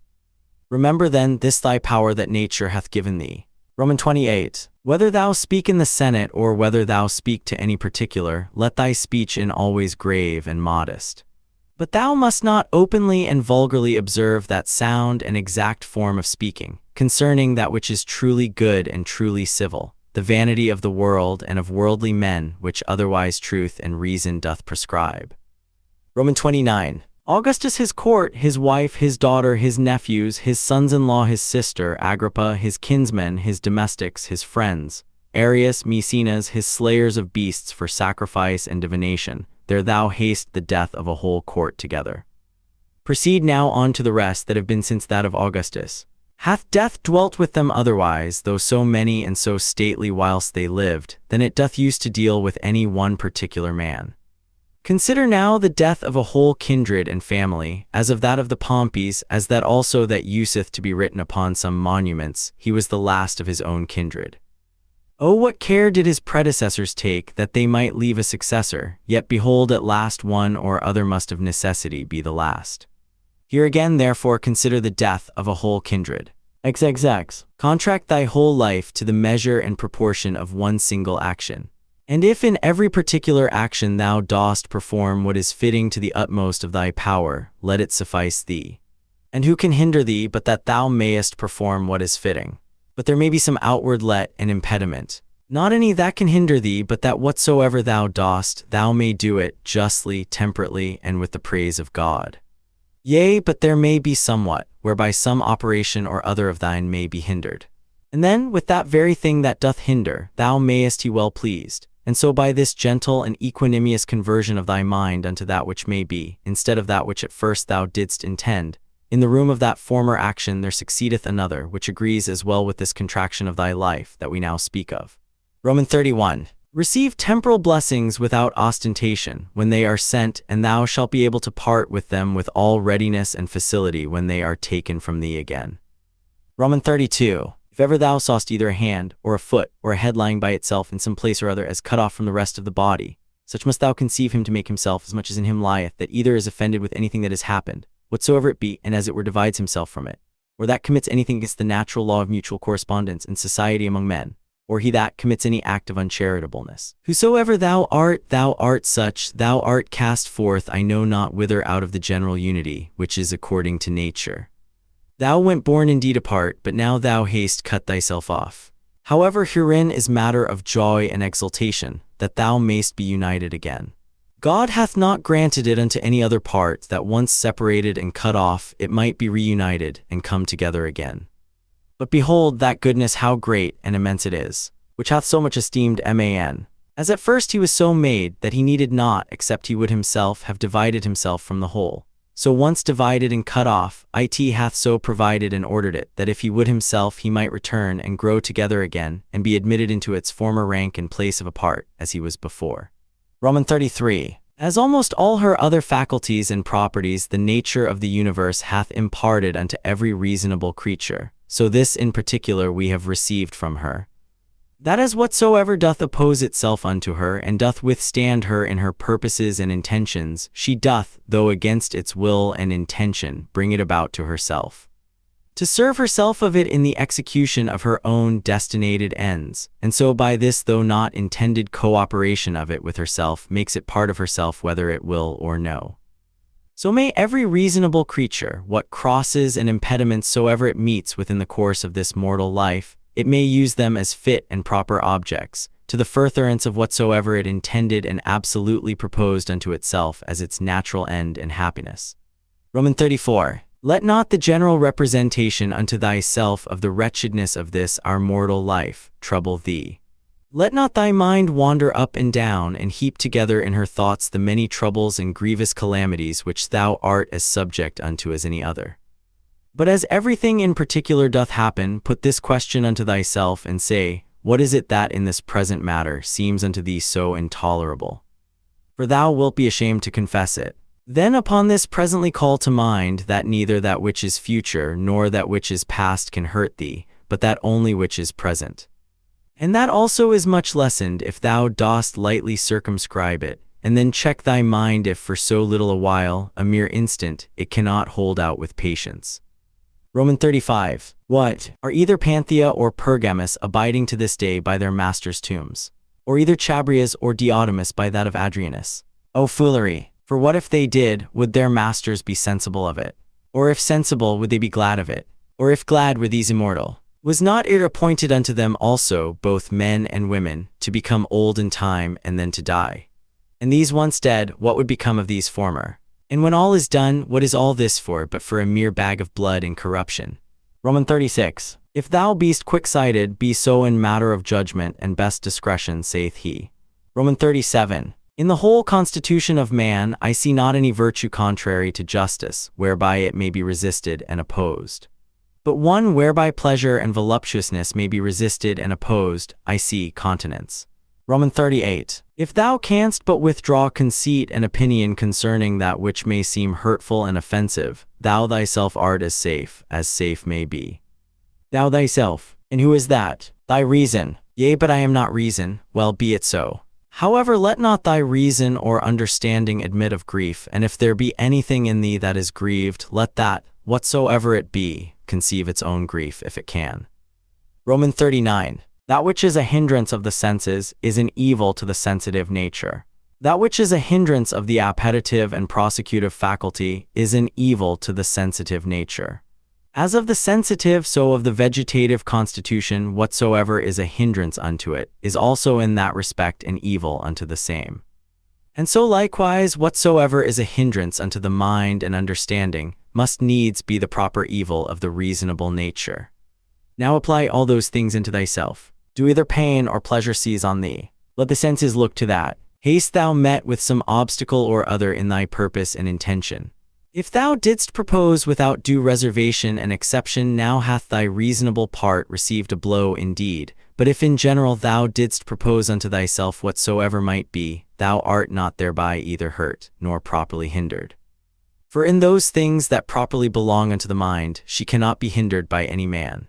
It is not fire nor iron, nor the power of a tyrant, nor the power of a slandering tongue, nor anything else that can penetrate into her. Excel, if once round and solid, there is no fear that ever it will change. Roman 41. Why should I grieve myself, who never did willingly grieve any other? One thing rejoices one, and another thing another. As for me, this is my joy, if my understanding be right and sound, as neither averse from any man, nor refusing any of those things which as a man I am subject unto. If I can look upon all things in the world meekly and kindly, accept all things and carry myself towards everything according to the true worth of the thing itself. Roman 42. This time that is now present, bestow thou upon thyself. They that rather hunt for fame after death do not consider that those men that shall be hereafter will be even such as these whom now they can so hardly bear with. And besides, they also will be mortal men. But to consider the thing in itself, if so many with so many voices shall make such and such a sound, or shall have such and such an opinion concerning thee, what is it to thee? Roman 43. Take me and throw me where thou wilt, I am indifferent. For there also I shall have that spirit which is within me propitious, that is well pleased and fully contented both in that constant disposition, and with those particular actions which to its own proper constitution are suitable and agreeable. Roman 44. Is this then a thing of that worth, that for it my soul should suffer and become worse than it was, as either basely dejected, or disordinately affected, or confounded within itself, or terrified? What can there be that thou shouldest so much esteem? Roman 45. Nothing can happen unto thee which is not incidental unto thee, as thou art a man. As nothing can happen either to an ox, a vine, or to a stone which is not incidental unto them, unto every one in his own kind. If therefore nothing can happen unto anything which is not both usual and natural, why art thou displeased? Sure the common nature of all would not bring anything upon any that were intolerable. If therefore it be a thing external that causes thy grief, know that it is not that properly that doth cause it, but thine own conceit and opinion concerning the thing, which thou mayest rid thyself of when thou wilt. But if it be somewhat that is amiss in thine own disposition, that doth grieve thee, mayest thou not rectify thy moral tenets and opinions? But if it grieve thee that thou dost not perform that which seemeth unto thee right and just, why dost not thou choose rather to perform it than to grieve? But somewhat that is stronger than thyself doth hinder thee. Let it not grieve thee then, if it be not thy fault that the thing is not performed. Yea, but it is a thing of that nature, as that thy life is not worth the while, except it may be performed. If it be so, upon condition that thou be kindly and lovingly disposed towards all men, thou mayest be gone. For even then, as much as at any time, art thou in a very good estate of performance, when thou dost die in charity with those that are an obstacle unto thy performance. Roman 46. Remember that thy mind is of that nature as that it becometh altogether unconquerable. When once recollected in herself, she seeks no other content than this, that she cannot be forced, yea, though it so fall out that it be even against reason itself that it cloth bandy. How much less when by the help of reason she is able to judge of things with discretion. And therefore let thy chief fort and place of defense be a mind free from passions, a stronger place whereunto to make his refuge, and so to become impregnable and better fortified than this hath no man. He that seeth not this is unlearned. He that seeth it and betaketh not himself to this place of refuge is unhappy. Roman 47. Keep thyself to the first bare and naked apprehensions of things, as they present themselves unto thee, and add not unto them. It is reported unto thee, that such a one speaketh ill of thee. Well, that he speaketh ill of thee, so much is reported. But that thou art hurt thereby is not reported. That is the addition of opinion which thou must exclude. I see that my child is sick. That he is sick I see, but that he is in danger of his life also, I see it not. Thus thou must use to keep thyself to the first motions and apprehensions of things as they present themselves outwardly, and add not unto them from within thyself through mere conceit and opinion. Or rather add unto them, hut as one that understandeth the true nature of all things that happen in the world. Roman 48. Is the cucumber bitter? Set it away. Brambles are in the way. Avoid them. Let this suffice. Add not presently speaking unto thyself, what serve these things for in the world. For this one that is acquainted with the mysteries of nature will laugh at thee for it, as a carpenter would or a shoemaker, if meeting in either of their shops with some shavings or small remnants of their work, thou shouldest blame them for it. And yet those men, it is not for want of a place where to throw them that they keep them in their shops for a while, but the nature of the universe hath no such outplace. But herein doth consist the wonder of her art and skill, that she having once circumscribed herself within some certain bounds and limits, whatsoever is within her that seems either corrupted or old or unprofitable, she can change it into herself, and of these very things can make new things, so that she needeth not to seek elsewhere out of herself either for a new supply of matter and substance, or for a place where to row out whatsoever is irrecoverably putrid and corrupt. Thus she, as for place, so for matter and art, is herself sufficient unto herself. Roman 49. Not to be slack and negligent, or loose and wanton in thy actions, nor contentious and troublesome in thy conversation, nor to rove and wander in thy fancies and imaginations. Not basely to contract thy soul, nor boisterously to sally out with it, or furiously to launch out as it were, nor ever to want employment. They kill me, they cut my flesh, they persecute my person with curses. what then? May not thy mind for all this continue pure, prudent, temperate, just? As a fountain of sweet and clear water, though she be cursed by some stander by, yet do her springs nevertheless still run as sweet and clear as before. Yea, though either dirt or dung be thrown in, yet is it no sooner thrown than dispersed, and she cleared. She cannot be dyed or infected by it. What then must I do that I may have within myself an overflowing fountain, and not a well? Beget thyself by continual pains and endeavors to true liberty with charity, and true simplicity and modesty. Lie, he that knoweth not what the world is, knoweth not where he himself is. And he that knoweth not what the world was made for, cannot possibly know either what are the qualities, or what is the nature of the world. Now he that in either of these is to seek, for what he himself was made is ignorant also. What then dost thou think of that man who proposeth unto himself as a matter of great moment the noise and applause of men, who both where they are and what they are themselves are altogether ignorant? Dost thou desire to be commended of that man who thrice in 1 hour perchance doth himself curse himself? Dost thou desire to please him who pleaseth not himself? Or dost thou think that he pleaseth himself, who doth use to repent himself almost of everything that he doth?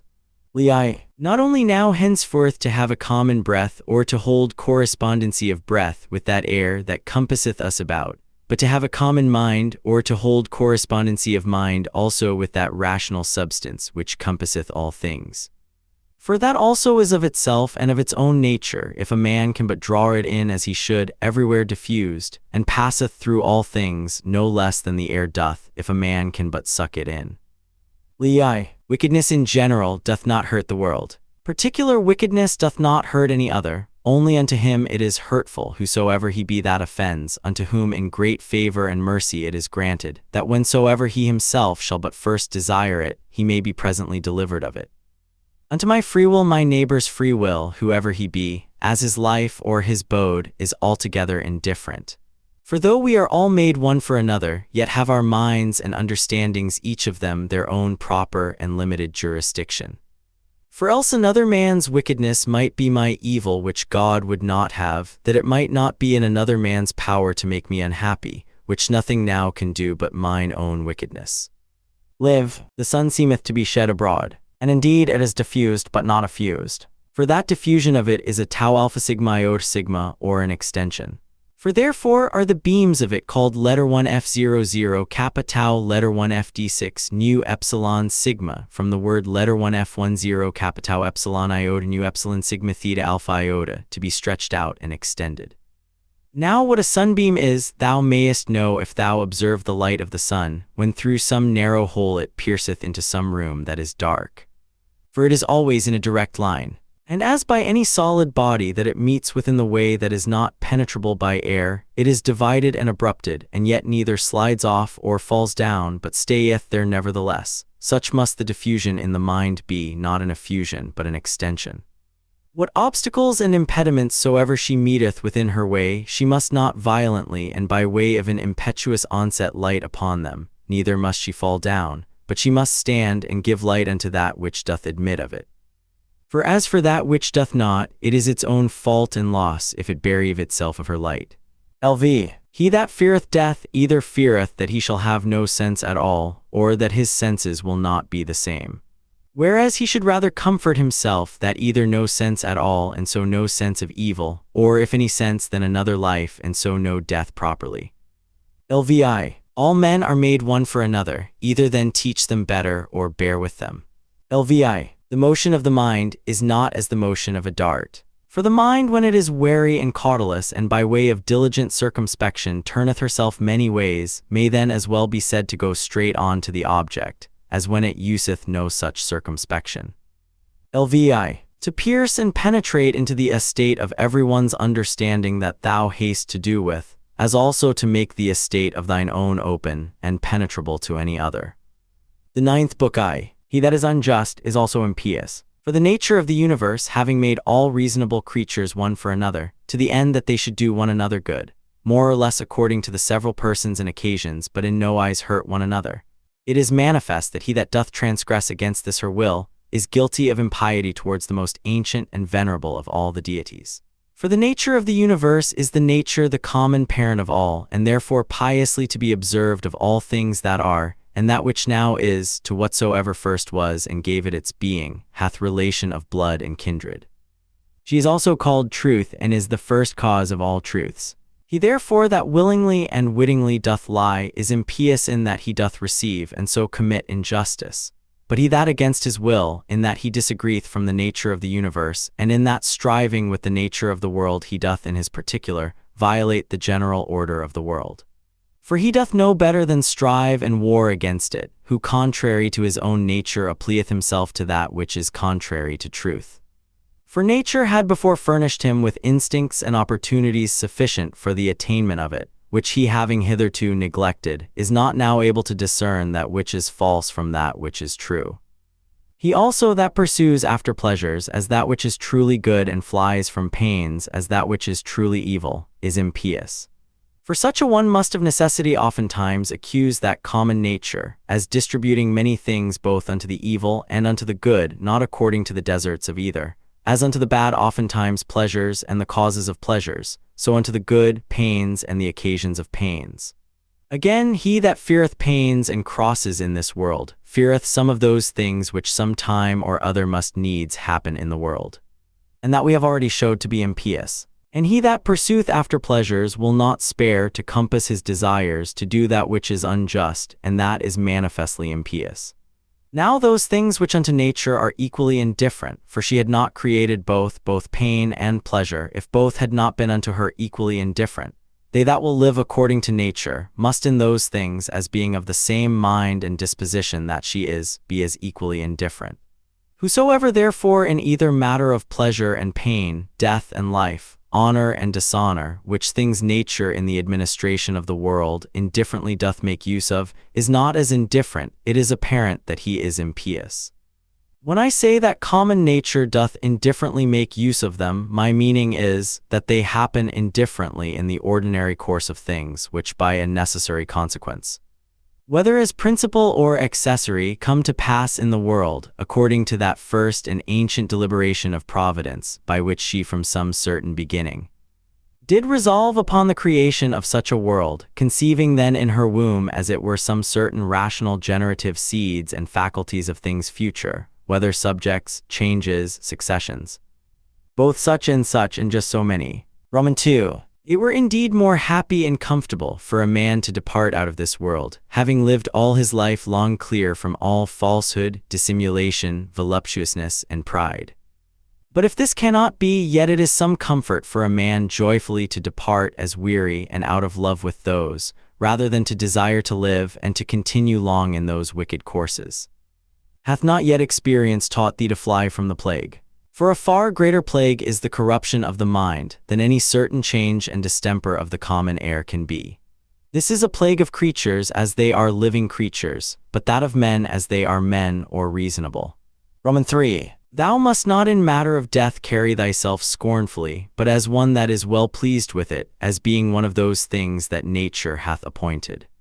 For what thou dost conceive of these, of a boy to become a young man, to wax old, to grow, to ripen, to get teeth, or a beard, or gray hairs to beget, to bear, or to be delivered, or what other action soever it be, that is natural unto man according to the several seasons of his life, such a thing is it also to be dissolved. It is therefore the part of a wise man, in matter of death, not in any wise to carry himself either violently or proudly, but patiently to wait for it, as one of nature's operations, that with the same mind as now thou dost expect when that which yet is but an embryo in thy wife's belly shall come forth, thou mayst expect also when thy soul shall fall off from that outward coat or skin, wherein as a child in the belly it lieth involved and shut up. But thou desirest a more popular, and though not so direct and philosophical, yet a very powerful and penetrative recipe against the fear of death. Nothing can make thee more willing to part with thy life, than if thou shalt consider both what the subjects themselves are that thou shalt part with, and what manner of disposition thou shalt no more have to do with. True it is that, offended with them, thou must not be by no means, but take care of them, and meekly bear with them. However, this thou mayst remember, that whensoever it happens that thou depart, it shall not be from men that held the same opinions that thou dost. For that indeed, if it were so, is the only thing that might make thee averse from death, and willing to continue here, if it were thy hap to live with men that had obtained the same belief that thou hast. But now what a toil it is for thee to live with men of different opinions thou seest, so that thou hast rather occasion to say, Hasten, I thee pray, O death, lest I also in time forget myself. Roman 4. He that sinneth, sinneth unto himself. He that is unjust hurts himself, in that he makes himself worse than he was before. Not he only that committeth, but he also that omitteth something, is oftentimes unjust. If my present apprehension of the object be right, and my present action charitable, and this, towards whatsoever doth proceed from God, be my present disposition to be well pleased with it, it sufficeth. To wipe away fancy, to use deliberation, to quench concupiscence, to keep the mind free to herself. Romans 7. Of all unreasonable creatures there is but one unreasonable soul, and of all that are reasonable but one reasonable soul, divided betwixt them all. As of all earthly things there is but one earth, and but one light that we see by, and but one air that we breathe in, as many as either breathe or see. Now whatsoever partakes of some common thing, naturally affects and inclines unto that whereof it is part, being of one kind in nature with it. Whatsoever is earthly presseth downwards to the common earth. Whatsoever is liquid would flow together, and whatsoever is airy would be together likewise, so that without some obstacle in some kind of violence they cannot well be kept asunder. Whatsoever is fiery doth not only by reason of the elementary fire tend upwards, but here also is so ready to join and to burn together that whatsoever doth want sufficient moisture to make resistance is easily set on fire. Whatsoever therefore is partaker of that reasonable common nature, naturally doth as much and more long after his own kind. For by how much in its own nature it excels all other things, by so much more is it desirous to be joined and united unto that which is of its own nature. As for unreasonable creatures then, they had not long been, but presently begun among them swarms and flocks and broods of young ones, and a kind of mutual love and affection. For though but unreasonable, yet a kind of soul these had, and therefore was that natural desire of union more strong and intense in them, as in creatures of a more excellent nature, than either in plants or stones or trees. But among reasonable creatures begun commonwealths, friendships, families, public meetings, and even in their wars, conventions, and truces. Now among them that were yet of a more excellent nature, as the stars and planets, though by their nature far distant one from another, yet even among them began some mutual correspondency and unity. So proper is it to excellency in a high degree to effect unity, as that even in things so far distant it could operate unto a mutual sympathy. But now behold what is now come to pass. Those creatures that are reasonable are now the only creatures that have forgotten their natural affection and inclination of one towards another. Among them alone of all other things that are of one kind, there is not to be found a general disposition to flow together. But though they fly from nature, yet are they stopped in their course and apprehended. Do they what they can, nature doth prevail. And so shalt thou confess if thou dost observe it. For sooner mayst thou find a thing earthly where no earthly thing is, than find a man that naturally can live by himself alone. Roman 8. Man, God, the world, everyone in their kind, bear some fruits. All things have their proper time to bear. Though by custom the word itself is in a manner become proper unto the vine, and the like, yet is it so nevertheless, as we have said. As for reason, that beareth both common fruit for the use of others, and peculiar which itself doth enjoy. Reason is of a diffusive nature, what itself is in itself, it begets in others, and so doth multiply. Roman 9. Either teach them better if it be in thy power, or if it be not, remember that for this use to bear with them patiently was mildness and goodness granted unto thee. The gods themselves are good unto such, yea, and in some things, as in matter of health, of wealth, of honor, are content often to further their endeavors, so good and gracious are they. And mightest thou not be so too? Or tell me what doth hinder thee? Labor not as one to whom it is appointed to be wretched, nor as one that either would be pitied or admired. But let this be thine only care and desire, so always and in all things to prosecute or to forbear, as the law of charity or mutual society doth require. Roman 11. This day I did come out of all my trouble. Nay, I have cast out all my trouble. It should rather be for that which troubled thee, whatsoever it was not without anywhere that thou shouldest come out of it, but within in thine own opinions, from whence it must be cast out, before thou canst truly and constantly be at ease. Roman 12. All those things for matter of experience are usual and ordinary for their continuance but for a day, and for their matter most base and filthy. As they were in the days of those whom we have buried, so are they now also, and no otherwise. Romans 13. The things themselves that affect us, they stand without doors, neither knowing anything themselves nor able to utter anything unto others concerning themselves. What then is it that passeth verdict on them? The understanding. Romans 14. As virtue and wickedness consist not in passion but in action, so neither doth the true good or evil of a reasonable charitable man consist in passion, but in operation and action.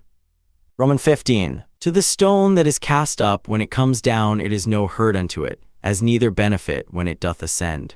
Romans 16. Sift their minds and understandings, and behold what men they be, whom thou dost stand in fear of what they shall judge of thee, what they themselves judge of themselves. Romans 17. All things that are in the world are always in the estate of alteration. Thou also art in a perpetual change, yea, and under corruption too in some part, and so is the whole world. Romans 18. It is not thine, but another man's sin. Why should it trouble thee? Let him look to it whose sin it is. Romans 19. Of an operation and of a purpose there is an ending, or of an action and of a purpose we say commonly that it is at an end. From opinion also there is an absolute cessation, which is as it were the death of it. In all this there is no hurt. Apply this now to a man's age, as first a child, then a youth, then a young man, then an old man. Every change from one age to another is a kind of death, and all this while here no matter of grief yet. Pass now into that life first, that which thou livest under thy grandfather, then under thy mother, then under thy father. And thus when through the whole course of thy life hitherto thou hast found and observed many alterations, many changes, many kinds of endings and cessations, put this question to thyself: what matter of grief or sorrow dost thou find in any of these? Or what dost thou suffer through any of these? If in none of these, then neither in the ending and consummation of thy whole life, which is also but a cessation and change.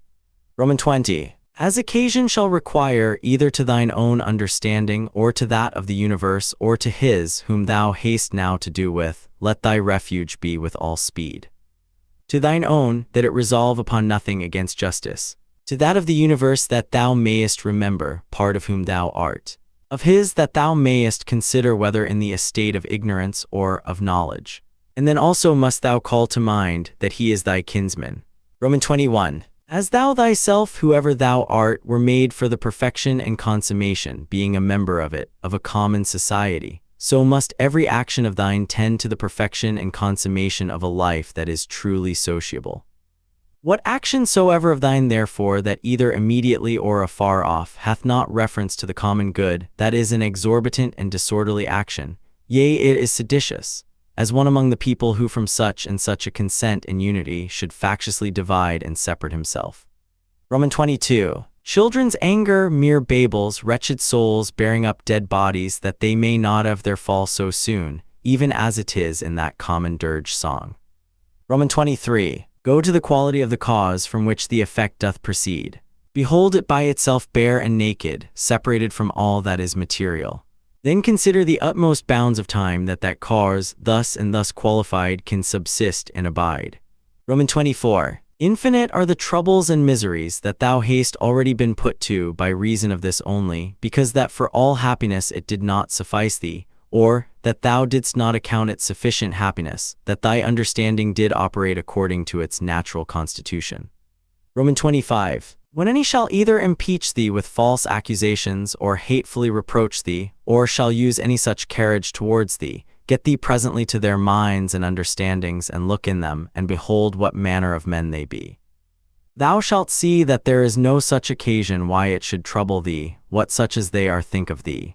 Yet must thou love them still, for by nature they are thy friends. And the gods themselves, in those things that they seek from them as matters of great moment, are well content, all manner of ways, as by dreams and oracles, to help them as well as others. Romans 26. Up and down, from one age to another, go the ordinary things of the world, being still the same. Either of everything in particular before it come to pass, the mind of the universe doth consider with itself and deliberate, and if so, then submit for shame unto the determination of such an excellent understanding, or once for all it did resolve upon all things in general, And since that whatsoever happens, happens by a necessary consequence, and all things indivisibly in a manner, and inseparably hold one of another. In sum, either there is a God, and then all is well, or if all things go by chance and fortune, yet mayest thou use thine own providence in those things that concern thee properly, and then art thou well. Romans 27. Within a while the earth shall cover us all, and then she herself shall have her change. And then the course will be from one period of eternity unto another, and so a perpetual eternity. Now can any man that shall consider with himself in his mind the several rollings or successions of so many changes and alterations, and the swiftness of all these rulings, can he otherwise but contemn in his heart and despise all worldly things? The cause of the universe is as it were a strong torrent, it carrieth all away. Romans 28. And these your professed politicians, the only true practical philosophers of the world, as they think of themselves, so full of affected gravity, or such professed lovers of virtue and honesty, what wretches be they in very deed, how vile and contemptible in themselves. O man, what ado dost thou keep? Do what thy nature doth now require. Resolve upon it if thou mayest, and take no thought whether anybody shall know it or no. Yea, but sayest thou, I must not expect a Plato's commonwealth. If they profit though never so little, I must be content, and think much even of that little progress. Doth then any of them forsake their former false opinions, that I should think they profit? For without a change of opinions, alas, what is all that ostentation but mere wretchedness of slavish minds that groan privately, and yet would make a show of obedience to reason and truth? Go to now and tell me of Alexander and Philippus and Demetrius Phalereus. Whether they understood what the common nature requireth and could rule themselves or no, they know best themselves. But if they kept a life and swaggered, I, God be thanked, am not bound to imitate them. The effect of true philosophy is unaffected simplicity and modesty.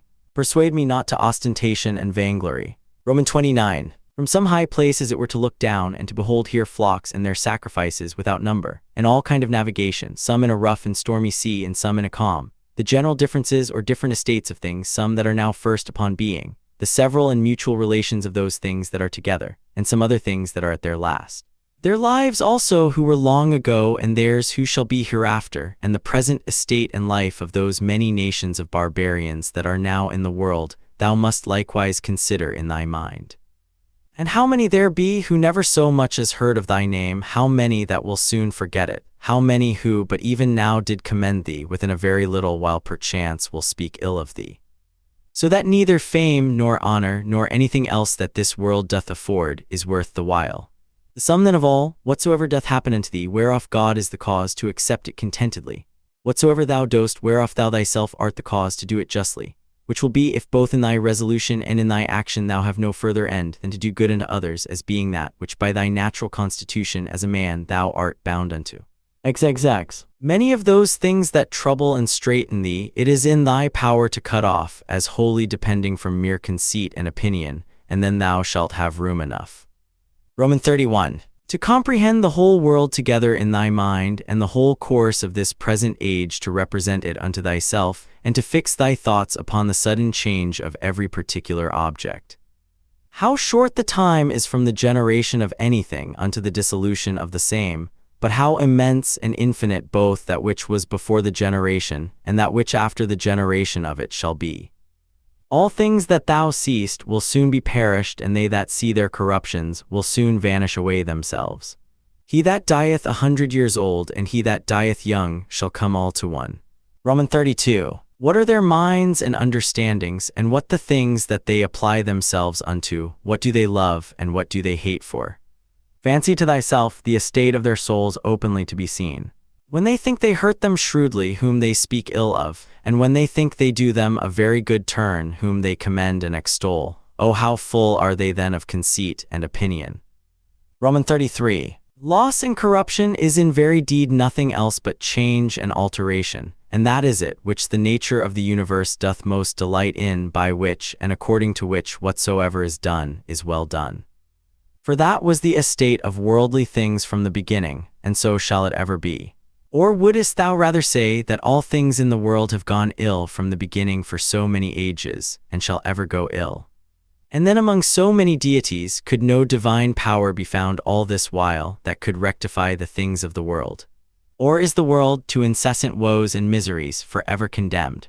Roman 34. How base and putrid every common matter is. Water, dust, and from the mixture of these bones and all that loathsome stuff that our bodies do consist of, so subject to be infected and corrupted. And again, those other things that are so much prized and admired as marble stones, what are they, but as it were the kernels of the earth? Gold and silver, what are they, but as the more gross feces of the earth?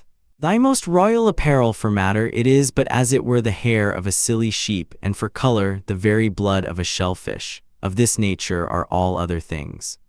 Thy life itself is some such thing too, a mere exhalation of blood, and it also apt to be changed into some other common thing. Roman 35. Will this querulousness, this murmuring, this complaining and dissembling never be at an end? What then is it that troubleth thee? Doth any new thing happen unto thee? What dost thou so wonder at? At the cause or the matter? Behold, either by itself is either of that weight and moment indeed. And besides these there is not anything. But thy duty towards the gods also, it is time thou shouldst acquit thyself of it with more goodness and simplicity. Roman 36. It is all one to see these things for 100 of years together, or but for 3 years. Roman 37. If he have sinned, his is the harm, not mine. But perchance he hath not. Roman 38. Either all things by the providence of reason happen in every particular, as a part of one general body, and then it is against reason that a part should complain of anything that happens for the good of the whole. Or if, according to Epicurus, atoms be the cause of all things, and that life be nothing else but an accidentary confusion of things, and death nothing else but a mere dispersion and so of all other things, what dost thou trouble thyself for? Roman 39. Sayest thou unto that rational part, thou art dead, corruption hath taken hold on thee? Doth it then also void excrements? Doth it like either oxen or sheep graze or feed, that it also should be mortal as well as the body? Excel, either the gods can do nothing for us at all, or they can still and allay all the distractions and distempers of thy mind. If they can do nothing, why dost thou pray? If they can, why wouldst not thou rather pray that they will grant unto thee that thou mayst neither fear, nor lust after any of those worldly things which cause these distractions and distempers of it? Why not rather that thou mayst not at either their absence or presence be grieved and discontented, than either that thou mayst obtain them or that thou mayst avoid them? For certainly it must needs be that if the gods can help us in anything, they may in this kind also. But thou wilt say perchance, in those things the gods have given me my liberty, and it is in mine own power to do what I will. But if thou mayst use this liberty rather to set thy mind at true liberty, than wilfully with baseness and servility of mind to effect those things which either to compass or to avoid is not in thy power, wert not thou better? And as for the gods, who hath told thee that they may not help us up even in those things that they have put in our own power? Whether it be so or no, thou shalt soon perceive, if thou wilt but try thyself and pray. One prayeth that he may compass his desire to lie with such or such a one, pray thou that thou mayst not lust to lie with her. Another how he may be rid of such a one, pray thou that thou mayst so patiently bear with him as that thou have no such need to be rid of him. Another that he may not lose his child, pray thou that thou mayst not fear to lose him. To this end and purpose let all thy prayer be, and see what will be the event. Roman 41. In my sickness, saith Epicurus of himself, my discourses were not concerning the nature of my disease, neither was that to them that came to visit me the subject of my talk. But in the consideration and contemplation of that which was of especial weight and moment was all my time bestowed and spent, and among others in this very thing, how my mind, by a natural and unavoidable sympathy partaking in some sort with the present indisposition of my body, might nevertheless keep herself free from trouble, and in present possession of her own proper happiness. Neither did I leave the ordering of my body to the physicians altogether to do with me what they would, as though I expected any great matter from them, or as though I thought it a matter of such great consequence by their means to recover my health, for my present estate methought liked me very well, and gave me good content. Whether therefore in sickness, if thou chance to sicken, or in what other kind of extremity soever, endeavor thou also to be in thy mind so affected, as he doth report of himself, not to depart from thy philosophy for anything that can befall thee, nor to give ear to the discourses of silly people and mere naturalists. Roman 42. It is common to all trades and professions to mind and intend that only which now they are about, and the instrument whereby they work. Roman 43. When at any time thou art offended with anyone's impudency, put presently this question to thyself, what? Is it then possible that there should not be any impudent men in the world? Certainly it is not possible. Desire not then that which is impossible. For this one thou must think, whosoever he be, is one of those impudent ones that the world cannot be without. So of the subtile and crafty, so of the perfidious, so of every one that offendeth, must thou ever be ready to reason with thyself. For whilst in general thou dost thus reason with thyself, that the kind of them must needs be in the world, thou wilt be the better able to use meekness towards every particular. This also thou shalt find of very good use upon every such occasion, presently to consider with thyself, what proper virtue nature hath furnished man with, against such a vice, or to encounter with a disposition vicious in this kind. As for example, against the unthankful it hath given goodness and meekness as an antidote, and so against another vicious in another kind some other peculiar faculty. And generally is it not in thy power to instruct him better, that is in an error.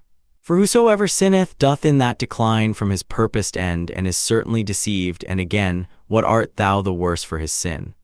For thou shalt not find that any one of these, against whom thou art incensed, hath in very deed done anything whereby thy mind, the only true subject of thy hurt and evil, can be made worse than it was. And what a matter of either grief or wonder is this, if he that is unlearned do the deeds of one that is unlearned? Should not thou rather blame thyself, who, when upon very good grounds of reason thou mightst have thought it very probable that such a thing would by such a one be committed, didst not only not foresee it, but moreover dost wonder at it, that such a thing should be? But then especially when thou dost find fault with either an unthankful or a false man, must thou reflect upon thyself. For without all question thou thyself art much in fault, if either of one that were of such a disposition, thou didst expect that he should be true unto thee. Or when unto any thou didst a good turn, thou didst not there bound thy thoughts as one that had obtained his end, nor didst not think that from the action itself thou hadst received a full reward of the good that thou hadst done. For what wouldst thou have more? Unto him that is a man, thou hast done a good turn, doth not that suffice thee? What thy nature required, that hast thou done. Must thou be rewarded for it? As if either the eye for that it seeth, or the feet that they go, should require satisfaction. For as these being by nature appointed for such an use, can challenge no more than that they may work according to their natural constitution. So man being born to do good unto others whensoever he doth a real good unto any by helping them out of error, or though but in middle things, as in matter of wealth, life, preferment, and the like, doth help to further their desires, he doth that for which he was made, and therefore can require no more. The 10th Book. O my soul, the time I trust will be, when thou shalt be good, simple, single, more open and visible than that body by which it is enclosed. Thou wilt one day be sensible of their happiness, whose end is love, and their affections dead to all worldly things. Thou shalt one day be full and in want of no external thing, not seeking pleasure from anything either living or insensible that this world can afford, neither wanting time for the continuation of thy pleasure, nor place and opportunity, nor the favor either of the weather or of men.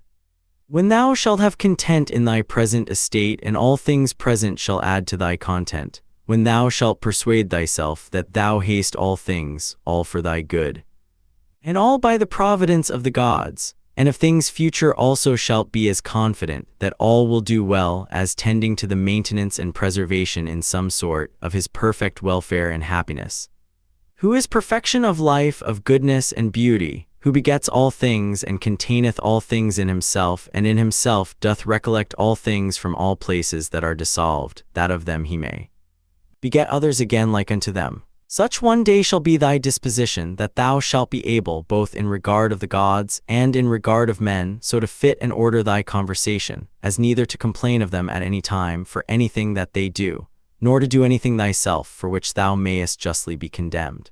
Roman 2. As one who is altogether governed by nature, let it be thy care to observe what it is that thy nature in general doth require.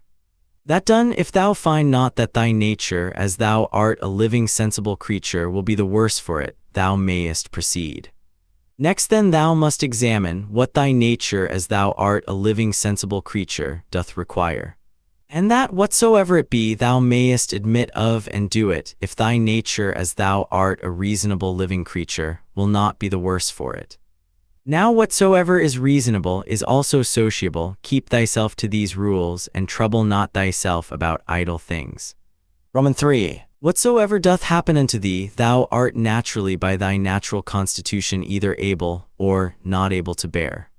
If thou beest able, be not offended, but bear it according to thy natural constitution, or as nature hath enabled thee.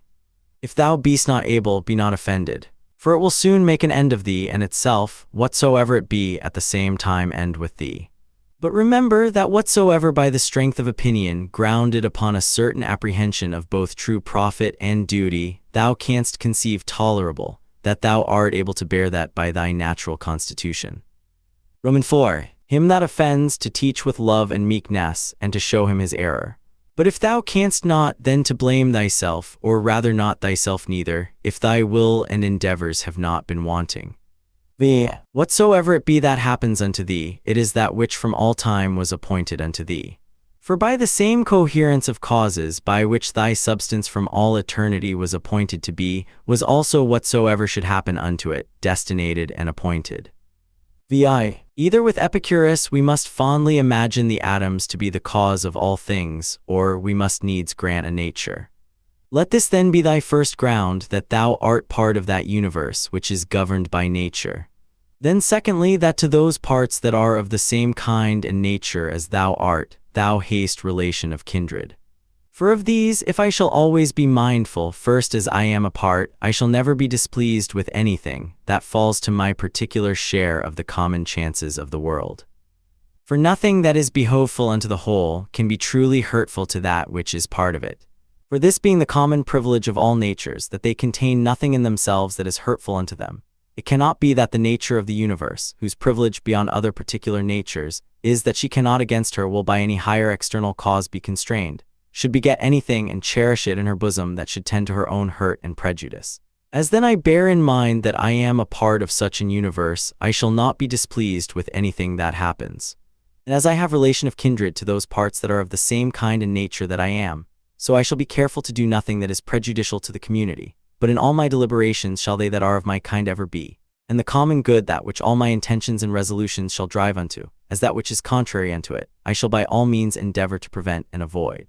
These things once so fixed and concluded, as thou wouldst think him a happy citizen, whose constant study and practice were for the good and benefit of his fellow citizens, and the carriage of the city such towards him that he were well pleased with it, so must it needs be with thee that thou shalt live a happy life. Romans 7. All parts of the world, all things I mean that are contained within the whole world, must of necessity at some time or other come to corruption. Alteration, I should say, to speak truly and properly, but that I may be the better understood, I am content at this time to use that more common word.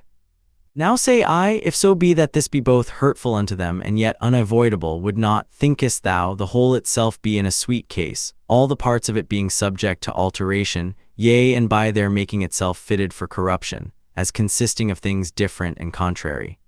And did nature then either of herself thus project and purpose the affliction and misery of her parts, and therefore of purpose so made them, not only that haply they might, but of necessity that they should fall into evil, or did not she know what she did when she made them? For either of these two to say is equally absurd. But to let pass nature in general, and to reason of things particular according to their own particular natures, how absurd and ridiculous is it, first to say that all parts of the whole are by their proper natural constitution subject to alteration, and then when any such thing doth happen, as when one doth fall sick and dieth, to take on and wonder as though some strange thing had happened. Though this besides might move not so grievously to take on when any such thing doth happen, that whatsoever is dissolved, it is dissolved into those things whereof it was compounded. For every dissolution is either a mere dispersion of the elements into those elements again whereof everything did consist, or a change of that which is more solid into earth, and of that which is pure and subtile or spiritual into air. So that by this means nothing is lost, but all resumed again into those rational generative seeds of the universe, and this universe, either after a certain period of time to lie consumed by fire, or by continual changes to be renewed, and so forever to endure. Now that solid and spiritual that we speak of, thou must not conceive it to be that very same which at first was, when thou wert born.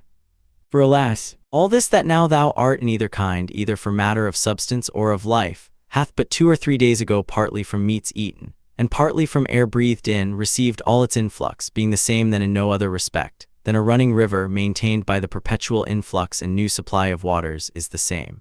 That therefore which thou hast since received, not that which came from thy mother, is that which comes to change and corruption. But suppose that for the general substance and more solid part of it should still cleave unto thee never so close, yet what is that to the proper qualities and affections of it, by which persons are distinguished, which certainly are quite different? Roman 8. Now that thou hast taken these names upon thee of good, modest, true, of letter 1 F1 4 mu phi rho omega nu, sigma epsilon mu phi rho omega nu, letter 1 F5 1 pi epsilon rho phi rho omega nu. Take heed lest at any times, by doing anything that is contrary, thou be but improperly so called, and lose thy right to these appellations. Or if thou do, return unto them again with all possible speed. And remember that the word letter 1 F1 4 mu phi rho omega nu notes unto thee an intent and intelligent consideration of every object that presents itself unto thee, without distraction. And the word sigma epsilon mu phi rho omega nu, a ready and contented acceptation of whatsoever by the appointment of the common nature, happens unto thee. And the word letter 1 F5 1 pi epsilon rho phi rho omega nu, a superextension or a transcendent and outreaching disposition of thy mind, whereby it passeth by all bodily pains and pleasures, honor and credit, death and whatsoever is of the same nature, as matters of absolute indifferency, and in no wise to be stood upon by a wise man. These then if inviolably thou shalt observe, and shalt not be ambitious to be so called by others, both thou thyself shalt become a new man, and thou shalt begin a new life. For to continue such as hitherto thou hast been, to undergo those distractions and distempers as thou must needs for such a life as hitherto thou hast lived, is the part of one that is very foolish, and is overfond of his life, whom a man might compare to one of those half-eaten wretches, matched in the amphitheater with wild beasts, who as full as they are all the body over with wounds and blood, desire for a great favor that they may be reserved till the next day, then also, and in the same estate to be exposed to the same nails and teeth as before. Weigh therefore, ship thyself, and from the troubles and distractions of thy former life convey thyself as it were unto these few names, and if thou canst abide in them, or be constant in the practice and possession of them, continue there as glad and joyful as one that were translated into some such place of bliss and happiness as that which by Hesiod and Plato is called the Islands of the Blessed, by others called the Elysian Fields. And whensoever thou findest thyself, that thou art in danger of a relapse, and that thou art not able to master and overcome those difficulties and temptations that present themselves in thy present station, get thee into any private corner where thou mayst be better able. Or if that will not serve, forsake even thy life rather, but so that it be not in passion, but in a plain, voluntary, modest way, this being the only commendable action of thy whole life, that thus thou art departed, or this having been the main work and business of thy whole life, that thou mightest thus depart. Now for the better remembrance of those names that we have spoken of, thou shalt find it a very good help to remember the gods as often as may be, and that the thing which they require at our hands of as many of us, as are by nature reasonable creation, is not that with fair words and outward show of piety and devotion we should flatter them, but that we should become like unto them, and that as all other natural creatures, the fig tree for example, the dog, the bee, both do, all of them, and apply themselves unto that which by their natural constitution is proper unto them, so man likewise should do that which by his nature, as he is a man, belongs unto him. Roman 9. Toys and fooleries at home, wars abroad, sometimes terror, sometimes torpor or stupid sloth, this is thy daily slavery. By little and little, if thou dost not better look to it, those sacred digmata will be blotted out of thy mind. How many things be there which, when as a mere naturalist thou hast barely considered of according to their nature, thou dost let pass without any further use? Whereas thou shouldst in all things so join action and contemplation, that thou mightest both at the same time attend all present occasions, to perform everything duly and carefully, and yet so intend the contemplative part too, that no part of that delight and pleasure, which the contemplative knowledge of everything according to its true nature doth of itself afford, might be lost. Or that the true and contemplative knowledge of everything according to its own nature might of itself, action being subject to many lets and impediments, afford unto thee sufficient pleasure and happiness, not apparent indeed, but not concealed. And when shalt thou attain to the happiness of true simplicity and unaffected gravity? When shalt thou rejoice in the certain knowledge of every particular object according to its true nature, as what the matter and substance of it is, what use it is for in the world, how long it can subsist, what things it doth consist of, who they be that are capable of it, and who they that can give it and take it away. Eggs. As the spider, when it hath caught the fly that it hunted after, is not little proud, nor meanly conceited of herself. As he likewise that hath caught an hare or hath taken a fish with his net, as another for the taking of a boar and another of a bear, so may they be proud, and applaud themselves for their valiant acts against the Sarmatai or northern nations lately defeated. For these also, these famous soldiers and warlike men, if thou dost look into their minds and opinions, what do they for the most part but hunt after prey? Roman 11. To find out and set to thyself some certain way and method of contemplation, whereby thou mayest clearly discern and represent unto thyself the mutual change of all things, the one into the other. Bear it in thy mind evermore, and see that thou be thoroughly well exercised in this particular. For there is not anything more effectual to beget true magnanimity. Roman 12. He hath got loose from the bonds of his body, and perceiving that within a very little while he must of necessity bid the world farewell and leave all these things behind him, he wholly applied himself, as to righteousness in all his actions, so to the common nature in all things that should happen unto him. And contenting himself with these two things, to do all things justly, and whatsoever God doth send to like well of it, what others shall either say or think of him, or shall do against him, he doth not so much as trouble his thoughts with it. To go on straight whither right and reason directed him, and by so doing to follow God, was the only thing that he did mind, that, his only business and occupation. Roman 13. What use is there of suspicion at all? Or why should thoughts of mistrust and suspicion concerning that which is future trouble thy mind at all? What now is to be done, if thou mayest search an inquiry into that, what needs thou care for more? And if thou art well able to perceive it alone, let no man divert thee from it. But if alone thou dost not so well perceive it, suspend thine action, and take advice from the best.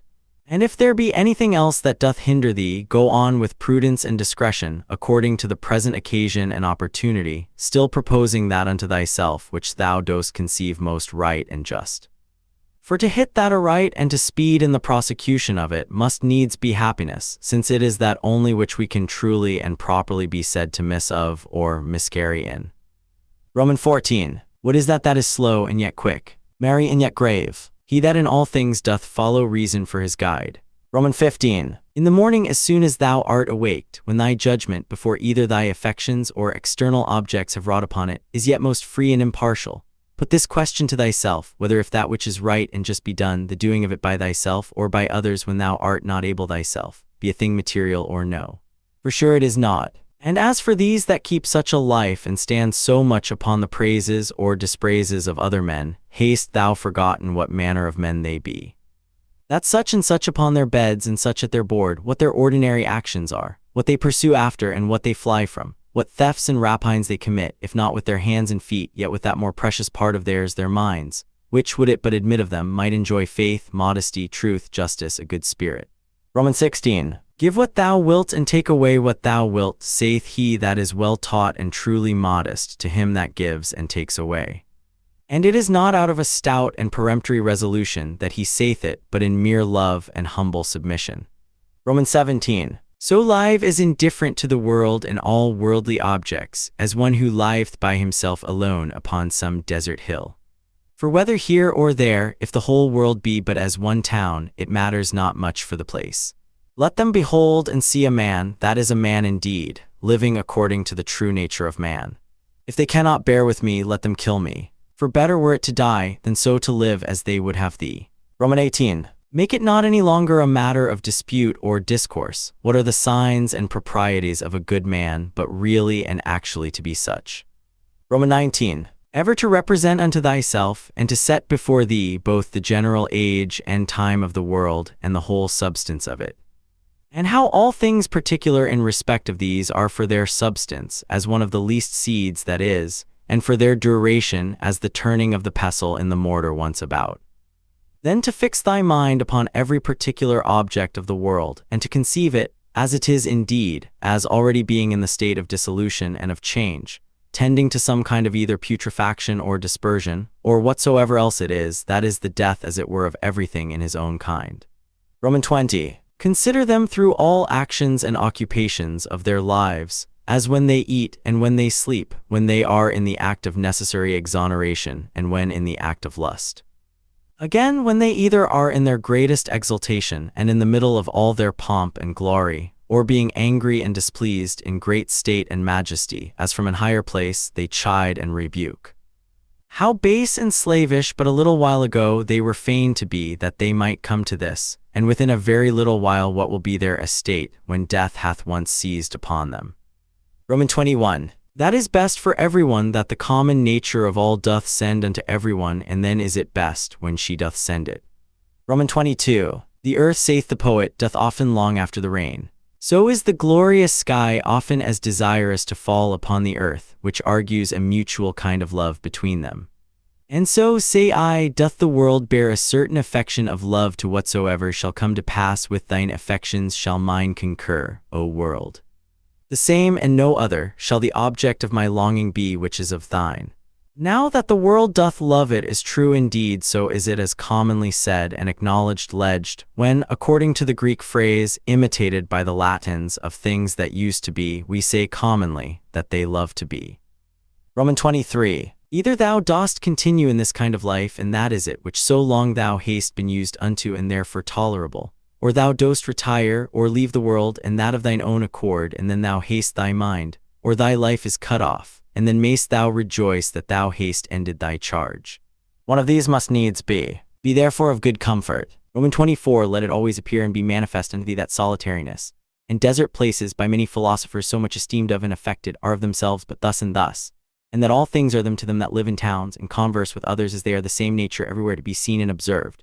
To them that have retired themselves to the top of mountains, and to desert havens, or what other desert and inhabited places soever. For anywhere it thou wilt mayest thou quickly find and apply that to thyself, which Plato saith of his philosopher in a place, as private and retired, saith he, as if he were shut up and enclosed about in some shepherd's lodge on the top of a hill.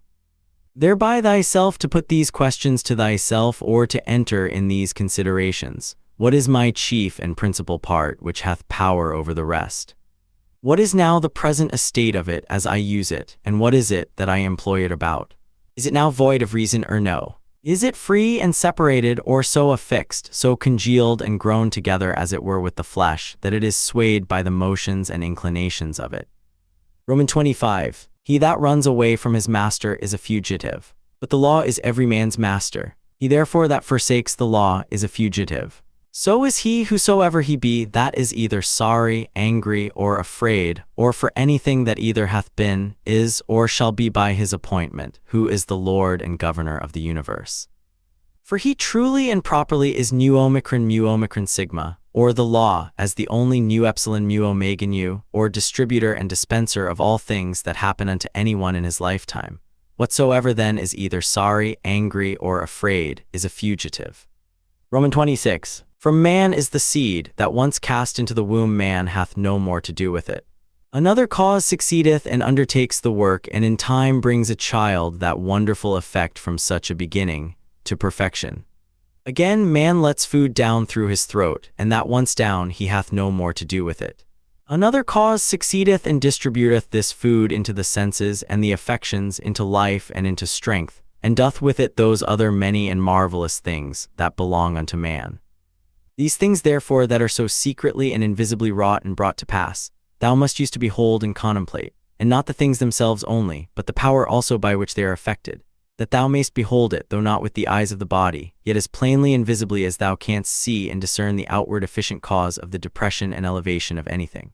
Romans 27. Ever to mind and consider with thyself how all things that now are have been heretofore much after the same sort, and after the same fashion that now they are, and so to think of those things which shall be hereafter also. Moreover, whole dramata and uniform scenes, or scenes that comprehend the lives and actions of men of one calling and profession, as many as either in thine own experience thou hast known, or by reading of ancient histories, as the whole court of Adrianus, the whole court of Antoninus Pius, the whole court of Philippus, that of Alexander, that of Croesus, to set them all before thine eyes. For thou shalt find that they are all but after one sort in fashion, only that the actors were others.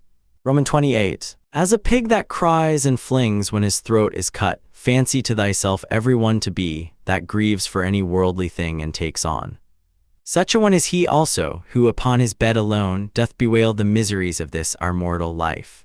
And remember this, that unto reasonable creatures only it is granted that they may willingly and freely submit unto Providence, but absolutely to submit is a necessity imposed upon all creatures equally. Roman 29. Whatsoever it is that thou goest about, consider of it by thyself, and ask thyself, what? Because I shall do this no more when I am dead, should therefore death seem grievous unto me. XXX. When thou art offended with any man's transgression, presently reflect upon thyself, and consider what thou thyself art guilty of in the same kind.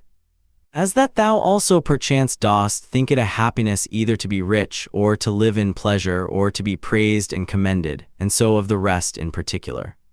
For this if thou shalt call to mind, thou shalt soon forget thine anger, especially when at the same time this also shall concur in thy thoughts, that he was constrained by his error and ignorance so to do. For how can he choose as long as he is of that opinion? Do thou therefore, if thou canst, take away that from him, that forceth him to do as he doth. Roman 31. When thou seest Satiro, think of Socraticus and Eutyches or Hymen, and when Euphrates, think of Eutychio and Silvanus, when Alciphron of Tropiophorus, when Xenophon of Crito or Severus.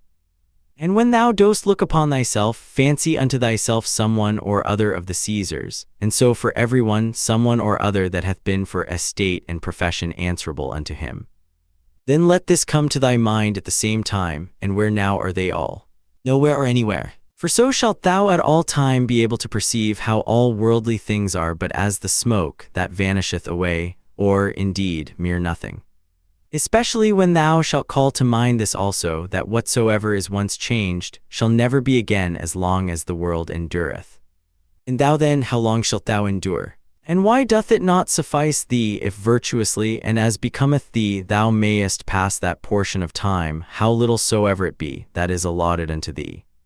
Roman 32. What a subject and what a course of life is it, that thou dost so much desire to be rid of?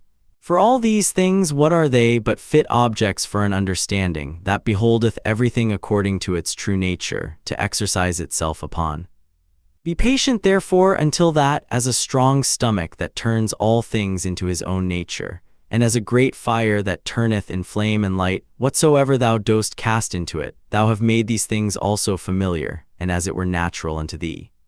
Roman 33. Let it not be in any man's power to say truly of thee, that thou art not truly simple, or sincere and open, or not good. Let him be deceived, whosoever he be that shall have any such opinion of thee.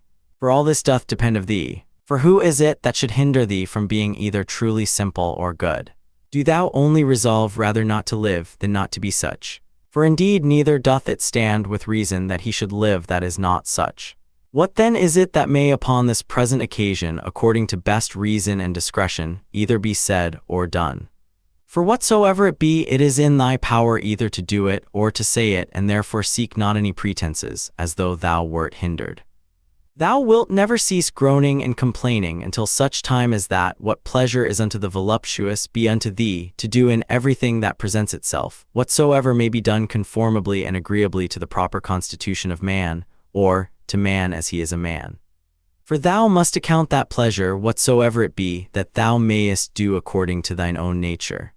And to do this, every place will fit thee. Unto the cylindrous or roller it is not granted to move everywhere according to its own proper motion, as neither unto the water, nor unto the fire, nor unto any other thing that either is merely natural or natural and sensitive, but not rational, for many things there be that can hinder their operations.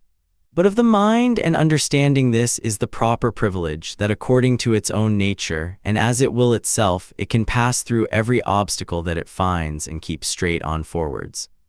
Setting therefore before thine eyes this happiness and felicity of thy mind, whereby it is able to pass through all things, and is capable of all motions, whether as the fire upwards, or as the stone downwards, or as the cylindrous through that which is sloping, content thyself with it, and seek not after any other thing. For all other kind of hindrances that are not hindrances of thy mind, either they are proper to the body, or merely proceed from the opinion, reason not making that resistance that it should, but basely and cowardly suffering itself to be foiled, and of themselves can neither wound nor do any hurt at all. Else must he of necessity, whosoever he be that meets with any of them, become worse than he was before. For so is it in all other subjects that is thought hurtful unto them, whereby they are made worse.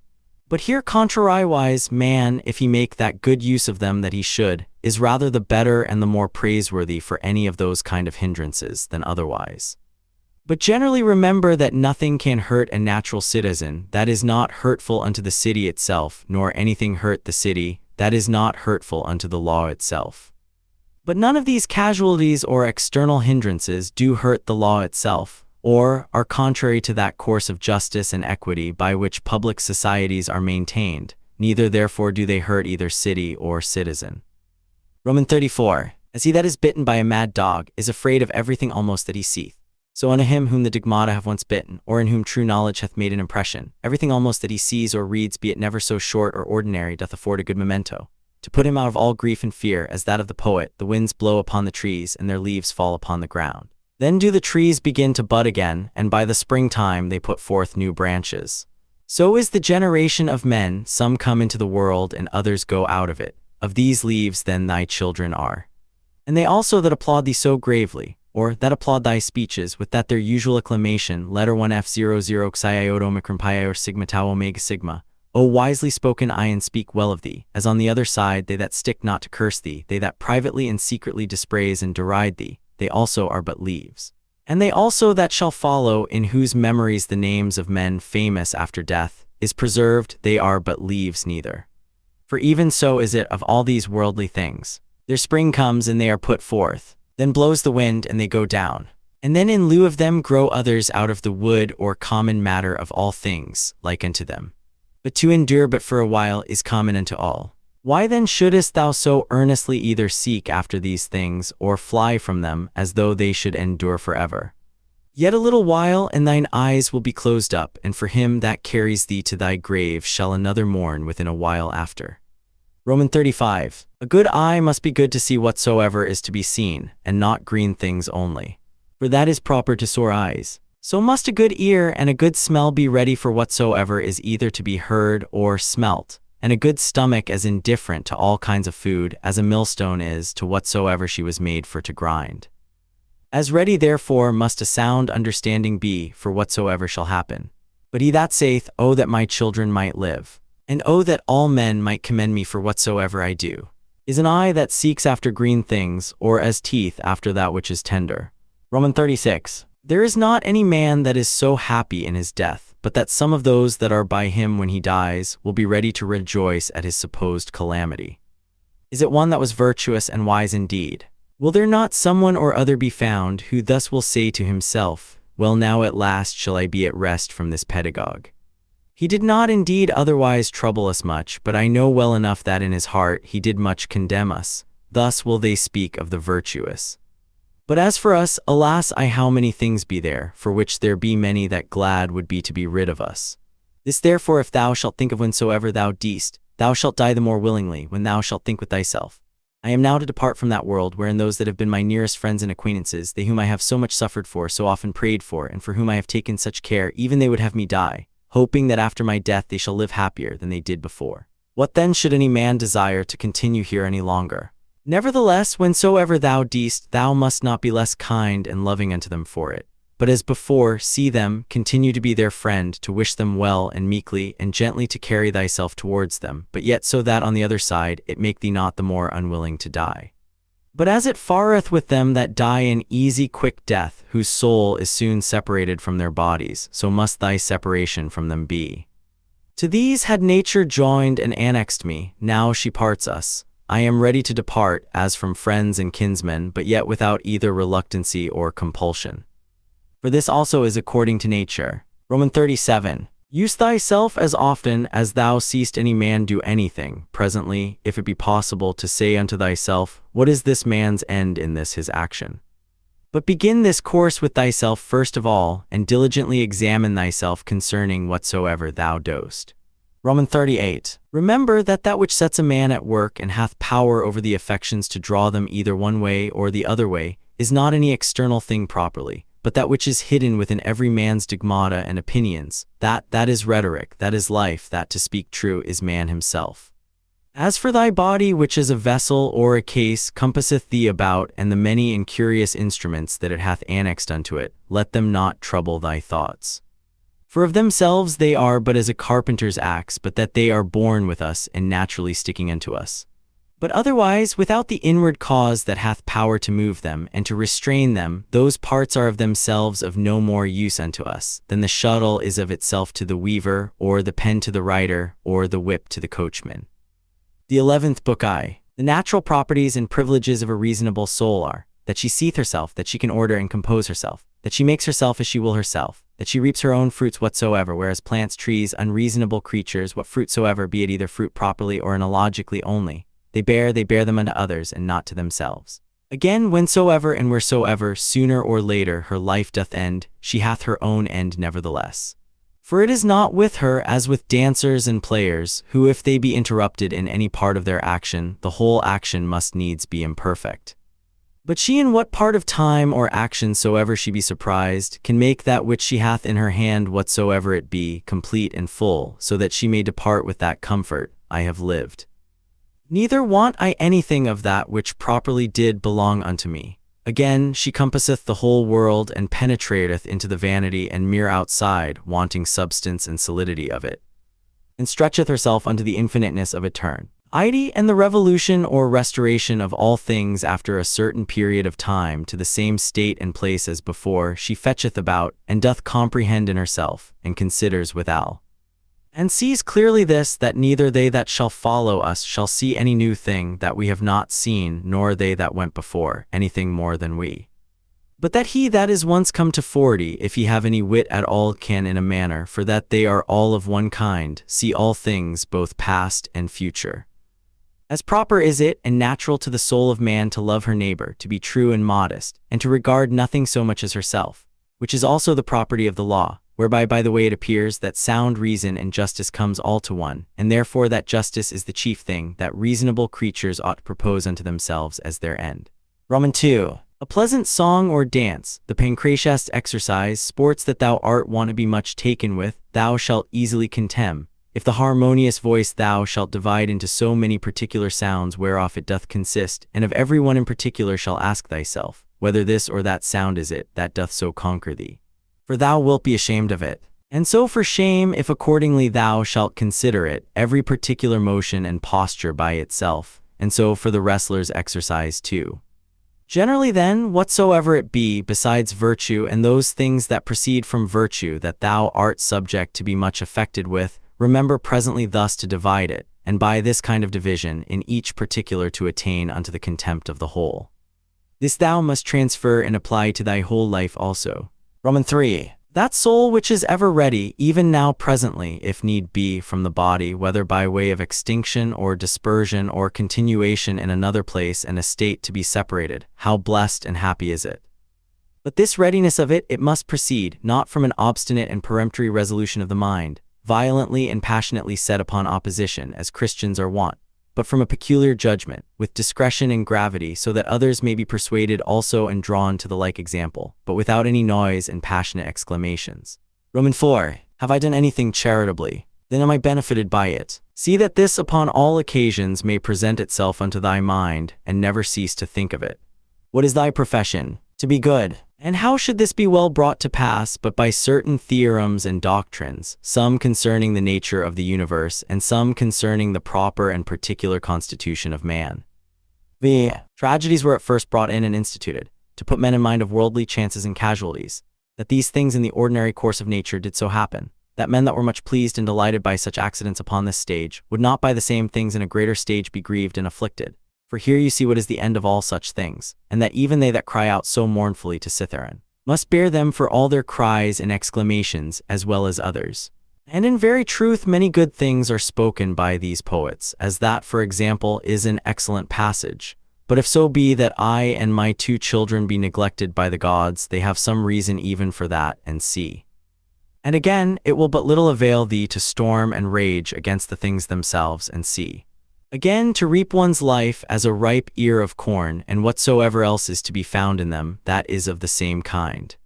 After the tragedy, the ancient comedy was brought in, which had the liberty to inveigh against personal vices, being therefore through this her freedom and liberty of speech of very good use and effect, to restrain men from pride and arrogancy.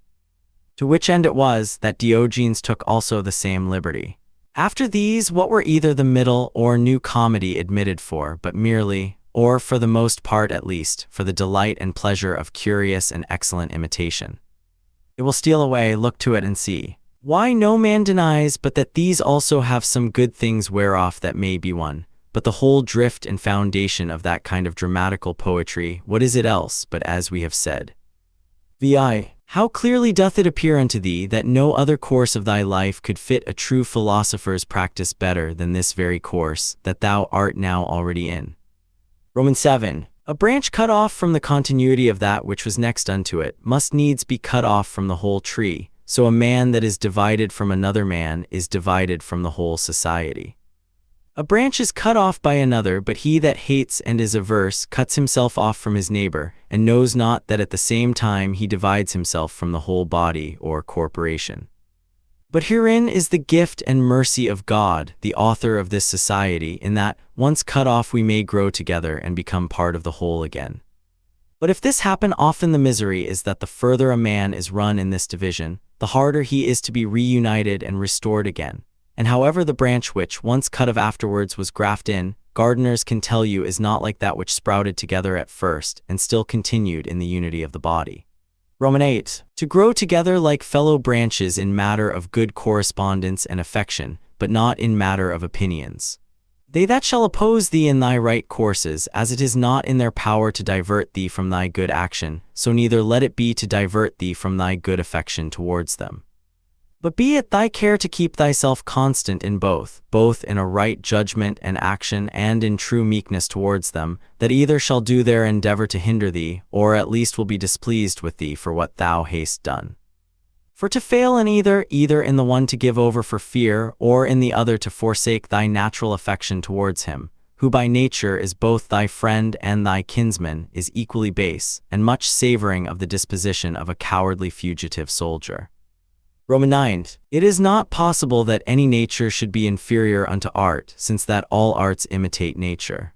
If this be so, that the most perfect and general nature of all natures should in her operation come short of the skill of arts, is most improbable. Now common is it to all arts to make that which is worse for the better's sake. Much more then doth the common nature do the same. Hence is the first ground of justice. From justice all other virtues have their existence. For justice cannot be preserved if either we settle our minds and affections upon worldly things, or be apt to be deceived or rash and inconstant. X. The things themselves which either to get or to avoid thou art put to so much trouble come not unto thee themselves, but thou in a manner goest unto them. Let then thine own judgment and opinion concerning those things be at rest, and as for the things themselves, they stand still and quiet without any noise or stir at all, and so shall all pursuing and flying cease. Roman 11. Then is the soul as Empedocles doth liken it, like unto a sphere or globe, when she is all of one form and figure, when she neither greedily stretcheth out herself unto anything, nor basely contracts herself, or lies flat and dejected, but shineth all with light, whereby she does see and behold the true nature, both that of the universe and her own in particular. Roman 12. Will any contemn me? Let him look to that upon what grounds he does it. My care shall be that I may never be found either doing or speaking anything that doth truly deserve contempt. Will any hate me? Let him look to that. I for my part will be kind and loving unto all, and even unto him that hates me, whomsoever he be, will I be ready to show his error, not by way of exprobation or ostentation of my patience, but ingenuously and meekly, such as was that famous Phocion, if so be that he did not dissemble. For it is inwardly that these things must be, that the gods who look inwardly and not upon the outward appearance may behold a man truly free from all indignation and grief. For what hurt can it be unto thee whatsoever any man else doth, as long as thou mayest do that which is proper and suitable to thine own nature? Wilt not thou a man wholly appointed to be both what, and as the common good shall require, except of that which is now seasonable to the nature of the universe? Roman 13. They contemn one another, and yet they seek to please one another, and whilst they seek to surpass one another in worldly pomp and greatness, they most debase and prostitute themselves in their better part one to another. Roman 14. How rotten and insincere is he that saith, I am resolved to carry myself hereafter towards you with all ingenuity and simplicity. O man, what dost thou mean? What needs this profession of thine? The thing itself will show it. It ought to be written upon thy forehead. No sooner thy voice is heard than thy countenance must be able to show what is in thy mind, even as he that is loved knows presently by the looks of his sweetheart what is in her mind. Such must he be for all the world that is truly simple and good as he whose armholes are offensive, that whosoever stands by, as soon as ever he comes near him, may as it were smell him whether he will or no. But the affectation of simplicity is nowise laudable. There is nothing more shameful than perfidious friendship. Above all things that must be avoided. However, true goodness, simplicity, and kindness cannot so be hidden, but that as we have already said, in the very eyes and countenance they will show themselves. Romans 15. To live happily is an inward power of the soul when she is affected with indifferency towards those things that are by their nature indifferent. To be thus affected, she must consider all worldly objects both divided and whole, remembering withal that no object can of itself beget any opinion in us, neither can come to us, but stands without still and quiet, but that we ourselves beget, and as it were print in ourselves opinions concerning them. Now it is in our power not to print them, and if they creep in and lurk in some corner, it is in our power to wipe them off.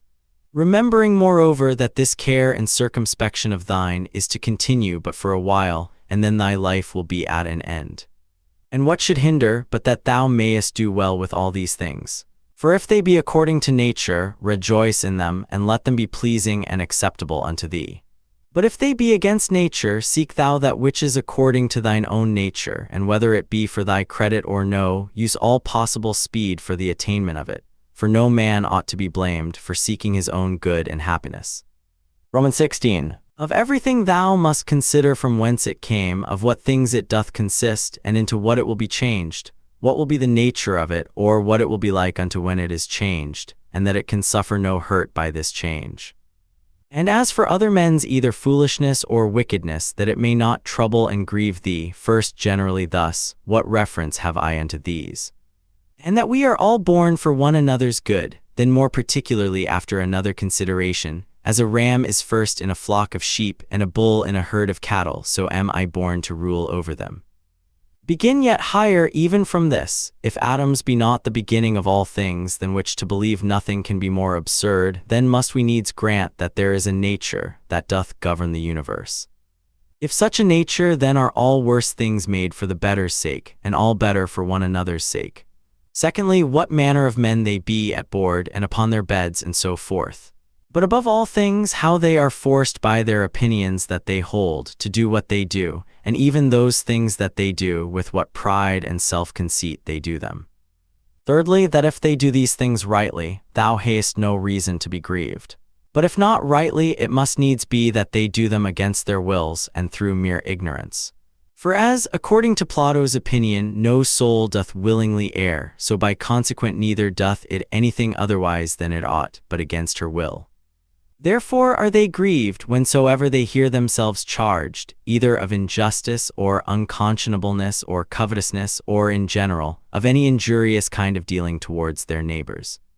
Fourthly, that thou thyself dost transgress in many things, and art even such another as they are. And though perchance thou dost forbear the very act of some sins, yet hast thou in thyself an habitual disposition to them, but that either through fear or vainglory or some such other ambitious foolish respect, thou art restrained. Fifthly, that whether they have sinned or no, thou dost not understand perfectly. For many things are done by way of discreet policy, and generally a man must know many things first, before he be able truly and judiciously to judge of another man's action. Sixthly, that whensoever thou dost take on grievously or makest great woe, little dost thou remember then that a man's life is but for a moment of time, and that within a while we shall all be in our graves. Seventhly, that it is not the sins and transgressions themselves that trouble us properly, for they have their existence in their minds and understandings only that commit them, but our own opinions concerning those sins. Remove then, and be content to part with that conceit of thine that it is a grievous thing, and thou hast removed thine anger. But how should I remove it? How? Reasoning with thyself that it is not shameful. For if that which is shameful be not the only true evil that is, thou also wilt be driven whilst thou dost follow the common instinct of nature, to avoid that which is evil, to commit many unjust things, and to become a thief in anything that will make to the attainment of thy intended worldly ends. Eighthly, how many things may and do oftentimes follow upon such fits of anger and grief, far more grievous in themselves than those very things which we are so grieved or angry for. Ninthly, that meekness is a thing unconquerable, if it be true and natural, and not affected or hypocritical. For how shall even the most fierce and malicious that thou shalt conceive be able to hold on against thee, if thou shalt still continue meek and loving unto him, and that even at that time when he is about to do thee wrong, thou shalt be well disposed and in good temper with all meekness to teach him and to instruct him better. As for example, my son, we were not born for this, to hurt and annoy one another. It will be thy hurt, not mine, my son, and so to show him forcibly and fully that it is so in very deed, and that neither bees do it one to another, nor any other creatures that are naturally sociable. But this thou must do not scoffingly, not by way of exprobation, but tenderly, without any harshness of words. Neither must thou do it by way of exercise or ostentation, that they that are by and hear thee may admire thee, but so always that nobody be privy to it but himself alone, yea, though there be more present at the same time. These 9 particular heads, as so many gifts from the Muses, see that thou remember well, and begin one day, whilst thou art yet alive, to be a man indeed. But on the other side thou must take heed as much to flatter them as to be angry with them, for both are equally uncharitable and equally hurtful. And in thy passions take it presently to thy consideration, that to be angry is not the part of a man, but that to be meek and gentle, as it savors of more humanity, so of more manhood. That in this there is strength and nerves, or vigor and fortitude, whereof anger and indignation is altogether void. For the nearer everything is unto unpassionateness, the nearer it is unto power. And as grief doth proceed from weakness, so doth anger. For both he that is angry and that grieveth have received a wound, and cowardly have as it were yielded themselves unto their affections. If thou wilt have a 10th also, receive this 10th gift from Hercules, the guide and leader of the Muses. That is a mad man's part, to look that there should be no wicked men in the world, because it is impossible. Now for a man to brook well enough that there should be wicked men in the world, but not to endure that any should transgress against himself, is against all equity, and indeed tyrannical. Romans 17. For several dispositions or inclinations there be of the mind and understanding, which to be aware of, thou must carefully observe, and whensoever thou dost discover them, thou must rectify them. Saying to thyself concerning every one of them, this imagination is not necessary, this is uncharitable, this thou shalt speak as another man's slave or instrument. Than which nothing can be more senseless and absurd. For the 4th, thou shalt sharply check and upbraid thyself, for that thou dost suffer that more divine part in thee, to become subject and obnoxious to that more ignoble part of thy body and the gross lusts and concupiscences thereof. Romans 18. What portion soever either of air or fire there be in thee, although by nature it tend upwards, submitting nevertheless to the ordinance of the universe, it abides here below in this mixed body. So whatsoever is in thee, either earthy or humid, although by nature it tend downwards, yet is it against its nature both raised upwards and standing or consistent. So obedient are even the elements themselves to the universe, abiding patiently wheresoever, though against their nature, they are placed, until the sound as it were of their retreat and separation. Is it not a grievous thing then, that thy reasonable part only should be disobedient, and should not endure to keep its place? Yea, though it be nothing enjoined that is contrary unto it, but that only which is according to its nature.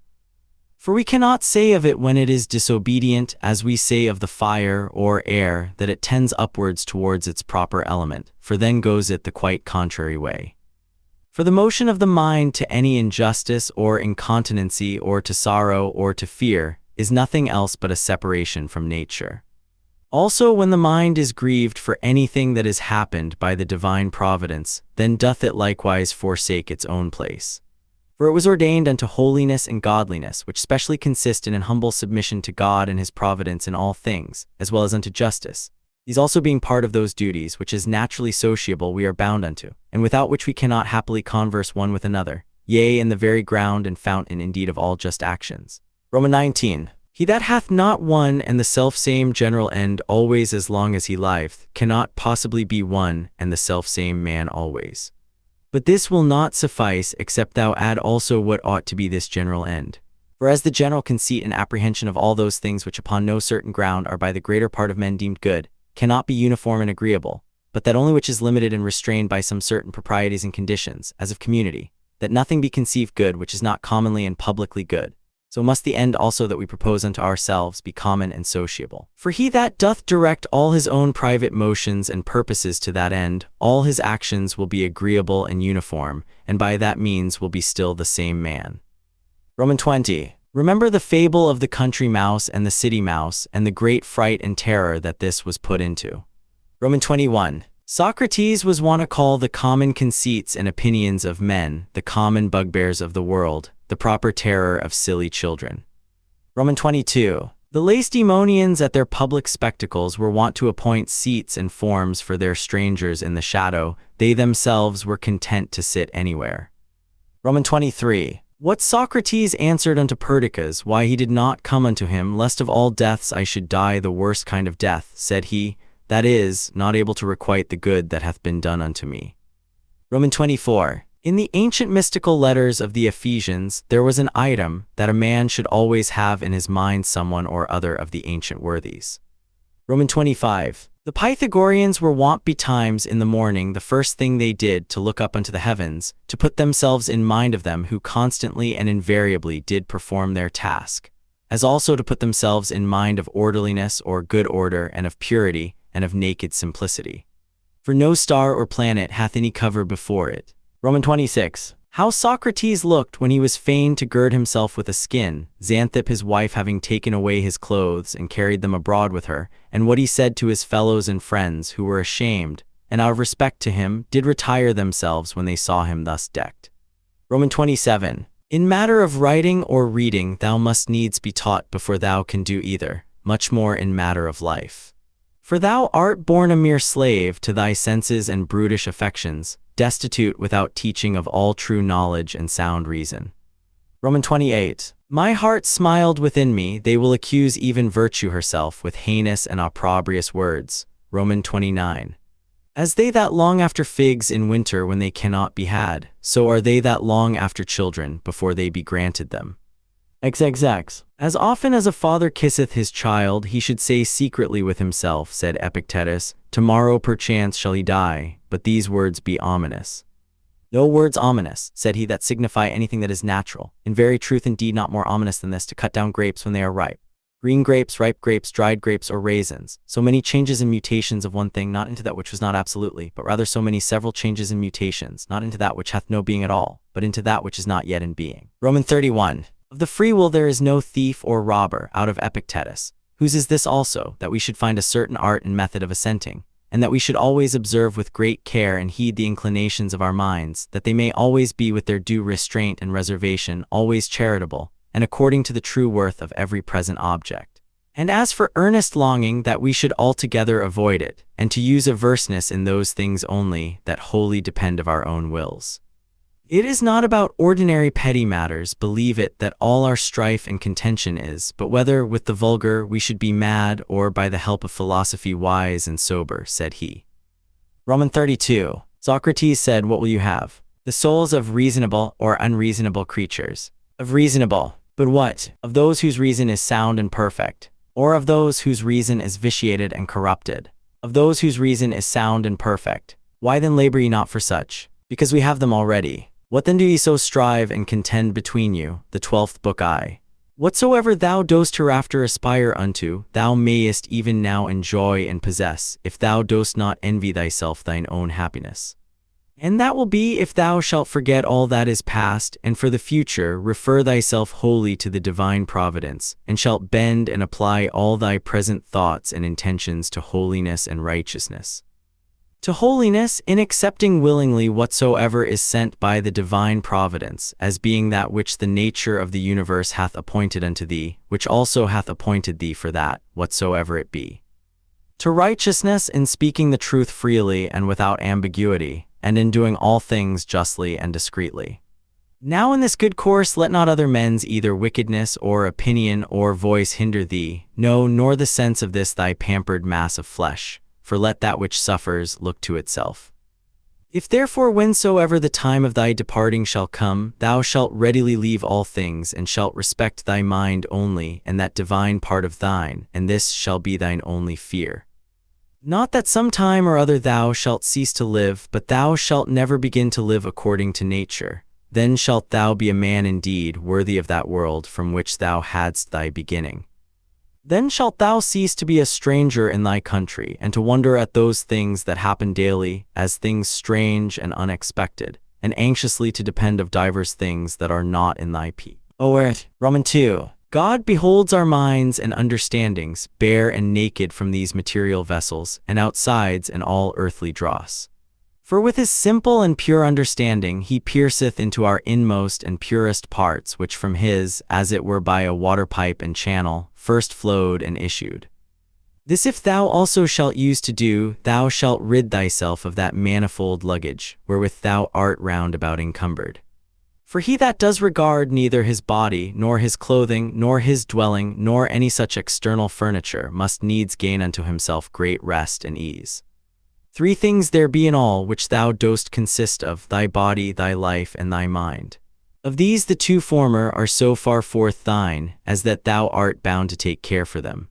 But the 3rd alone is that which is properly thine. If then thou shalt separate from thyself, that is from thy mind, whatsoever other men either do or say, or whatsoever thou thyself hast heretofore either done or said, and all troublesome thoughts concerning the future, and whatsoever, as either belonging to thy body or life, is without the jurisdiction of thine own will, and whatsoever in the ordinary course of human chances and accidents doth happen unto thee, so that thy mind, keeping herself loose and free from all outward coincidental entanglements, always in a readiness to depart, shall live by herself and to herself, doing that which is just, accepting whatsoever doth happen, and speaking the truth always. If I say, thou shalt separate from thy mind whatsoever by sympathy might adhere unto it, and all time both past and future, and shalt make thyself in all points and respects like unto Empedocles his allegorical sphere, all round and circular and sea,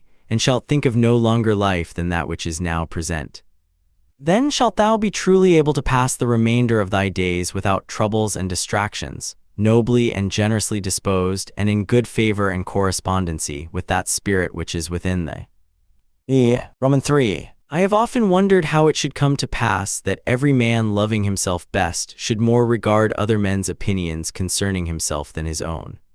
For if any god or grave master standing by should command any of us to think nothing by himself but what he should presently speak out, no man were able to endure it, though but for one day. Thus do we fear more what our neighbors will think of us than what we ourselves.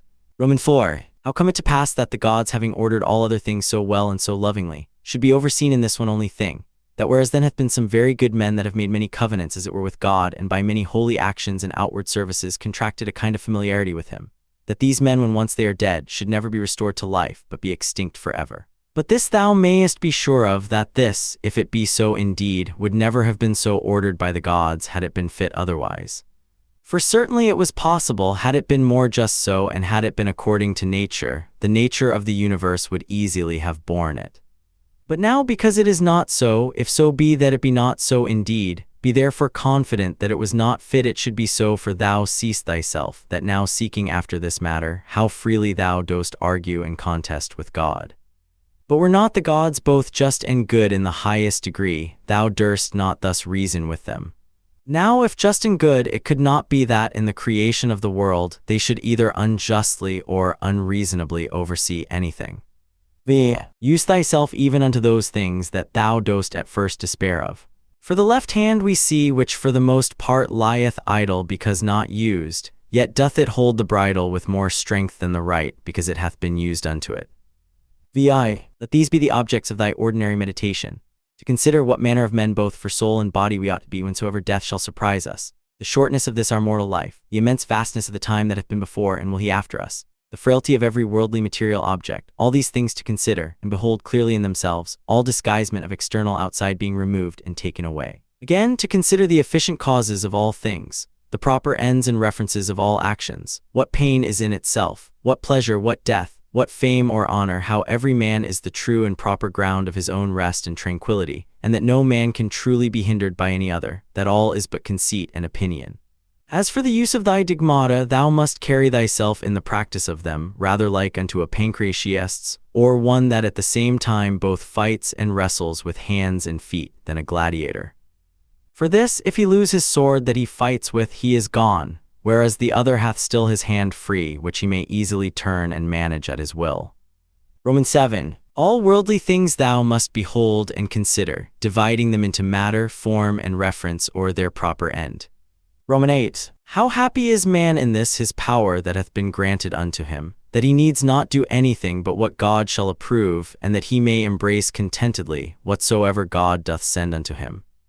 Romans 9. Whatsoever doth happen in the ordinary course and consequence of natural events, neither the gods, for it is not possible that they either wittingly or unwittingly should do anything amiss, nor men, for it is through ignorance and therefore against their wills that they do anything amiss, must be accused. None them must be accused. Eggs. How ridiculous and strange is he that wonders at anything that happens in this life in the ordinary course of nature. Romans 11. Either fate, and that either an absolute necessity and unavoidable decree, or a placable and flexible providence, or all is a mere casual confusion, void of all order and government. If an absolute and unavoidable necessity, why dost thou resist? If a placable and exorable providence, make thyself worthy of the divine help and assistance.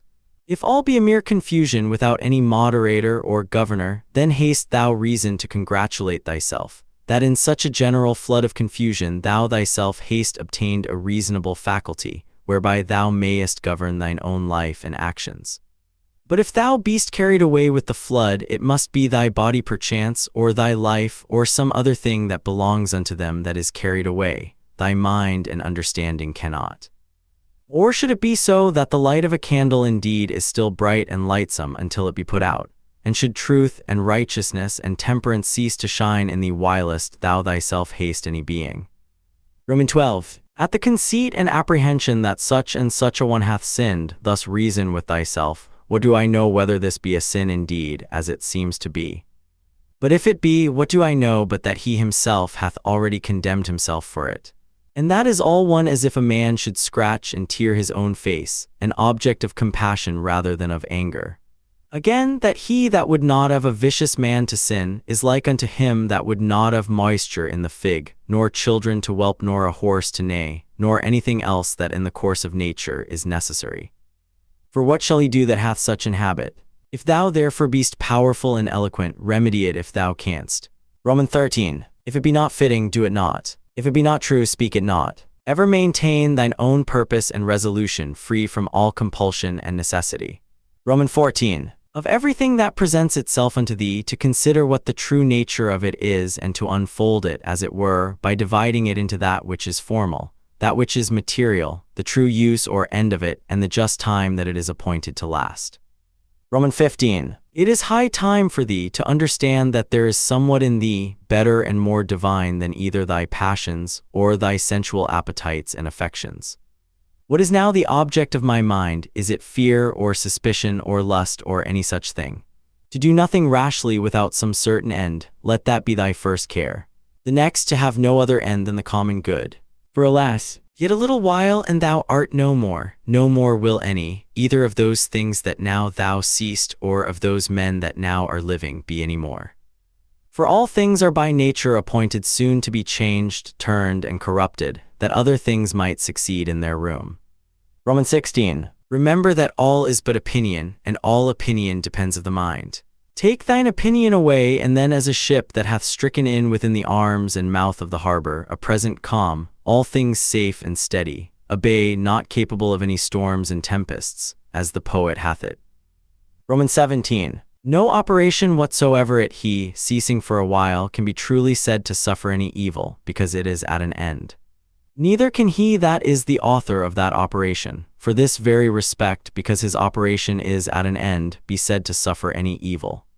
Likewise then, neither can the whole body of all our actions, which is our life, if in time it cease, be said to suffer any evil for this very reason, because it is at an end, nor he truly be said to have been ill affected that did put a period to this series of actions. Now this time or certain period depends of the determination of nature, sometimes of particular nature, as when a man dieth old, but of nature in general, however, the parts whereof thus changing one after another, the whole world still continues fresh and new.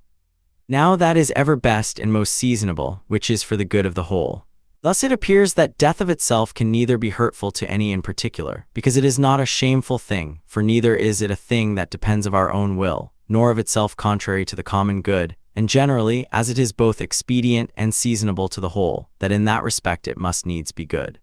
It is that also which is brought unto us by the order and appointment of the divine providence, so that he whose will and mind in these things runs along with the divine ordinance, and by this concurrence of his will and mind with the divine providence, is led and driven along as it were by God himself, may truly be termed and esteemed the Theta Epsilon Omicron Phi Omicron Rho Tau Omicron Sigma, or divinely led and inspired. Roman 18. These three things thou must have always in a readiness. First, concerning thine own actions, whether thou dost nothing either idly or otherwise than justice and equity do require, and concerning those things that happen unto thee externally, that either they happen unto thee by chance or by providence, of which two to accuse either is equally against reason. Secondly, what like unto our bodies are whilst yet rude and imperfect, until they be animated, and from their animation until their expiration, of what things they are compounded, and into what things they shall be dissolved. Thirdly, how vain all things will appear unto thee when, from on high as it were, looking down thou shalt contemplate all things upon earth, and the wonderful mutability that they are subject unto, considering withal the infinite both greatness and variety of things aerial and things celestial that are round about it. And that as often as thou shalt behold them, thou shalt still see the same, as the same things, so the same shortness of continuance of all those things. And behold, these be the things that we are so proud and puffed up for. Roman 19. Cast away from the opinion, and thou art safe. And what is it that hinders thee from casting of it away? When thou art grieved at anything, hast thou forgotten that all things happen according to the nature of the universe, and that him only it concerns who is in fault, and moreover that what is now done is that which from ever hath been done in the world and will ever be done and is now done everywhere. How nearly all men are allied one to another by a kindred not of blood, nor of seed, but of the same mind. Thou hast also forgotten that every man's mind partakes of the deity and issueth from thence, and that no man can properly call anything his own, no not his son, nor his body, nor his life. For that they all proceed from that one who is the giver of all things, that all things are but opinion, that no man lives properly but that very instant of time which is now present. And therefore that no man whensoever he dieth can properly be said to lose any more than an instant of time. Roman 20. Let thy thoughts ever run upon them who once for some one thing or other were moved with extraordinary indignation, who were once in the highest pitch of either honor or calamity, or mutual hatred and enmity, or of any other fortune or condition whatsoever. Then consider what's now become of all those things. All is turned to smoke, all to ashes and a mere fable, and perchance not so much as a fable. As also whatsoever is of this nature, as Fabius Catilinus in the field, Lucius Lupus and Stertinius at Baiae, Tiberius at Capri and Velius Rufus, and all such examples of vehement prosecution in worldly matters. Let these also run in thy mind at the same time, and how vile every object of such earnest and vehement prosecution is, and how much more agreeable to true philosophy it is. For a man to carry himself in every matter that offers itself, justly and moderately, as one that followeth the gods with all simplicity. For a man to be proud and high conceited, that he is not proud and high conceited, is of all kind of pride and presumption the most intolerable. Roman 21. To them that ask thee, where hast thou seen the gods, or how knowest thou certainly that there be gods, that thou art so devout in their worship? I answer first of all, that even to the very eye they are in some manner visible and apparent. Secondly, neither have I ever seen mine own soul, and yet I respect and honor it. So then for the gods, by the daily experience that I have of their power and providence towards myself and others, I know certainly that they are, and therefore worship them. Roman 22. Herein doth consist happiness of life, for a man to know thoroughly the true nature of everything, what is the matter and what is the form of it, with all his heart and soul, ever to do that which is just and to speak the truth. What then remaineth but to enjoy thy life in a course and coherence of good actions, one upon another immediately succeeding, and never interrupted, though for never so little a while. Roman 23. There is but one light of the sun, though it be intercepted by walls and mountains and other thousand objects. There is but one common substance of the whole world, though it be concluded and restrained into several different bodies, in number infinite. There is but one common soul, though divided into innumerable particular essences and natures. So is there but one common intellectual soul, though it seem to be divided. And as for all other parts of those generals which we have mentioned as either sensitive souls or subjects, these of themselves, as naturally irrational, have no common mutual reference one unto another, though many of them contain a mind or reasonable faculty in them, whereby they are ruled and governed. But of every reasonable mind, this the particular nature, that it hath reference to whatsoever is of her own kind, and desireth to be united. Neither can this common affection or mutual unity and correspondency be here intercepted or divided, or confined to particulars as those other common things are. Roman 24. What dost thou desire? To live long. What? To enjoy the operations of a sensitive soul, or of the appetitive faculty? Or wouldst thou grow and then decrease again? Wouldst thou long be able to talk, to think and reason with thyself? Which of all these seems unto thee a worthy object of thy desire? Now if of all these thou dost find that they be but little worth in themselves, proceed on unto the last, which is, in all things to follow God and reason. But for a man to grieve that by death he shall be deprived of any of these things, is both against God and reason. Roman 25. What a small portion of vast and infinite eternity it is, that is allowed unto every one of us, and how soon it vanisheth into the general age of the world. Of the common substance and of the common soul also what a small portion is allotted unto us, and in what a little clod of the whole earth, as it were, it is that thou dost crawl. After thou shalt rightly have considered these things with thyself, fancy not anything else in the world any more to be of any weight and moment but this, to do that only which thine own nature doth require, and to conform thyself to that which the common nature doth afford. Roman 26. What is the present estate of my understanding? For herein lieth all indeed. As for all other things, they are without the compass of mine own will, and if without the compass of my will, then are they as dead things unto me, and as it were mere smoke. Roman 27. To stir up a man to the contempt of death, this among other things, is of good power and efficacy, that even they who esteemed pleasure to be happiness and pain misery, did nevertheless many of them contemn death as much as any. And can death be terrible to him to whom that only seems good which in the ordinary course of nature is seasonable?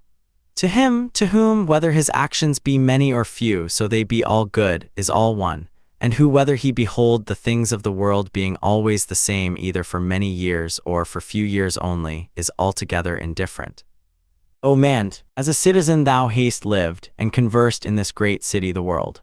Whether just for so many years or no, what is it unto thee? Thou hast lived, thou mayest be sure, as long as the laws and orders of the city required, which may be the common comfort of all. Why then should it be grievous unto thee, if not a tyrant, nor an unjust judge, but the same nature that brought thee in, doth now send thee out of the world? As if the praetor should fairly dismiss him from the stage, whom he had taken in to act a while. Oh, but the play is not yet at an end, there are but 3 acts yet acted of it. Thou hast well said, for in matter of life 3 acts is the whole play. Now to set a certain time to every man's acting belongs unto him only, who as first he was of thy composition, so is now the cause of thy dissolution. As for thyself, thou hast to do with neither. Go thy ways then well pleased and contented, for so is he that dismisseth thee. Appendix Correspondence of M. Aurelius Antoninus and M. Cornelius Fronto 1M. Cornelius Fronto was a Roman by descent, but of provincial birth, being native to Cirta, in Numidia. Thence he migrated to Rome in the reign of Hadrian, and became the most famous rhetorician of his day. As a pleader and orator he was counted by his contemporaries hardly inferior to Tully himself, and as a teacher his aid was sought for the noblest youths of Rome. To him was entrusted the education of M. Aurelius and of his colleague L. Verus in their boyhood, and he was rewarded for his efforts by a seat in the Senate and the consular rank A.D. 143. By the exercise of his profession he became wealthy, and if he speaks of his means as not great, too he must be comparing his wealth with the grandees of Rome, not with the ordinary citizen. Before the present century nothing was known of the works of Fronto, except a grammatical treatise, but in 1815 Cardinal Mai published a number of letters and some short essays of Fronto, which he had discovered in a palimpsest at Milan. Other parts of the same MS he found later in the Vatican, the whole being collected. References are made to the edition of Neighbor, Leipzig, Trubner, 1867. To ad verum imp, or Keys Roman 2:7, and edited in the year 1823. We now possess parts of his correspondence with Antoninus Pius, with M. Aurelius, with L. Verus, and with certain of his friends, and also several rhetorical and historical fragments. Though none of the more ambitious works of Fronto have survived, there are enough to give proof of his powers. Never was a great literary reputation less deserved. It would be hard to conceive of anything more vapid than the style and conception of these letters. Clearly the man was a pedant without imagination or taste. Such indeed was the age he lived in, and it is no marvel that he was like to his age. But there must have been more in him than mere pedantry. There was indeed a heart in the man which Marcus found, and he found also a tongue which could speak the truth. Fronto's letters are by no means free from exaggeration and laudation, but they do not show that loathsome flattery which filled the Roman court. He really admires what he praises, and his way of saying so is not unlike what often passes for criticism at the present day. He is not afraid to reprove what he thinks amiss, and the astonishment of Marcus at this will prove, if proof were needed, that he was not used to plain dealing. "How happy I am," he writes, "that my friend Marcus Cornelius, so distinguished as an orator and so noble as a man, thinks me worth praising and blaming." 3. In another place he deems himself blessed because Fronto had taught him to speak the truth, for, although the context shows him to be speaking of expression, it is still a point in favor of Fronto. A sincere heart is better than literary taste, and if Fronto had not done his duty by the young prince, it is not easy to understand the friendship which remained between them up to the last. 3 ad M. Keys Roman 3. 17:4 ad M. Keys Roman 3. 12. An example of the frankness which was between them is given by a difference they had over the case of Herodes Atticus. Herodes was a Greek rhetorician who had a school at Rome, and Marcus Aurelius was among his pupils. Both Marcus and the Emperor Antoninus had a high opinion of Herodes, and all we know goes to prove he was a man of high character and princely generosity. When quite young, he was made administrator of the free cities in Asia, nor is it surprising to find that he made bitter enemies there. Indeed, a just ruler was sure to make enemies. The end of it was that an Athenian deputation, headed by the orators Theodotus and Demostratus, made serious accusations against his honor. There is no need to discuss the merits of the case here. Suffice it to say, Herodes succeeded in defending himself to the satisfaction of the emperor. Fronto appears to have taken the delegate's part and to have accepted a brief for the prosecution, urged to some extent by personal considerations, and in this cause Marcus Aurelius writes to Fronto as follows: Aurelius Caesar to his friend Fronto, greeting. 5. I know you have often told me you were anxious to find how you might best please me. Now is the time, now you can increase my love towards you, if it can be increased. A trial is at hand, in which people seem likely not only to hear your speech with pleasure, but to see your indignation with impatience. I see no one who dares give you a hint in the matter, for those who are less friendly prefer to see you act with some inconsistency, and those who are more friendly fear to seem too friendly to your opponent if they should dissuade you from your accusation. Then again, in case you have prepared something neat for the occasion, they cannot endure to rob you of your harangue by silencing you. Therefore, whether you think me a rash counselor or a bold boy or too kind to your opponent, not because I think it better, I will offer my counsel with some caution. But why have I said offer my counsel? No, I demand it from you. I demand it boldly, and if I succeed, I promise to remain under your obligation. What? You will say, if I am attacked, shall I not pay tit for tat? Ah, but you will get greater glory, if even when attacked you answer nothing. Indeed, if he begins it, answer as you will, and you will have fair excuse. But I have demanded of him that he shall not begin, and I think I have succeeded. I love each of you according to your merits, and I know that Lai was educated in the house of P. Calvisius my grandfather, and that I was educated by you. Therefore I am full of anxiety that this most disagreeable business shall be managed as honorably as possible. I trust you may approve my advice, for my intention you will approve. At least I prefer to write unwisely rather than to be silent unkindly. 5 ad M. Keys Roman 2:2. Fronto replied, thanking the prince for his advice and promising that he will confine himself to the facts of the case. But he points out that the charges brought against Herodes were such that they can hardly be made agreeable, amongst them being spoliation, violence, and murder. However, he is willing even to let some of these drop if it be the prince's pleasure. To this Marcus returned the following answer: 6. This one thing, my dearest Fronto, is enough to make me truly grateful to you, that so far from rejecting my counsel you have even approved it. As to the question you raise in your kind letter, my opinion is this: all that concerns the case which you are supporting must be clearly brought forward. What concerns your own feelings, though you may have had just provocation, should be left unsaid. The story does credit to both. Fronto shows no loss of temper at the interference, nor shrinks from stating his case with frankness, and Marcus, with forbearance remarkable in a prince, does not command that his friend be left unmolested, but merely stipulates for a fair trial on the merits of the case. 6. Ad M. Keys Roman 3. 5. Another example may be given from a letter of Fronto 7 here, is something else quarrelsome and querulous. I have sometimes found fault with you in your absence somewhat seriously in the company of few of my most intimate friends. At times, for example, when you mixed in society with a more solemn look than was fitting, or would read books in the theater or in a banquet, nor did I absent myself from theater or banquet when you did. Yet then I used to call you a hard man, no good company, even disagreeable sometimes when anger got the better of me. But did anyone else in the same banquet speak against you, I could not endure to hear it with equanimity.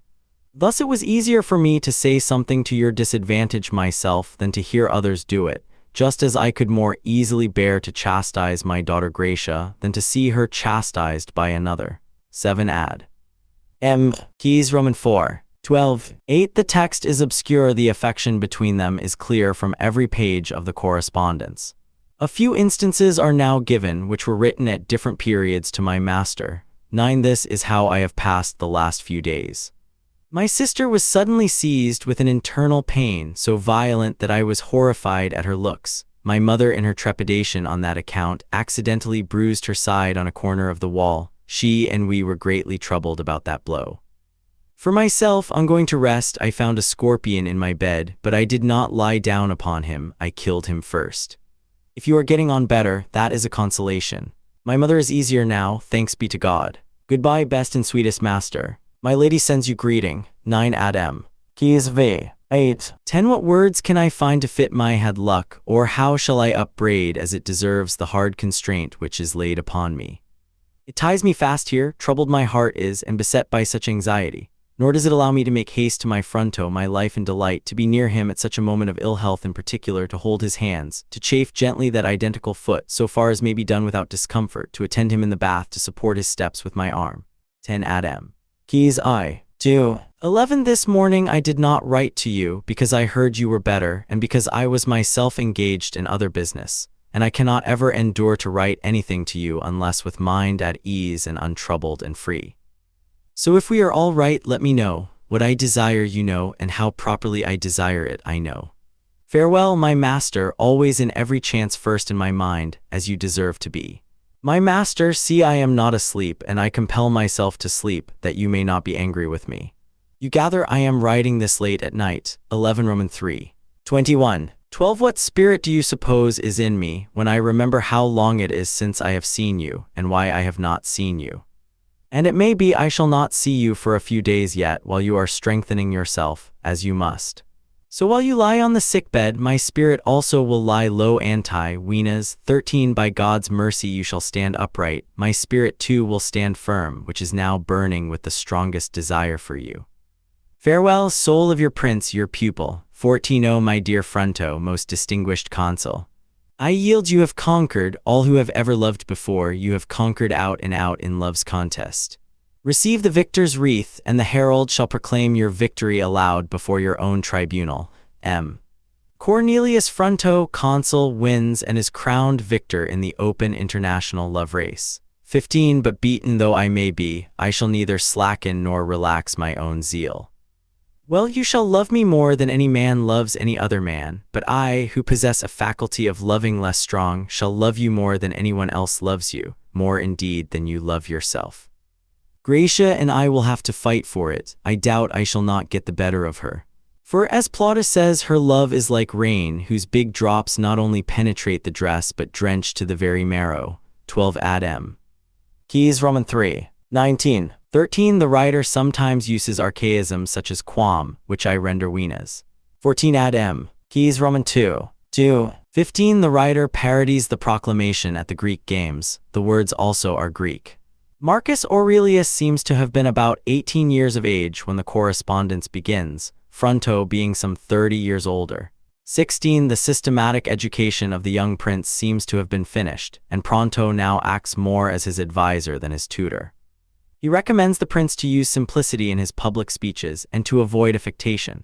17. Marcus devotes his attention to the old authors who then had a great vogue at Rome, Aeneas, Plautus, Naevius, and such orators as Cato and Gracchus. 18. Pronto urges on him the study of Cicero, whose letters, he says, are all worth reading.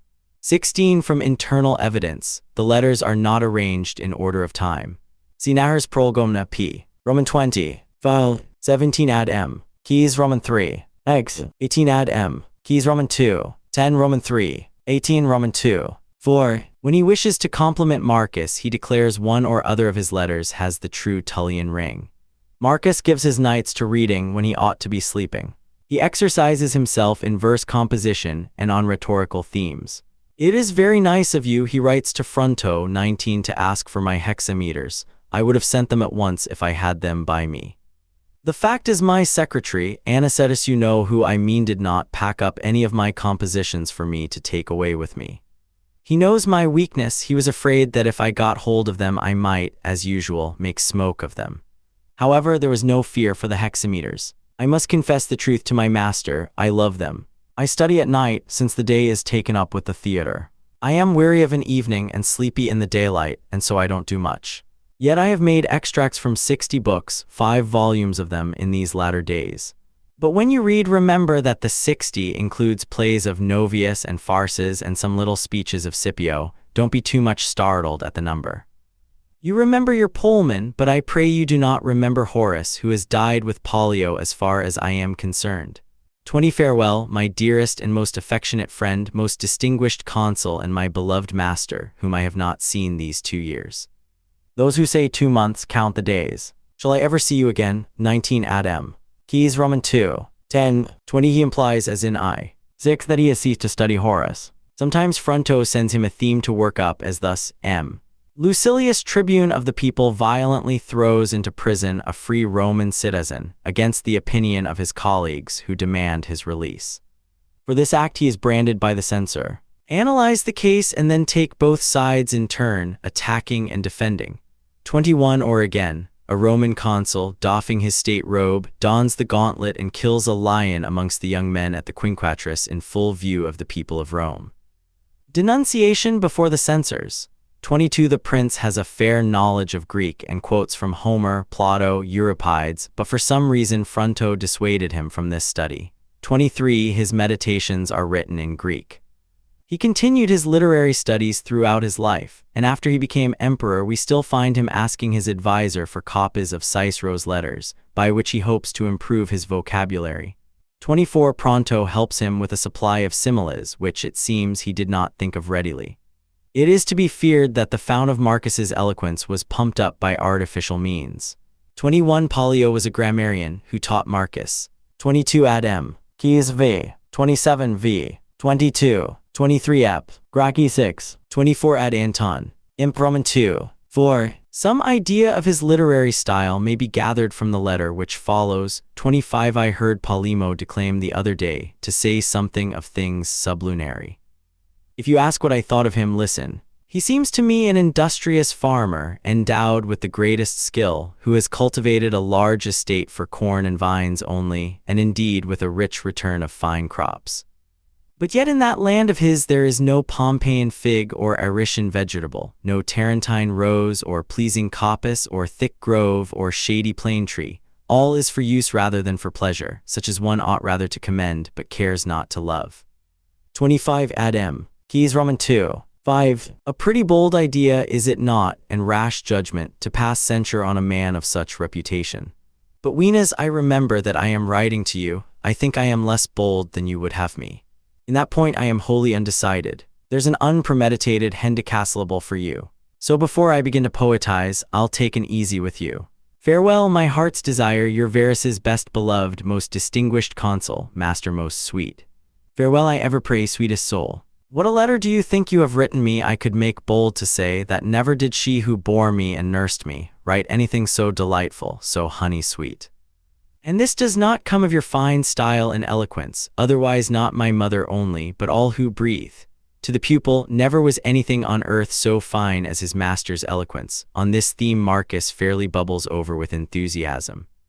26. Well, if the ancient Greeks ever wrote anything like this, let those who know decide it. For me, if I dare say so, I never read any invective of Cato's so fine as your encomium. Oh, if my Lord 27 could be sufficiently praised he would have been undoubtedly by you. This kind of thing is not done nowadays. 28. It were easier to match Pheidias, easier to match Apelles, easier in a word to match Demosthenes himself or Cato himself than to match this finished and perfect work. Never have I read anything more refined, anything more after the ancient type, anything more delicious, anything more Latin. O happy you to be endowed with eloquence so great. O happy I to be tinder the charge of such a master. O arguments 29. O arrangement, O elegance, O wit, O beauty, O words, O brilliancy, O subtlety, O grace, O treatment, O everything. Mischief take me if you ought not to have a rod put in your hand one day, a diadem on your brow, a tribunal raised for you, then the herald would summon us all. Why do I say us? Would summon all those scholars and orators. One by one you would beckon them forward with your rod and admonish them.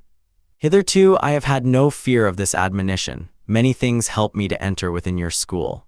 I write this in the utmost haste, for weenas I am sending you so kindly a letter from my lord, what needs a longer letter of mine.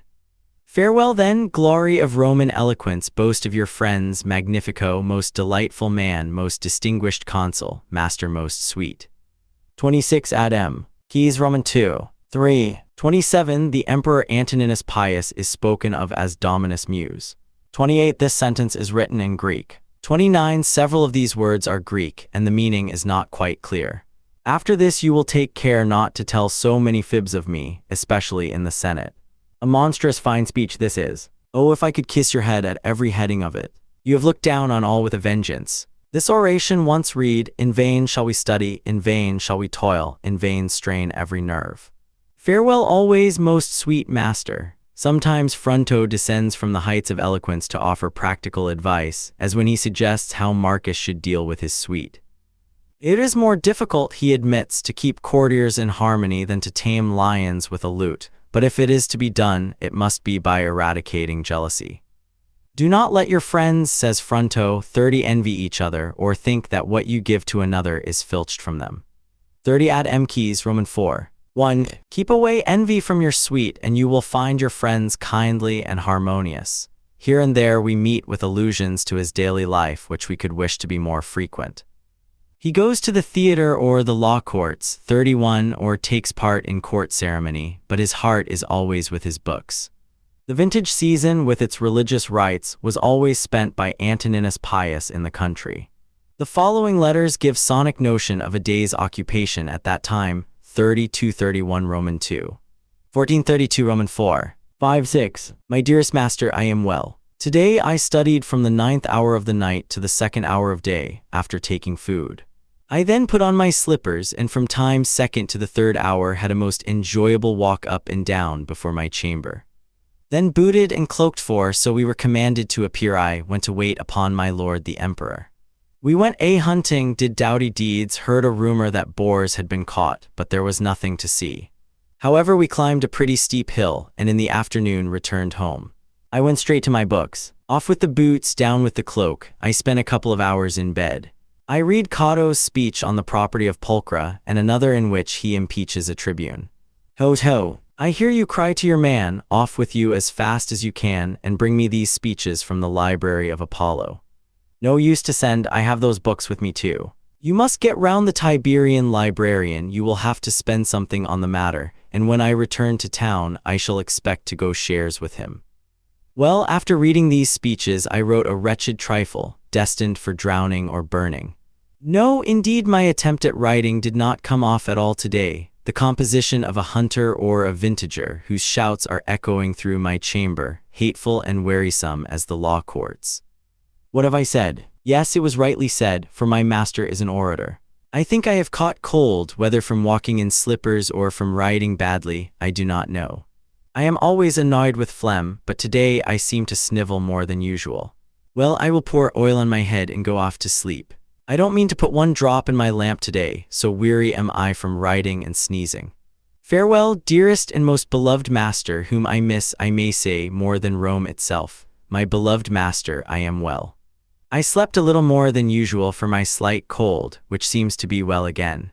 So I spent the time from the 11th hour of the night to the 3rd of the day partly in reading in Cotto's Agriculture, partly in writing, not quite so badly as yesterday indeed. Then, after waiting upon my father, I soothed my throat with honey water, ejecting it without swallowing. I might say gargle, but I won't, though I think the word is found in Novius and elsewhere. After attending to my throat, I went to my father and stood by his side as he sacrificed. Then to luncheon. What do you think I had to eat? A bit of bread so big, while I watched others gobbling boiled beans, onions, and fish full of roe. Then we set to work at gathering the grapes with plenty of sweat and shouting, and as the quotation runs, a few high-hanging clusters did we leave survivors of the vintage. After the 6th hour we returned home. I did a little work, and poor work at that. Then I had a long gossip with my dear mother sitting on the bed. My conversation was, what do you think my friend Fronto is doing just now? She said, and what do you think of my friend Gracia, 33, my turn now, and what of our little Gracia, 34, the sparrowkin? After this kind of talk and an argument as to which of you loved the other most, the gong sounded, the signal that my father had gone to the bath.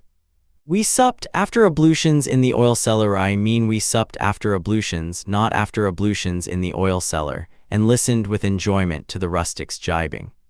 After returning, before turning on my side to snore, I do my task and give an account of the day to my delightful master, whom if I could long for a little more, I should not mind growing a trifle thinner.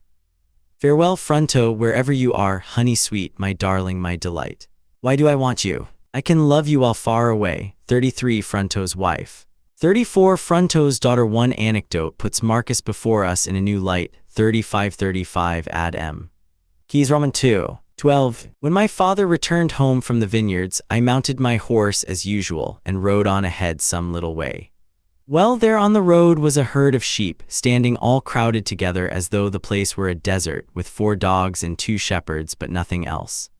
Then one shepherd said to another shepherd on seeing a number of horsemen, I say, says he, look you at those horsemen, they do a deal of robbery. When I heard this, I clapped spurs to my horse and ride straight for the sheep. In consternation the sheep scatter, hither and thither they are fleeting and bleeding. A shepherd throws his fork, and the fork falls on the horseman who came next to me. We make our escape, we like Marcus none the worse for this spice of mischief. Another letter 36 describes a visit to a country town, and shows the antiquarian spirit of the writer. M. Caesar to his master M. Fronto greeting. After I entered the carriage, after I took leave of you, we made a journey comfortable enough, but we had a few drops of rain to wet us. But before coming to the country house, we broke our journey at Anagnia, a mile or so from the highroad.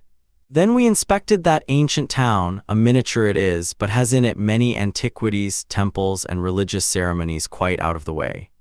There is not a corner without its shrine, or fane, or temple, besides many books written on linen which belongs to things sacred. Then on the gate as we came out was written twice, as follows, Priest Don the Fell. 37. I asked one of the inhabitants what that word was. He said it was the word in the Hernican dialect for the victim's skin, which the priest puts over his conical cap when he enters the city. I found out many other things which I desired to know, but the only thing I do not desire is that you should be absent from me. That is my chief anxiety. Now for yourself, when you left that place, did you go to Auralia or to Campania? Be sure to write to me and say whether you have opened the vintage or carried a host of books to the country house. This also, whether you miss me. I am foolish to ask it, whenas you tell it me of yourself. Now if you miss me and if you love me, send me your letters often, which is a comfort and consolation to me. Indeed, I should prefer 10 times to read your letters than all the vines of Goris or the Marcians. For these Signian vines have grapes too rank and fruit too sharp in the taste, but I prefer wine to must for drinking.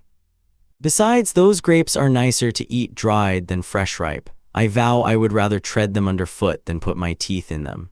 But I pray they may be gracious and forgiving, and grant me free pardon for these jests of mine. Farewell, best friend, dearest, most learned, sweetest master.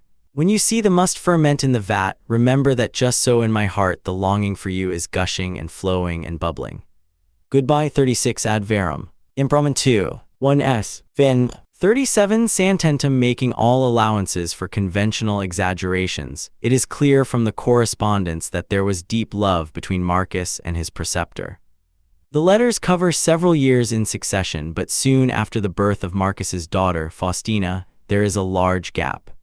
It does not follow that the letters ceased entirely, because we know part of the collection is lost, but there was probably less intercourse between Marcus and Fronto after Marcus took to the study of philosophy under the guidance of Rusticus.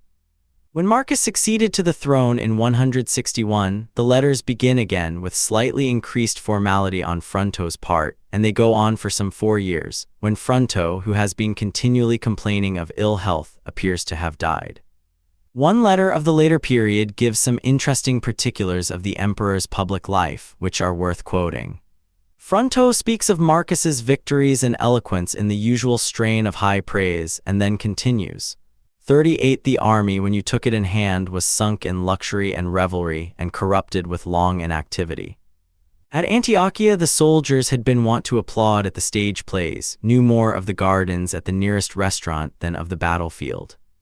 Horses were hairy from lack of grooming, horsemen smooth because their hairs had been pulled out by the roots. 39 A rare thing it was to see a soldier with hair on arm or leg. Moreover, they were better dressed than armed, so much so that Laelianus Pontius, a strict man of the old discipline, broke the cuirasses of some of them with his fingertips and observed cushions on the horses' backs. At his direction the tufts were cut through, and out of the horsemen's saddles came what appeared to be feathers plucked from geese. Few of the men could vault on horseback, the rest clambered up with difficulty by aid of heel and knee and leg. Not many could throw a lance hurdling, most did it without force or power, as though they were things of wool. Dicing was common in the camp, sleep lasted all night, or if they kept watch it was over the wine cup. By what regulations to restrain such soldiers as these and to turn them to honesty and industry, did you not learn from Hannibal's sternness, the discipline of Africanus, the acts of Metellus recorded in history? 38 Ad verum. Impromen 2. Is fin. 39 A common mark of the effeminate at Rome. After the preceptorial letters cease, the others are concerned with domestic events, health and sickness, visits or introductions, birth or death. Thus the emperor writes to his old friend, who had shown some diffidence in seeking an interview. 40 Ad verum. Impa, or, Keys I. 3. To my master, I have a serious grievance against you, my dear master, yet indeed my grief is more than my grievance, because after so long a time I neither embraced you nor spoke to you, though you visited the palace, and the moment after I had left the prince my brother. I reproached my brother severely for not recalling me, nor durst he deny the fault. Fronto again writes on one occasion, I have seen your daughter. It was like seeing you and Faustina in infancy, so much that as charming her face has taken from each of yours. Or again, at a later date, 41 I have seen your chicks, most delightful sight that ever I saw in my life, so like you that nothing is more like than the likeness. By the mercy of heaven they have a healthy color and strong lungs.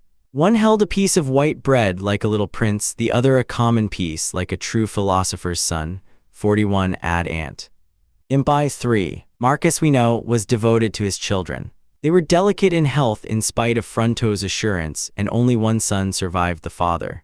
We find echoes of this affection now and again in the letters. We have summer heat here still, writes Marcus, but since my little girls are pretty well, if I may say so, it is like the bracing climate of spring to us. 42 When little Faustina came back from the valley of the shadow of death, her father at once writes to inform Fronto. 43 The sympathy he asks he also gives, and as old age brings more and more infirmity, Marcus becomes even more solicitous for his beloved teacher. The poor old man suffered a heavy blow in the death of his grandson, on which Marcus writes, 44 I have just heard of your misfortune. Feeling grieved as I do when one of your joints gives you pain, what do you think I feel, dear master, when you have pain of mind? The old man's reply, in spite of a certain self-consciousness, is full of pathos. He recounts with pride the events of a long and upright life in which he has wronged no man and lived in harmony with his friends and family. His affectations fall away from him as the cry of pain is forced from his heart. 42 ad M. Keys v. 1943 Roman 4. 1144 de nepot amissiforti, 5 many such sorrows has fortune visited me with all my life long. To pass by my other afflictions, I have lost 5 children under the most pitiful conditions possible. For the 5 I lost one by one when each was my only child, suffering these blows of bereavement in such a manner that each child was born to one already bereaved. Thus I ever lost my children without solace and got them amidst fresh grief. 45 de nepot emissa 2. The letter continues with reflections on the nature of death. More to be rejoiced at than bewailed, the younger one dies, and an arraignment of Providence not without dignity, wrung from him as it were by this last culminating misfortune.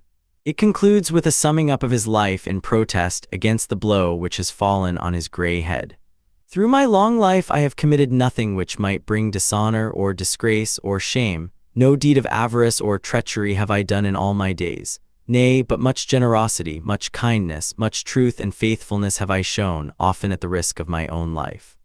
I have lived in amity with my good brother, whom I rejoice to see in possession of the highest office by your father's goodness, and by your friendship at peace and perfect rest. The offices which I have myself obtained, I never strove for by any underhand means. I have cultivated my mind rather than my body. The pursuit of learning I have preferred to increasing my wealth. I prefer to be poor rather than bound by any man's obligation, even to want rather than to beg. I have never been extravagant in spending money. I have earned it sometimes because I must. I have scrupulously spoken the truth and have been glad to hear it spoken to me. I have thought it better to be neglected than to fawn, to be dumb than to feign, to be seldom a friend than to be often a flatterer. I have sought little, deserved not little. So far as I could, I have assisted each according to my means. I have given help readily to the deserving, fearlessly to the undeserving. No one by proving to be ungrateful has made me more slow to bestow promptly all benefits I could give, nor have I ever been harsh to ingratitude. A fragmentary passage follows in which he appears to speak of his desire for a peaceful end and the desolation of his house. I have suffered long and painful sickness, my beloved Marcus. Then I was visited by pitiful misfortunes. My wife I have lost, my grandson I have lost in Germany. 46 Woe is me. I have lost my Decimanus. If I were made of iron, at this time I could write no more. 46 In the war against the Catti. It is noteworthy that in his meditations Marcus Aurelius mentions Fronto only once. 47 All his literary studies, his oratory and criticism, such as it was, is forgotten, and says he, Fronto taught me not to expect natural affection from the highly born. Fronto really said more than this, that affection is not a Roman quality, nor has it a Latin name. 48 Roman or not Roman. Marcus found affection in Fronto, and if he outgrew his master's intellectual training, he never lost touch with the true heart of the man. It is that which Fronto's name brings up to his remembrance. Not dissertations on compound verbs or fatuous criticisms of style. 47 Book I, 8. 48 Ad Verum Roman 2. 7 notes this being neither a critical edition of the text nor an amended edition of Casaubon's translation, it has not been thought necessary to add full notes. Casaubon's own notes have been omitted because for the most part they are discursive and not necessary to an understanding of what is written. In those which here follow, certain emendations of his are mentioned, which he proposes in his notes and follows in the translation. In addition, 1 or 2 corrections are made where he has mistaken the Greek, and the translation might be misleading. Those which do not come under these 2 heads will explain themselves. The text itself has been prepared by a comparison of the editions of 1634 and 1635. It should be borne in mind that Casaubon's is often rather a paraphrase than a close translation, and it did not seem worthwhile to notice every variation or amplification of the original.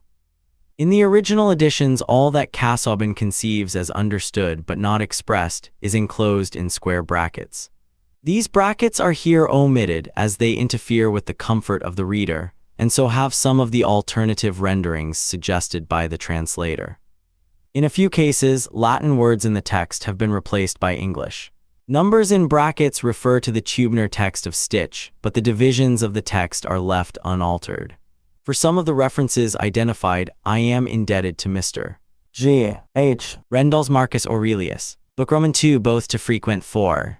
Gr. Tau letter 1 F78 mu eta c. Conjectures Tau letter 1 F78 mu letter 1 F72. The text is probably right. I did not frequent public lectures and I was taught at home. Vi idiots. Philosophers 9. The reading is doubtful, but the meaning seems to be simple and unlearned men. Roman 12. Claudius Maximus 15. The reading of the Palatine MS, now lost, was Periclus's Maximin, which c. supposes to conceal the letters KL as an abbreviation of Claudius. Roman 13. Patient hearing. He would not. 16. Z. Translates his conjectural reading, Epimanon Allen. On Propes, Stitch suggests a reading with much the same sense, Epimanon all antoi strict and rigid dealing. 16. Z. Translates Tonvin Pal. MS as though from Tanas in the sense of strain, rigor, the reading of other MSS. Tonvin is preferable. Roman 13. Congyres 13. Dianamize doles. Roman 14. Cadgeta 17. The passage is certainly corrupt. Z. Spies a reference to Chryses praying by the seashore in the Iliad and supposes M. Aurelius to have done the like. None of the emendations suggested is satisfactory. At section Roman 15, Book Roman 2 is usually reckoned to begin. Book Roman 2 Roman 3. Do Sol 6. If the received reading be right, it must be sarcastic, but there are several variants which show how unsatisfactory it is.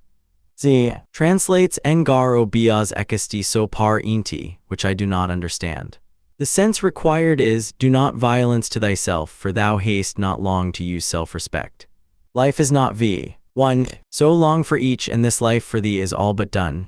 X. Honor and credit do precede. 12. The verb has dropped out of the text, but c. has supplied one of the required meaning. Roman 11. Consider, etc. 52. This verb is not in the Greek, which means, and reason also shows how man, etc. Book Roman 4 Roman 15.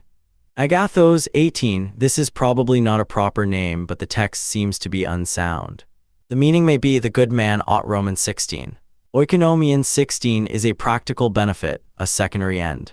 Roman 39. For herein lieth all. 3. Z. Translates his conjecture Olen for Ola. Book V Roman 14. Cadorquiz's 15 acts of rightness or straightness. Roman 23. Rara 28 Gr. Tragedian ed. 1 his whoremonger ed. 2 corrects to harlot, but omits to alter the word at its second occurrence. Roman 25. Thou haste. Them's 33, a quotation from Homer Odyssey. Roman 4. 690. Roman 27. One of the poets. 33 Hesiod op. Et dies. 197. Roman 29 and XXX. 36. The Greek appears to contain quotations from sources not known, and the translation is a paraphrase. 1 or 2 alterations are here made on the authority of the second edition. Book VI Roman 13. Affected and qualified I4, exes, the power of cohesion shown in things inanimate, fuses, power of growth seen in plants and the like. Roman 17. Wonder at them 18 i.e. mankind. Roman 37. Chrysippus 42 c. refers to a passage of Plutarch De Communibus Notitiae c. Roman 14, where Chrysippus is represented as saying that a coarse phrase may be vile in itself, yet have due place in a comedy as contributing to a certain effect. Excel. Man or mens, there is no hiatus in the Greek, which means, whatever is beneficial for man is so for other men also. Roman 42. There is no hiatus in the Greek. Book Roman 7 Roman 9.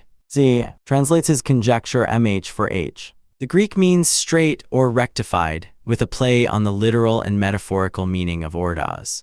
Roman 14. Endaimonia. Contains the word daemon in composition. Roman 22. The text is corrupt, but the words or if it be but few should be, that is little enough. Roman 23.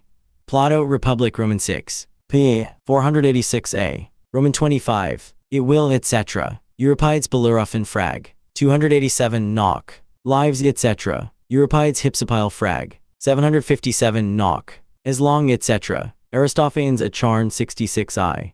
Plato Apology p. 28b. For thus Apology p. 28f. Roman 26. But O noble sir, etc. Plato Gorgias 512d. Roman 27. And as for those parts, etc. A quotation from Euripides Chrysippus Frag. 839 Nox. With meats, etc. From Euripides Supplices 1110. Roman 33. They both, i.e., life and wrestling. Says he 63. Plato quoted by Epictetus R. I. 28:2 and 22. Roman 37. How know we, etc. The Greek means, how know we whether Teloges were not nobler in character than Sophocles? The allusion is unknown. Roman 27. Frost, the word is written by Casaubon as a proper name, Pagus. The hardihood of Socrates was famous. See Plato, Symposium p. 220. Book X, Roman 22. The Greek means paltry breath bearing up corpses so that the tale of dead man's land is clearer. Roman 22. The poet 21 Euripides Frag. 898 Noc. Compare Aeschylus Danaides Frag. 44. Roman 24. Plato 23 Theaetetus p. 174d. Roman 34. The poet 34 Homer Iliad Roman 6. 147. Roman 34. Wood a translation of all matter. Roman 38. Rhetoric 38 rather the gift of speech, or perhaps the decree of the reasoning faculty. Book Roman 11 v. Cytheron 6. Oedipus utters this cry after discovering that he has fulfilled his awful doom. He was exposed on Cytheron as an infant to die, and the cry implies that he wishes he had died there. Sophocles Oedipus Tyrannus 1391. V. New Comedy, etc. Z. has here strayed from the Greek rather widely. Translate and understand to what end the new comedy was adopted, which by small degrees degenerated into a mere show of skill in mimicry. C. Writes Commedia Vetus Media Nova. Roman 12. Phocion 13. When about to be put to death, he charged his son to bear no malice against the Athenians. Roman 28. My heart, etc. 31. From Homer, Odyssey Roman 9. 413. They will from Hesiod, Opera et Dies 184. Epictetus R. I. Roman 2:37. XXX. Cut down grapes 35. Correct ears of corn. Epictetus 36 R. 322 105. Glossary. This glossary includes all proper names excepting a few which are insignificant or unknown, and all obsolete or obscure words. Adrianus or Hadrian 76-138a. D's 14th Roman Emperor. Agrippa M. Vipsanius 63-12b. C. A distinguished soldier under Augustus. Alexander the Great, King of Macedonia and Conqueror of the East 356-323b. C. Antisthenes of Athens, founder of the sect of Cynic philosophers and an opponent of Plato 5th century b. C. Antoninus Pius, 15th Roman Emperor 138-161 ad. One of the best princes that ever mounted a throne. Apatheia, the Stoic ideal, was calmness in all circumstance and insensibility to pain, and absence of all exultation at pleasure or good fortune. Apelles, a famous painter of antiquity. Apollonius of Alexandria, called Discalus or the ill-tempered, a great grammarian. Aposteme tumor excrescens. Archimedes of Syracuse 287-212b. C. The most famous mathematician of antiquity. Athos, a mountain promontory at the end of the Aegean Sea. Augustus, first Roman emperor, ruled 31 B.C.-14 ad. Avoid void. Bacchius, there were several persons of this name, and the one meant is perhaps the musician. Brutus, 1. The liberator of the Roman people from their kings, and 2. The murderer of Caesar. Both names were household words. Caesar Caius Julius, the dictator and conqueror. Caerta, a town in Latium. Camillus, a famous dictator in the early days of the Roman Republic. Carnuntum, a town on the Danube in Upper Pannonia. Cato, called of Utica, a Stoic who died by his own hand after the Battle of Thapsus, 46 B.C. His name was proverbial for virtue and courage. Catullus Cautius. Cecrops, first legendary king of Athens. Charax, perhaps the priestly historian of that name, whose date is unknown, except that it must be later than Nero. Chirurgeon surgeon. Chrysippus 280-207 B.C., a Stoic philosopher and the founder of Stoicism as a systematic philosophy. Circus, the Circus Maximus at Rome, where games were held. There were 4 companies who contracted to provide horses, drivers, etc. These were called factions and each had its distinguishing color: Rosata red, Albata white, Veneta blue, Prassina green. There was high rivalry between them, and riots and bloodshed not infrequently. Cytheron, a mountain range N. of Attica. Comedy, ancient, a term applied to the Attic comedy of Aristophanes and his time, which criticized persons and politics like a modern comic journal such as Punk. See New Comedy. Compendious short. Conceit opinion. Connotation contentment. Creates a cynic philosopher of the 4th century B.C. Croesus, king of Lydia, proverbial for wealth, he reigned 560–546 B.C. Cynics, a school of philosophers founded by Antisthenes. Their texts were a kind of caricature of Socraticism. Nothing was good but virtue, nothing bad but vice. The Cynics repudiated all civil and social claims and attempted to return to what they called a state of nature. Many of them were very disgusting in their manners. Demetrius of Phalerum, an Athenian orator, statesman, philosopher, and poet. Born 345 B.C. Democritus of Abdera 460–361 B.C., celebrated as the laughing philosopher whose constant thought was what fools these mortals be, he invented the atomic theory. Dio of Syracuse, a disciple of Plato and afterwards tyrant of Syracuse. Murdered 353 B.C. Diogenes the Cynic, born about 412 B.C., renowned for his rudeness and hardihood. Diognetus, a painter. Dispense with, put up with. Dogmata, pithy sayings, or philosophical rules of life. Empedocles of Agrigentum FL. 5th century B.C., a philosopher who first laid down that there were 4 elements. He believed in the transmigration of souls and the indestructibility of matter. Epictetus, a famous Stoic philosopher. He was of Phrygia, at first a slave, then freedman, lame, poor, and contented. The work called Enchiridion was compiled by a pupil from his discourses. Epicureans, a sect of philosophers founded by Epicurus who combined the physics of Democritus, i.e., the atomic theory, with the ethics of Aristippus. They proposed to live for happiness, but the word did not bear that coarse and vulgar sense originally which it soon took. Epicurus of Samos 342–270 B.C. lived at Athens in his gardens, an urbane and kindly, if somewhat useless, life. His character was simple and temperate, and had none of the vice or indulgence which was afterwards associated with the name of Epicurean. Eudoxus of Cnidus, a famous astronomer and physician of the 4th century B.C. Fatal fated. Fortuit chance edge. Fronto M. Cornelius, a rhetorician and pleader, made consul in 143 A.D. A number of his letters to M. or, and others are extant. Granua, a tributary of the Danube. Hellas, ancient capital city of Achaea, swallowed up by an earthquake 373 B.C. Helvidius Priscus, son-in-law of Thracia Pedus, a noble man and a lover of liberty. He was banished by Nero and put to death by Vespasian. Heraclitus of Ephesus, who lived in the 6th century B.C. He wrote on philosophy and natural science. Herculaneum, near Mount Vesuvius, buried by the eruption of 79 A.D. Hercules p. 167 should be Apollo. See Muses. Hiatus Gap. Hipparchus of Bithynia, an astronomer of the 2nd century B.C., the true father of astronomy. Hippocrates of Kos, about 460–357 B.C. One of the most famous physicians of antiquity. Idiot means merely the non-proficient in anything, the layman, he who was not technically trained in any art, craft, or calling. Leonatus, a distinguished general under Alexander the Great. Lucilla, daughter of M. Aurelius and wife of Verus, whom she survived. Maecenas, a trusted advisor of Augustus and a munificent patron of wits and literary men. Maximus Claudius, a Stoic philosopher. Menippus, a Cynic philosopher. Meteors ta meteorologica, high philosophy, used specially of astronomy and natural philosophy, which were bound up with other speculations.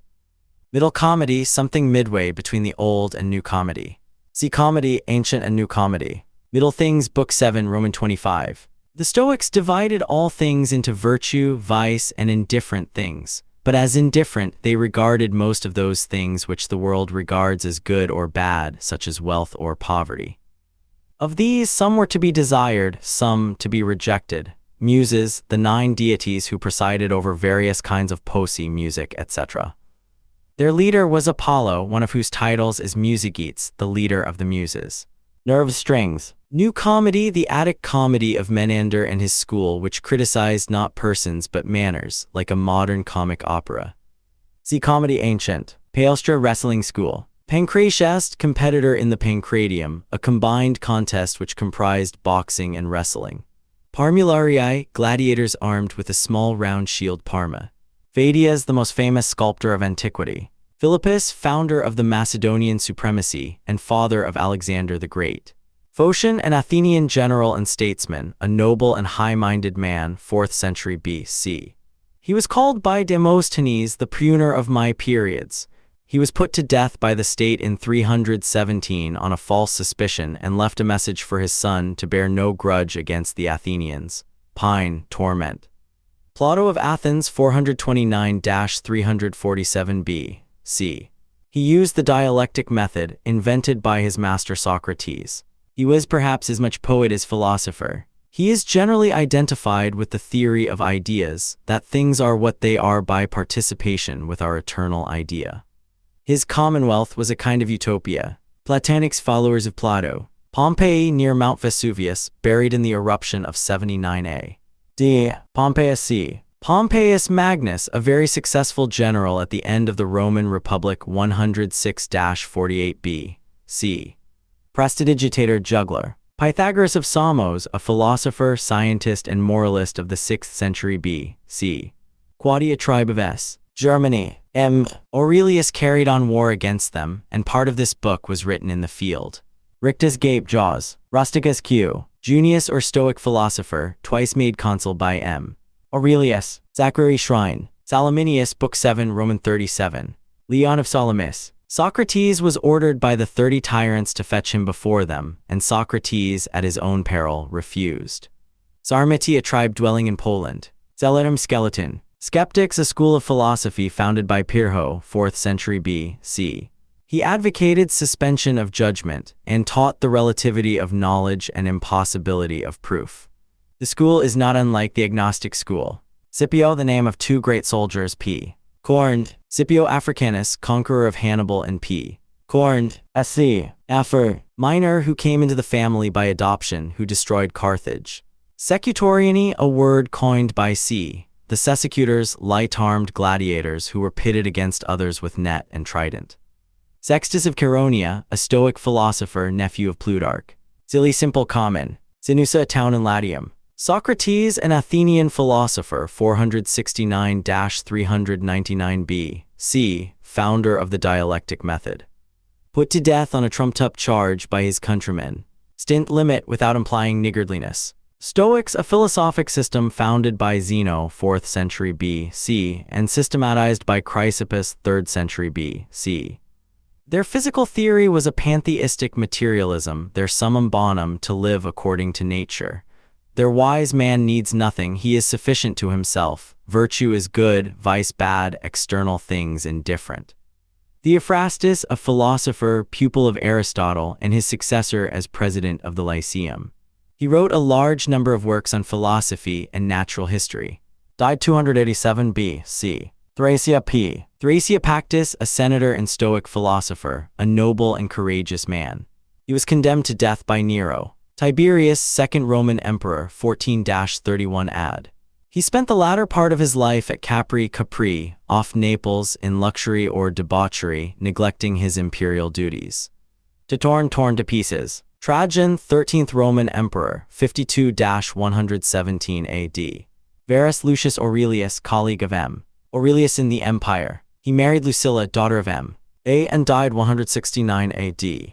Vespasian, 9th Roman Emperor Xenocrates of Chalcedon, 396-314 B.C., a philosopher and president of the Academy. Paragraphs with first lines. His first book I. Of my grandfather Verus I have learned to be gentle and meek, and to Roman 2. Of him that brought me up, not to be fondly addicted to either of Roman 3. Of Diognetus, not to busy myself about vain things, and not easily Roman 4. To Rusticus I am beholding, that I first entered into the conceit v. From Apollonius, true liberty and unvariable steadfastness, and not vi. Of Sextus, mildness and the pattern of a family governed with Roman 7. From Alexander the Grammarian, to be unreprovable myself and not Roman 8. Of Fronto, to how much envy and fraud and hypocrisy, the state of a Roman 9. Of Alexander the Platonic, not often nor without great necessity to X. Of Catullus, not to contemn any friend's expostulation, though unjust, Roman 11. From my brother Severus, to be kind and loving to all them of my Roman 12. From Claudius Maximus, in all things to endeavor to have power, Roman 13. In my father I observed his meekness, his constancy without, Roman 14. From the gods I received that I had good grandfathers and parents, Roman 15. In the country of the Quadiat Granua, these betimes in the morning, Roman 16. Whatsoever I am is either flesh or life, or that which we, Roman 17.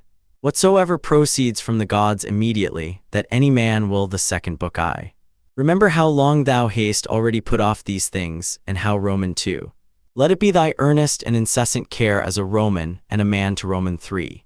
Do soul do abuse and contemn thyself, yet a while and the time, Roman 4. Why should any of these things that happen externally so much v?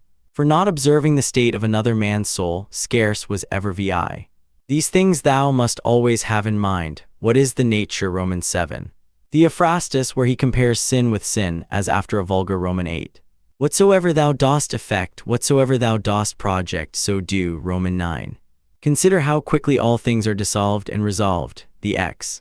It is the part of a man endowed with a good understanding faculty, to, Roman 11. Consider with thyself how man, and by what part of his, is joined, Roman 12.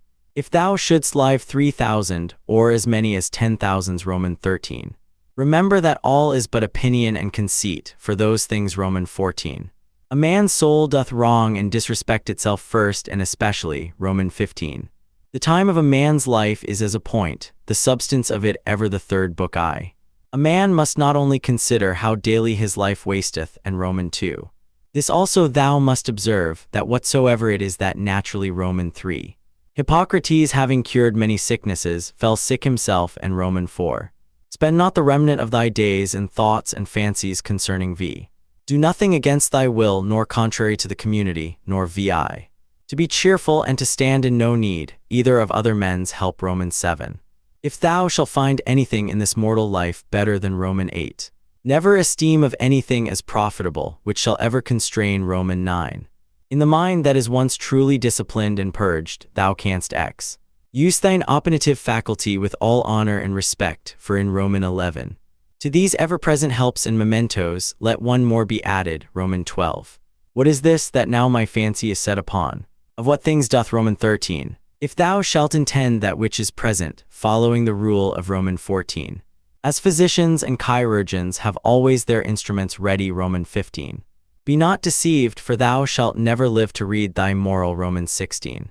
To steal, to sow, to buy, to be at rest, to see what is to be done, Roman 17. To be capable of fancies and imaginations is common to man, and the fourth book I. That inward mistress part of man, if it be in its own true natural, Roman 2. Let nothing be done rashly and at random, but all things according, Roman 3. They seek for themselves private retiring, Roman 4. If to understand and to be reasonable be common unto all men, then v. As generation is, so also death, a secret of nature's wisdom, of vi. Such and such things from such and such causes must of necessity, Roman 7. Let opinion be taken away, and no man will think himself wronged. Roman 8. Whatsoever doth happen in the world, doth happen justly, and so if, Roman 9. Conceit no such things, as he that wrongeth thee conceiveth X. These two rules thou must have always in a readiness. First do, Roman 11. Hast thou reason? I have. Why then makest thou not use of it? For if, Roman 12. As a part hitherto thou hast had a particular subsistence, and now, Roman 13. Within 10 days, if so happen, thou shalt be esteemed a god of, Roman 14. Not as though thou hadst thousands of years to live. Death hangs, Roman 15. Now much time and leisure doth he gain, who is not curious to know, Roman 16. He who is greedy of credit and reputation after his death, doth, Roman 17. If so be that the souls remain after death, say they that will not, Roman 18. Not to wander out of the way, but upon every motion and desire, Roman 19.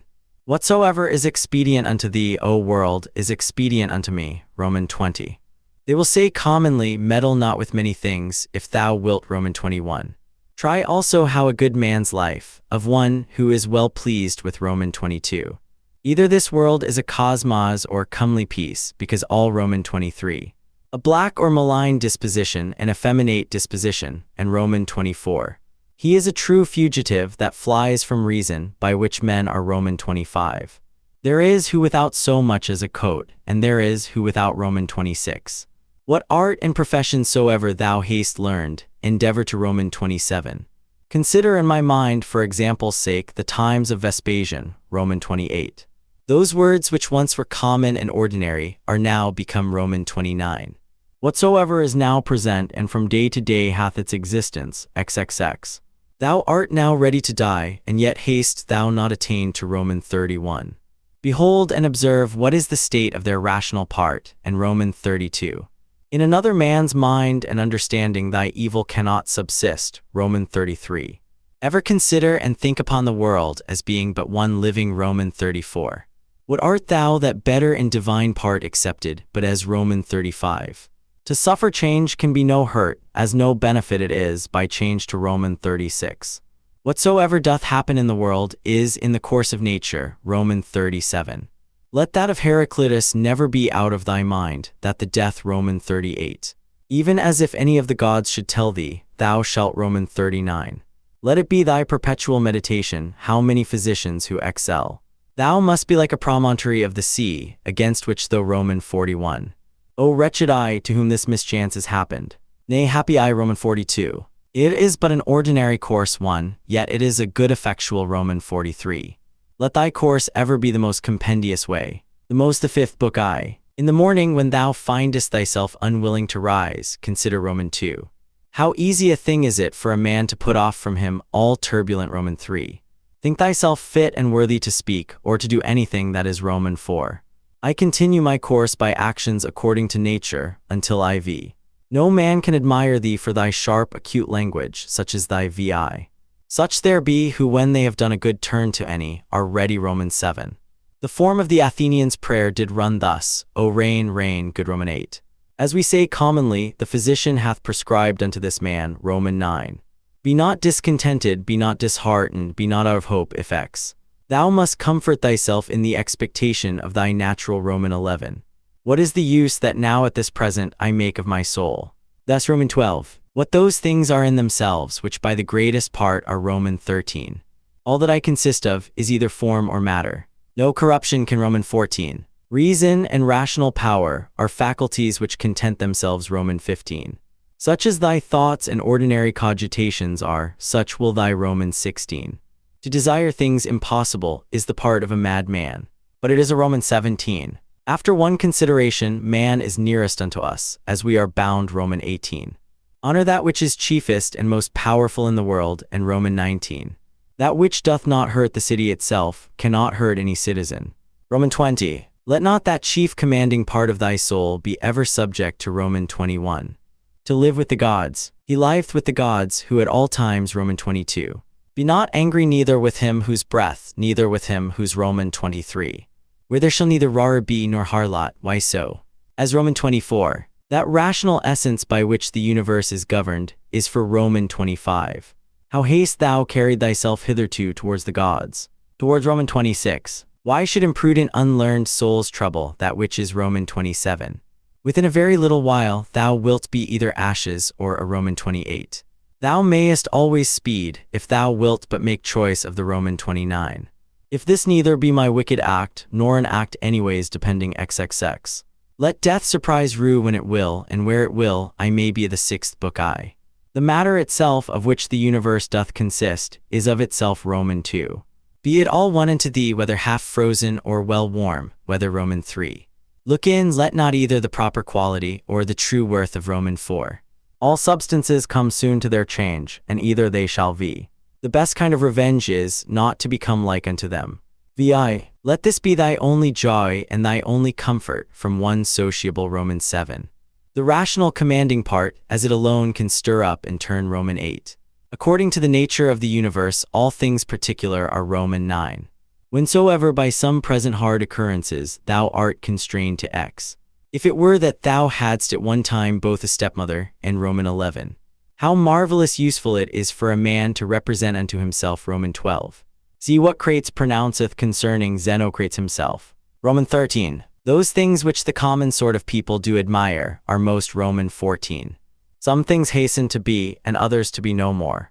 And even Roman 15. Not vegetative spiration it is not surely which plants have that Roman 16. Under, above, and about are the motions of the elements, but Roman 17.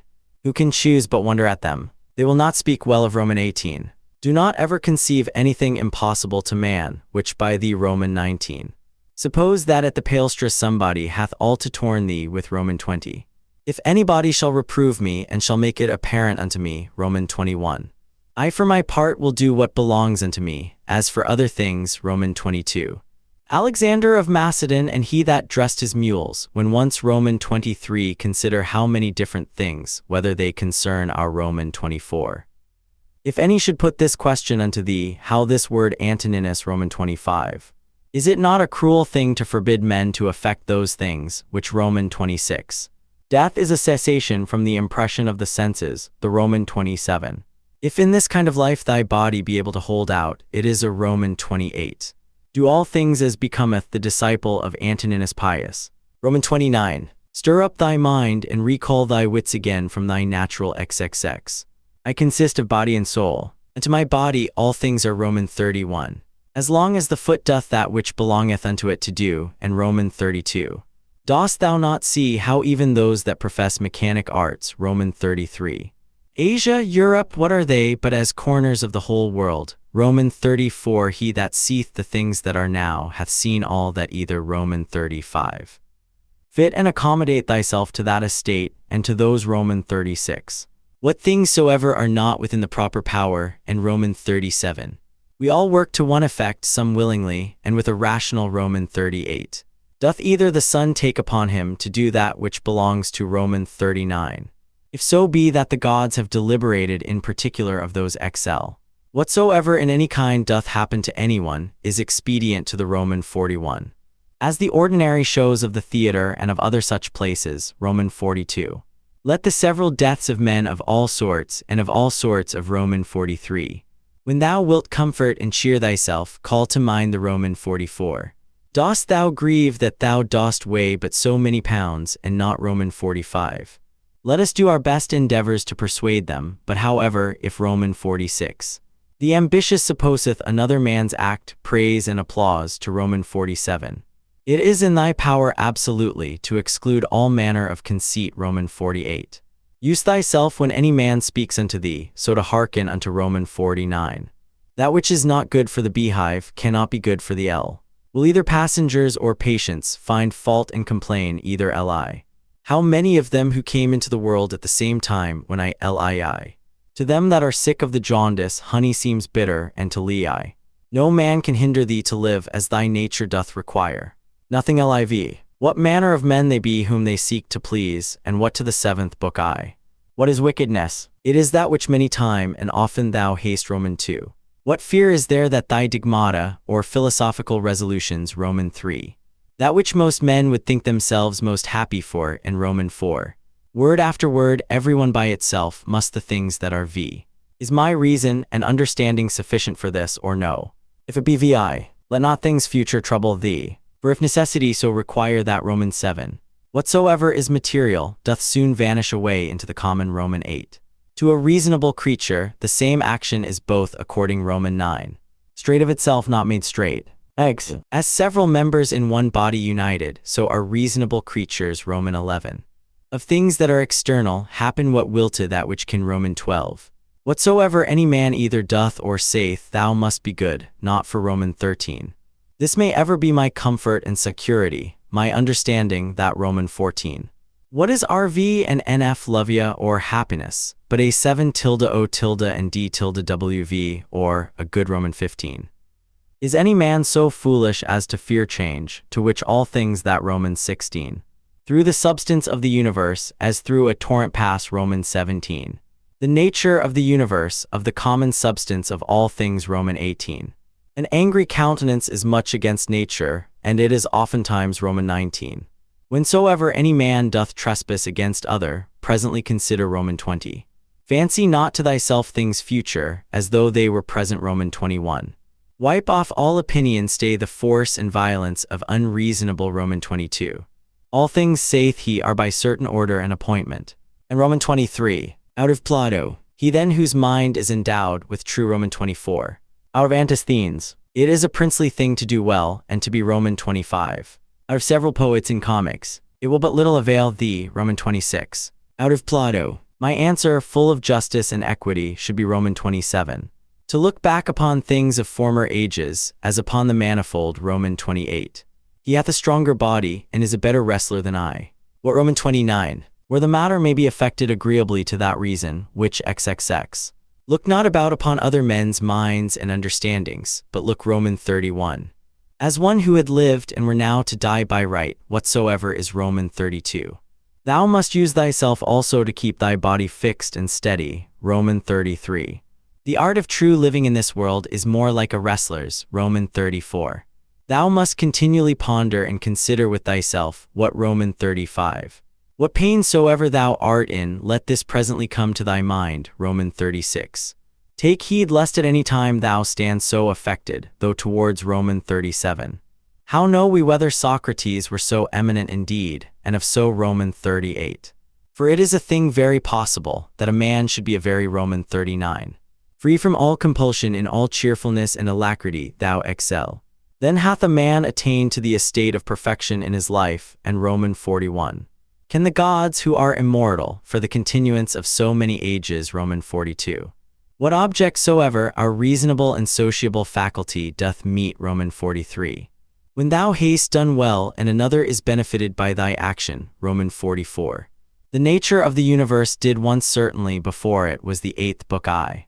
This also, among other things, may serve to keep thee from vainglory, Roman 2. Upon every action that thou art about, put this question to thyself, Roman 3.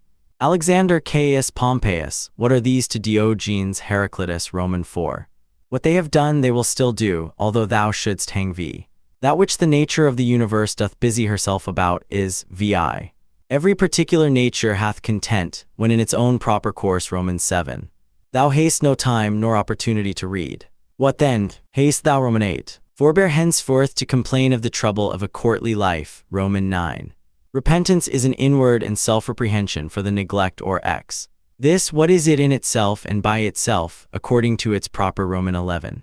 When thou art hard to be stirred up and awaked out of thy sleep, Roman 12. As every fancy and imagination presents itself unto thee, consider Roman 13. At thy first encounter with anyone, say presently to thyself, Roman 14. Remember that to change thy mind upon occasion, and to follow him, Roman 15. If it were thine act and in thine own power, wouldest thou do, Roman 16. Whatsoever dieth and falleth, however and wheresoever it die, Roman 17. Whatsoever is was made for something, as a horse a vine. Why, Roman 18. Nature hath its end as well in the end and final consummation of Roman 19. Is when that tosseth up a ball. And what is a ball the better, if Roman 20? That which must be the subject of thy consideration is either the Roman 21. Most justly have these things happened unto thee, why dost not, Roman 22? Shall I do it? I will, so the end of my action be to do good unto, Roman 23. By one action judge of the rest, this bathing which usually takes, Roman 24. Lucilla buried Verus, then was Lucilla herself buried by others. Roman 25. The true joy of a man is to do that which properly belongs unto a, Roman 26. If pain be an evil, either it is in regard of the body, and that, Roman 27. Wipe off all idle fancies and say unto thyself incessantly, now, Roman 28. Whether thou speak in the Senate, or whether thou speak to any, Roman 29. Augustus his court, his wife, his daughter, his nephews, his XXX. Contract thy whole life to the measure and proportion of one single, Roman 31. Receive temporal blessings without ostentation, when they are sent, Roman 32. If ever thou sawest either a hand, or a foot, or a head lying by, Roman 33. As almost all her other faculties and properties the nature of, Roman 34. Let not the general representation unto thyself of the, Roman 35.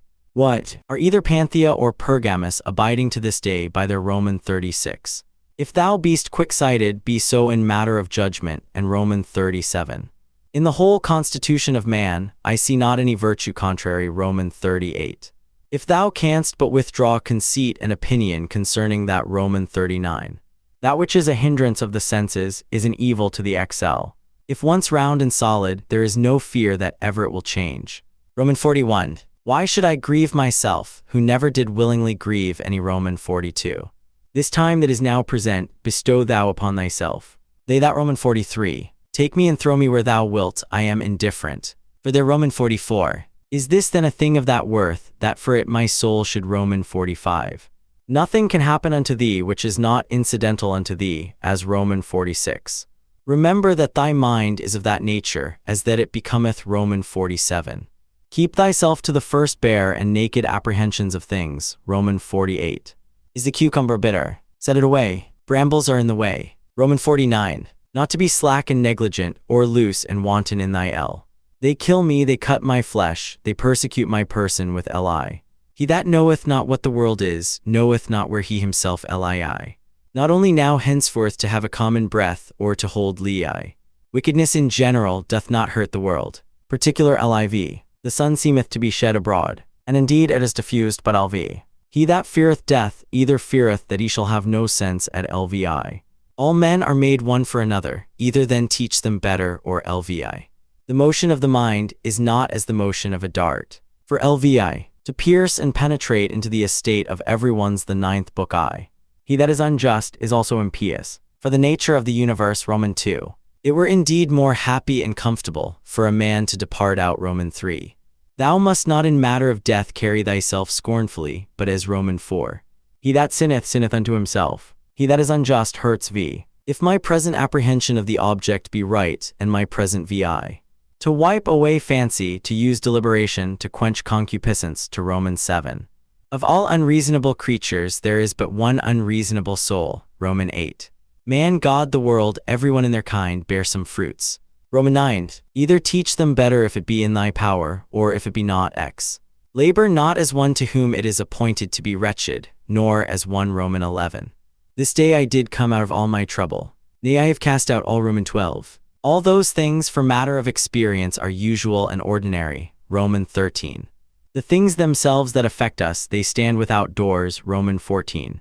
As virtue and wickedness consist not in passion but in action, so Roman 15.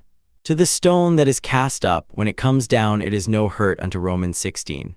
Sift their minds and understandings, and behold what men they be, Roman 17. All things that are in the world are always in the estate, Roman 18.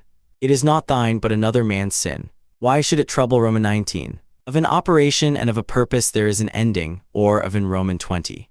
As occasion shall require, either to thine own understanding, or to, Roman 21. As thou thyself, whoever thou art, were made for the perfection, in Roman 22. Children's anger, mere babels, wretched souls bearing up dead, Roman 23. Go to the quality of the cause from which the effect doth, Roman 24. Infinite are the troubles and miseries that thou hast already, Roman 25. When any shall either impeach thee with false accusations, or, Roman 26. Up and down from one age to another go the ordinary things of, Roman 27. Within a while the earth shall cover us all, and then she herself, Roman 28. And these your professed politicians, the only true practical, Roman 29. From some high place as it were to look down, and to behold XXX. Many of those things that trouble and straiten thee, it is in thy, Roman 31. To comprehend the whole world together in thy mind, and the whole, Roman 32. What are their minds and understandings, and what the things that, Roman 33. Loss and corruption is in very deed nothing else but change, and Roman 34. How base and putrid every common matter is. Water, dust, in Roman 35. Will this querulousness, this murmuring, this complaining, and Roman 36. It is all one to see these things for 100 of years together, Roman 37. If he have sinned, his is the harm, not mine. But perchance he, Roman 38. Either all things by the providence of reason happen unto every, Roman 39. Sayest thou unto that rational part, thou art dead, corruption XL. Either the gods can do nothing for us at all, or they can still, in Roman 41. In my sickness, saith Epicurus of himself, my discourses were Roman 42. It is common to all trades and professions to mind and intend that Roman 43. When at any time thou art offended with anyone's impudency, put the 10th book I. O my soul, the time I trust will be, when thou shalt be good, simple, Roman 2. As one who is altogether governed by nature, let it be thy care to Roman 3. Whatsoever doth happen unto thee, thou art naturally by thy natural, Roman 4. Him that offends, to teach with love and meekness, and to show him v. Whatsoever it be that happens unto thee, it is that which from all vi. Either with Epicurus, we must fondly imagine the atoms to be the Roman 7. All parts of the world, all things I mean that are contained, Roman 8. Now that thou hast taken these names upon thee of good, modest, Roman 9. Toys and fooleries at home, wars abroad, sometimes terror, sometimes X. As the spider when it hath caught the fly that it hunted after, is Roman 11. To find out and set to thyself some certain way and method of Roman 12. He hath got loose from the bonds of his body, and perceiving that, Roman 13. What use is there of suspicion at all? Or why should thoughts, Roman 14? What is that is slow and yet quick, merry and yet grave? He, Roman 15. In the morning, as soon as thou art awaked, when thy judgment, before Roman 16. Give what thou wilt and take away what thou wilt, saith he, that is Roman 17. So live as indifferent to the world and all worldly objects, as Roman 18. Make it not any longer a matter of dispute or discourse, what are Roman 19. Ever to represent unto thyself, and to set before thee both the Roman 20. Consider them through all actions and occupations of their lives, Roman 21. That is best for everyone, that the common nature of all doth send, Roman 22. The earth, saith the poet, doth often long after the rain. So is Roman 23. Either thou dost continue in this kind of life, and that is it, Roman 24. Let it always appear and be manifest unto thee that solitariness, Roman 25. He that runs away from his master is a fugitive. But the law is, Roman 26. From man is the seed, that once cast into the womb man hath no, Roman 27. Ever to mind and consider with thyself, how all things that now, Roman 28. As a pig that cries and flings when his throat is cut, fancy to Roman 29. Whatsoever it is that thou goest about, consider of it by thyself, XXX. When thou art offended with any man's transgression, presently, Roman 31. When thou seest Satiro, think of Socraticus and Eutyches, or Roman 32. What a subject and what a course of life is it, that thou dost, Roman 33. Let it not be in any man's power to say truly of thee, that, Roman 34. As he that is bitten by a mad dog is afraid of everything, almost, Roman 35. A good eye must be good to see whatsoever is to be seen, and not, Roman 36. There is not any man that is so happy in his death, but that some, Roman 37. Use thyself as often as thou seest any man do anything, Roman 38. Remember that which sets a man at work and hath power, the 11th book I. The natural properties and privileges of a reasonable soul are, that, Roman 2. A pleasant song or dance, the pancratiast exercise, sports, that, Roman 3. That soul which is ever ready, even now presently, if need be, from Roman 4. Have I done anything charitably? Then am I benefited by it? CV. Tragedies were at first brought in and instituted, to put men in mind vi. How clearly doth it appear unto thee, that no other course of thy, Roman 7. A branch cut off from the continuity of that which was next unto Roman 8. To grow together like fellow branches in matter of good, Roman 9. It is not possible that any nature should be inferior unto art, X. The things themselves, which either to get or to avoid thou art, put Roman 11. Then is the soul as Empedocles doth liken it, like unto a sphere, or Roman 12. Will any contemn me? Let him look to that, upon what grounds he, Roman 13. They contemn one another, and yet they seek to please one another, Roman 14. How rotten and insincere is he that saith, I am resolved to carry, Roman 15. To live happily is an inward power of the soul, when she is affected, Roman 16. Of everything thou must consider from whence it came, of what, Roman 17. For several dispositions or inclinations there be of the mind, and Roman 18. What portion soever, either of air or fire, there be in thee, Roman 19. He that hath not one and the selfsame general end always as long, Roman 20. Remember the fable of the country mouse and the city mouse, and the Roman 21. Socrates was wont to call the common conceits and opinions of men, Roman 22. The Lacedaemonians at their public spectacles were wont to appoint, Roman 23. What Socrates answered unto Perdiccas, why he did not come unto Roman 24. In the ancient mystical letters of the Ephesians, there was an Roman 25. The Pythagoreans were wont betimes in the morning, the first thing Roman 26.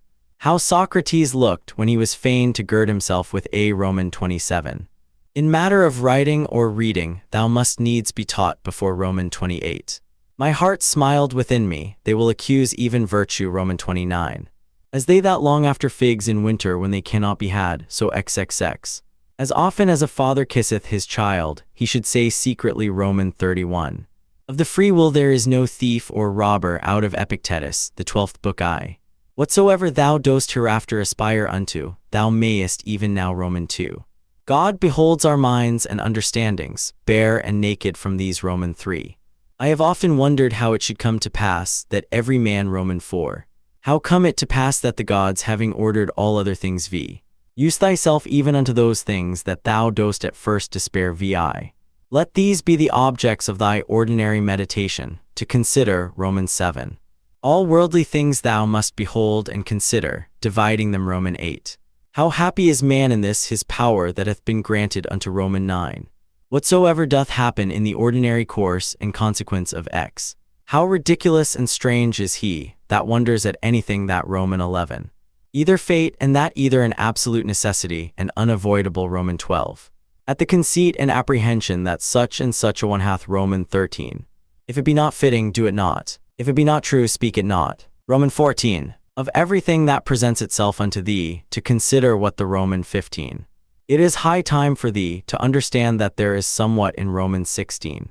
Remember that all is but opinion, and all opinion depends of the Romans 17.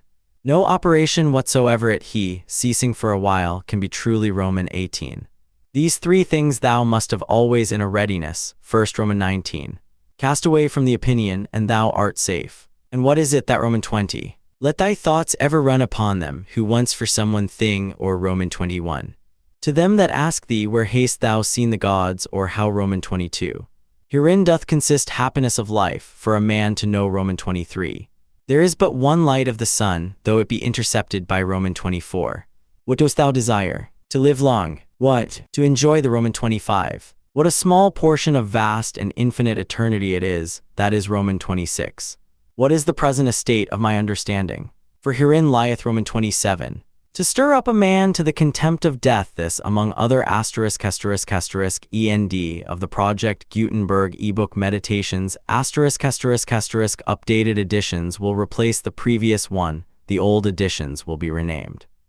Creating the works from print editions not protected by U.S. Copyright law means that no one owns a United States copyright in these works, so the Foundation and you can copy and distribute it in the United States without permission and without paying copyright royalties. Special rules set forth in the general terms of use part of this license apply to copying and distributing Project Gutenberg trademark electronic works to protect the Project Gutenberg trademark concept and trademark. Project Gutenberg is a registered trademark and may not be used if you charge for an e-book, except by following the terms of the trademark license, including paying royalties for use of the Project Gutenberg trademark. If you do not charge anything for copies of this e-book, complying with the trademark license is very easy. You may use this e-book for nearly any purpose, such as creation of derivative works, reports, performances, and research. Project Gutenberg e-books may be modified and printed and given away. You may do practically anything in the United States with e-books not protected by U.S. copyright law. Redistribution is subject to the trademark license, especially commercial redistribution. Start full license. The full Project Gutenberg license. Please read this before you distribute or use this work to protect the Project Gutenberg trademark mission of promoting the free distribution of electronic works. By using or distributing this work, or any other work associated in any way with the phrase Project Gutenberg, you agree to comply with all the terms of the full Project Gutenberg trademark license available with this file or online at www.gutenberg.org/license. Section 1. General Terms of Use and Redistributing Project Gutenberg Trademark Electronic Works 1. A. By reading or using any part of this Project Gutenberg trademark electronic work, you indicate that you have read, understand, agree to, and accept all the terms of this license and intellectual property, trademark/copyright agreement. If you do not agree to abide by all the terms of this agreement, you must cease using and return or destroy all copies of Project Gutenberg trademark electronic works in your possession. If you paid a fee for obtaining a copy of or access to a Project Gutenberg trademark electronic work and you do not agree to be bound by the terms of this agreement, you may obtain a refund from the person or entity to whom you paid the fee as set forth in paragraph 1(e)(8). 1b. Project Gutenberg is a registered trademark. It may only be used on or associated in any way with an electronic work by people who agree to be bound by the terms of this agreement. There are a few things that you can do with most Project Gutenberg trademark electronic works even without complying with the full terms of this agreement. See paragraph 1(c) below. There are a lot of things you can do with Project Gutenberg trademark electronic works if you follow the terms of this agreement and help preserve free future access to Project Gutenberg trademark electronic works. See paragraph 1(e) below. 1c. The Project Gutenberg Literary Archive Foundation, the Foundation or PGLAF, owns a compilation copyright in the collection of Project Gutenberg trademark electronic works. Nearly all the individual works in the collection are in the public domain in the United States. If an individual work is unprotected by copyright law in the United States and you are located in the United States, we do not claim a right to prevent you from copying, distributing, performing, displaying, or creating derivative works based on the work as long as all references to Project Gutenberg are removed. Of course, we hope that you will support the Project Gutenberg trademark mission of promoting free access to electronic works by freely sharing Project Gutenberg trademark works in compliance with the terms of this agreement for keeping the Project Gutenberg trademark name associated with the work. You can easily comply with the terms of this agreement by keeping this work in the same format with its attached full Project Gutenberg trademark license when you share it without charge with others. 1d. The copyright laws of the place where you are located also govern what you can do with this work. Copyright laws in most countries are in a constant state of change. If you are outside the United States, check the laws of your country in addition to the terms of this agreement before downloading, copying, displaying, performing, distributing, or creating derivative works based on this work or any other Project Gutenberg trademark work. The Foundation makes no representations concerning the copyright status of any work in any country other than the United States. 1e. Unless you have removed all references to Project Gutenberg 1(e)(1), the following sentence with active links to or other immediate access to.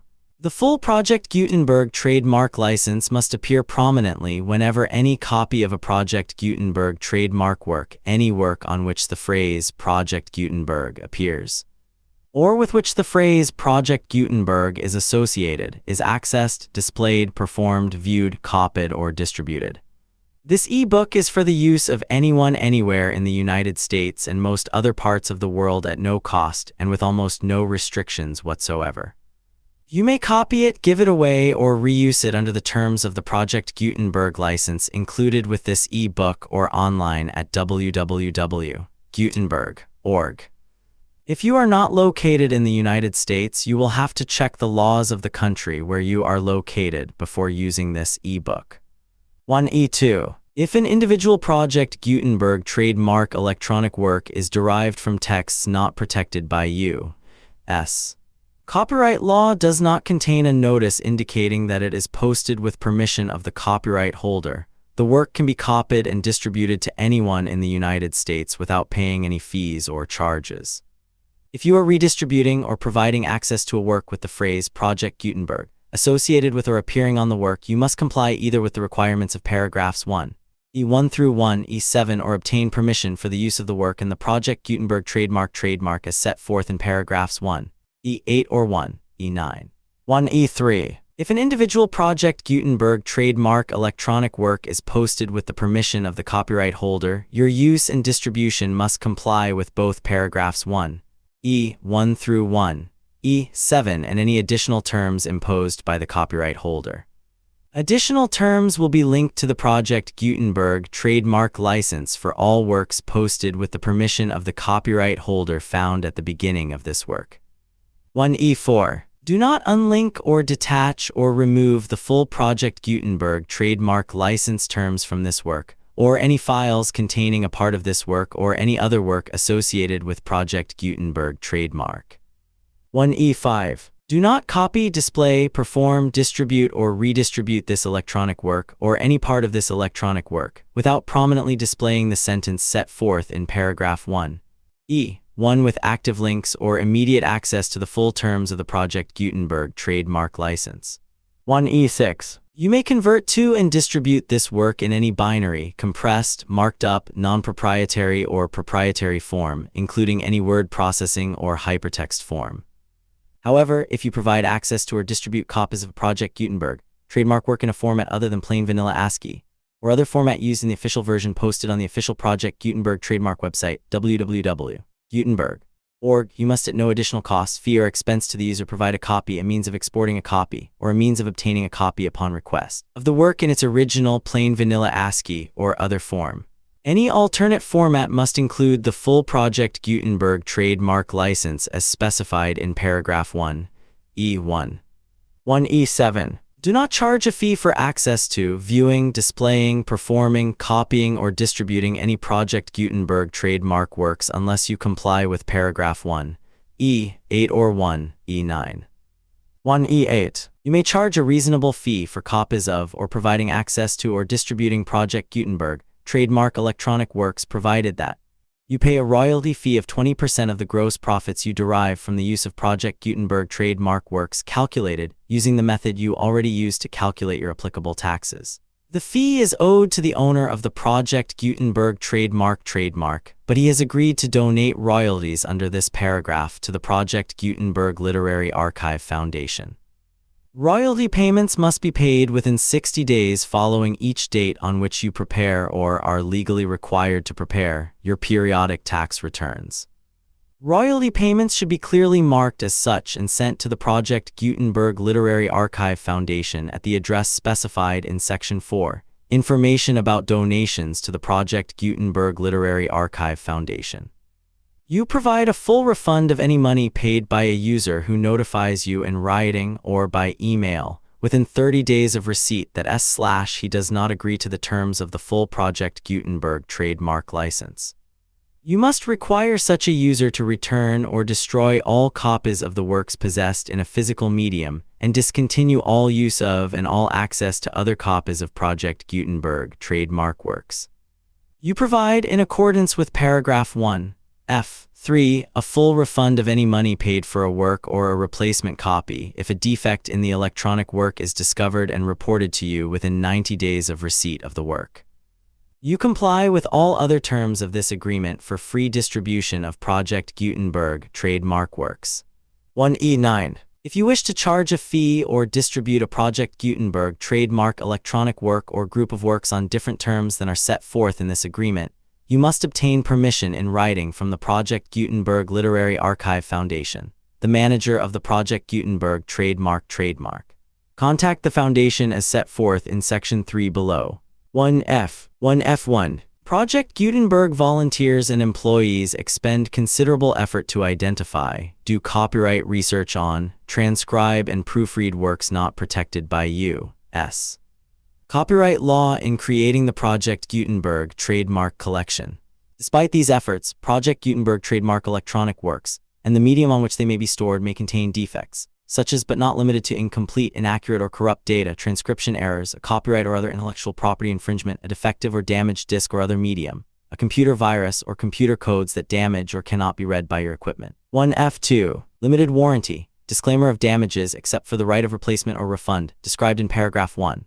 F3. The Project Gutenberg Literary Archive Foundation, the owner of the Project Gutenberg trademark, and any other party distributing a Project Gutenberg trademark electronic work under this agreement, disclaim all liability to you for damages, costs, and expenses, including legal fees. You agree that you have no remedies for negligence, strict liability, breach of warranty, or breach of contract except those provided in paragraph 1, F3. You agree that the foundation, the trademark owner, and any distributor under this agreement will not be liable to you for actual, direct, indirect, consequential, punitive, or incidental damages even if you give notice of the possibility of such damage. 1F3. Limited right of replacement or refund. If you discover a defect in this electronic work within 90 days of receiving it, you can receive a refund of the money, if any, you paid for it by sending a written explanation to the person you received the work from. If you received the work on a physical medium, you must return the medium with your written explanation. The person or entity that provided you with the defective work may elect to provide a replacement copy in lieu of a refund. If you received the work electronically, the person or entity providing it to you may choose to give you a second opportunity to receive the work electronically in lieu of a refund. If the second copy is also defective, you may demand a refund in writing without further opportunities to fix the problem. 1F4. Except for the limited right of replacement or refund set forth in paragraph 1. F3. This work is provided to you as is, with no other warranties of any kind, express or implied, including but not limited to warranties of merchantability or fitness for any purpose. 1F5. Some states do not allow disclaimers of certain implied warranties or the exclusion or limitation of certain types of damages. If any disclaimer or limitation set forth in this agreement violates the law of the state applicable to this agreement, the agreement shall be interpreted to make the maximum disclaimer or limitation permitted by the applicable state law. The invalidity or unenforceability of any provision of this agreement shall not void the remaining provisions.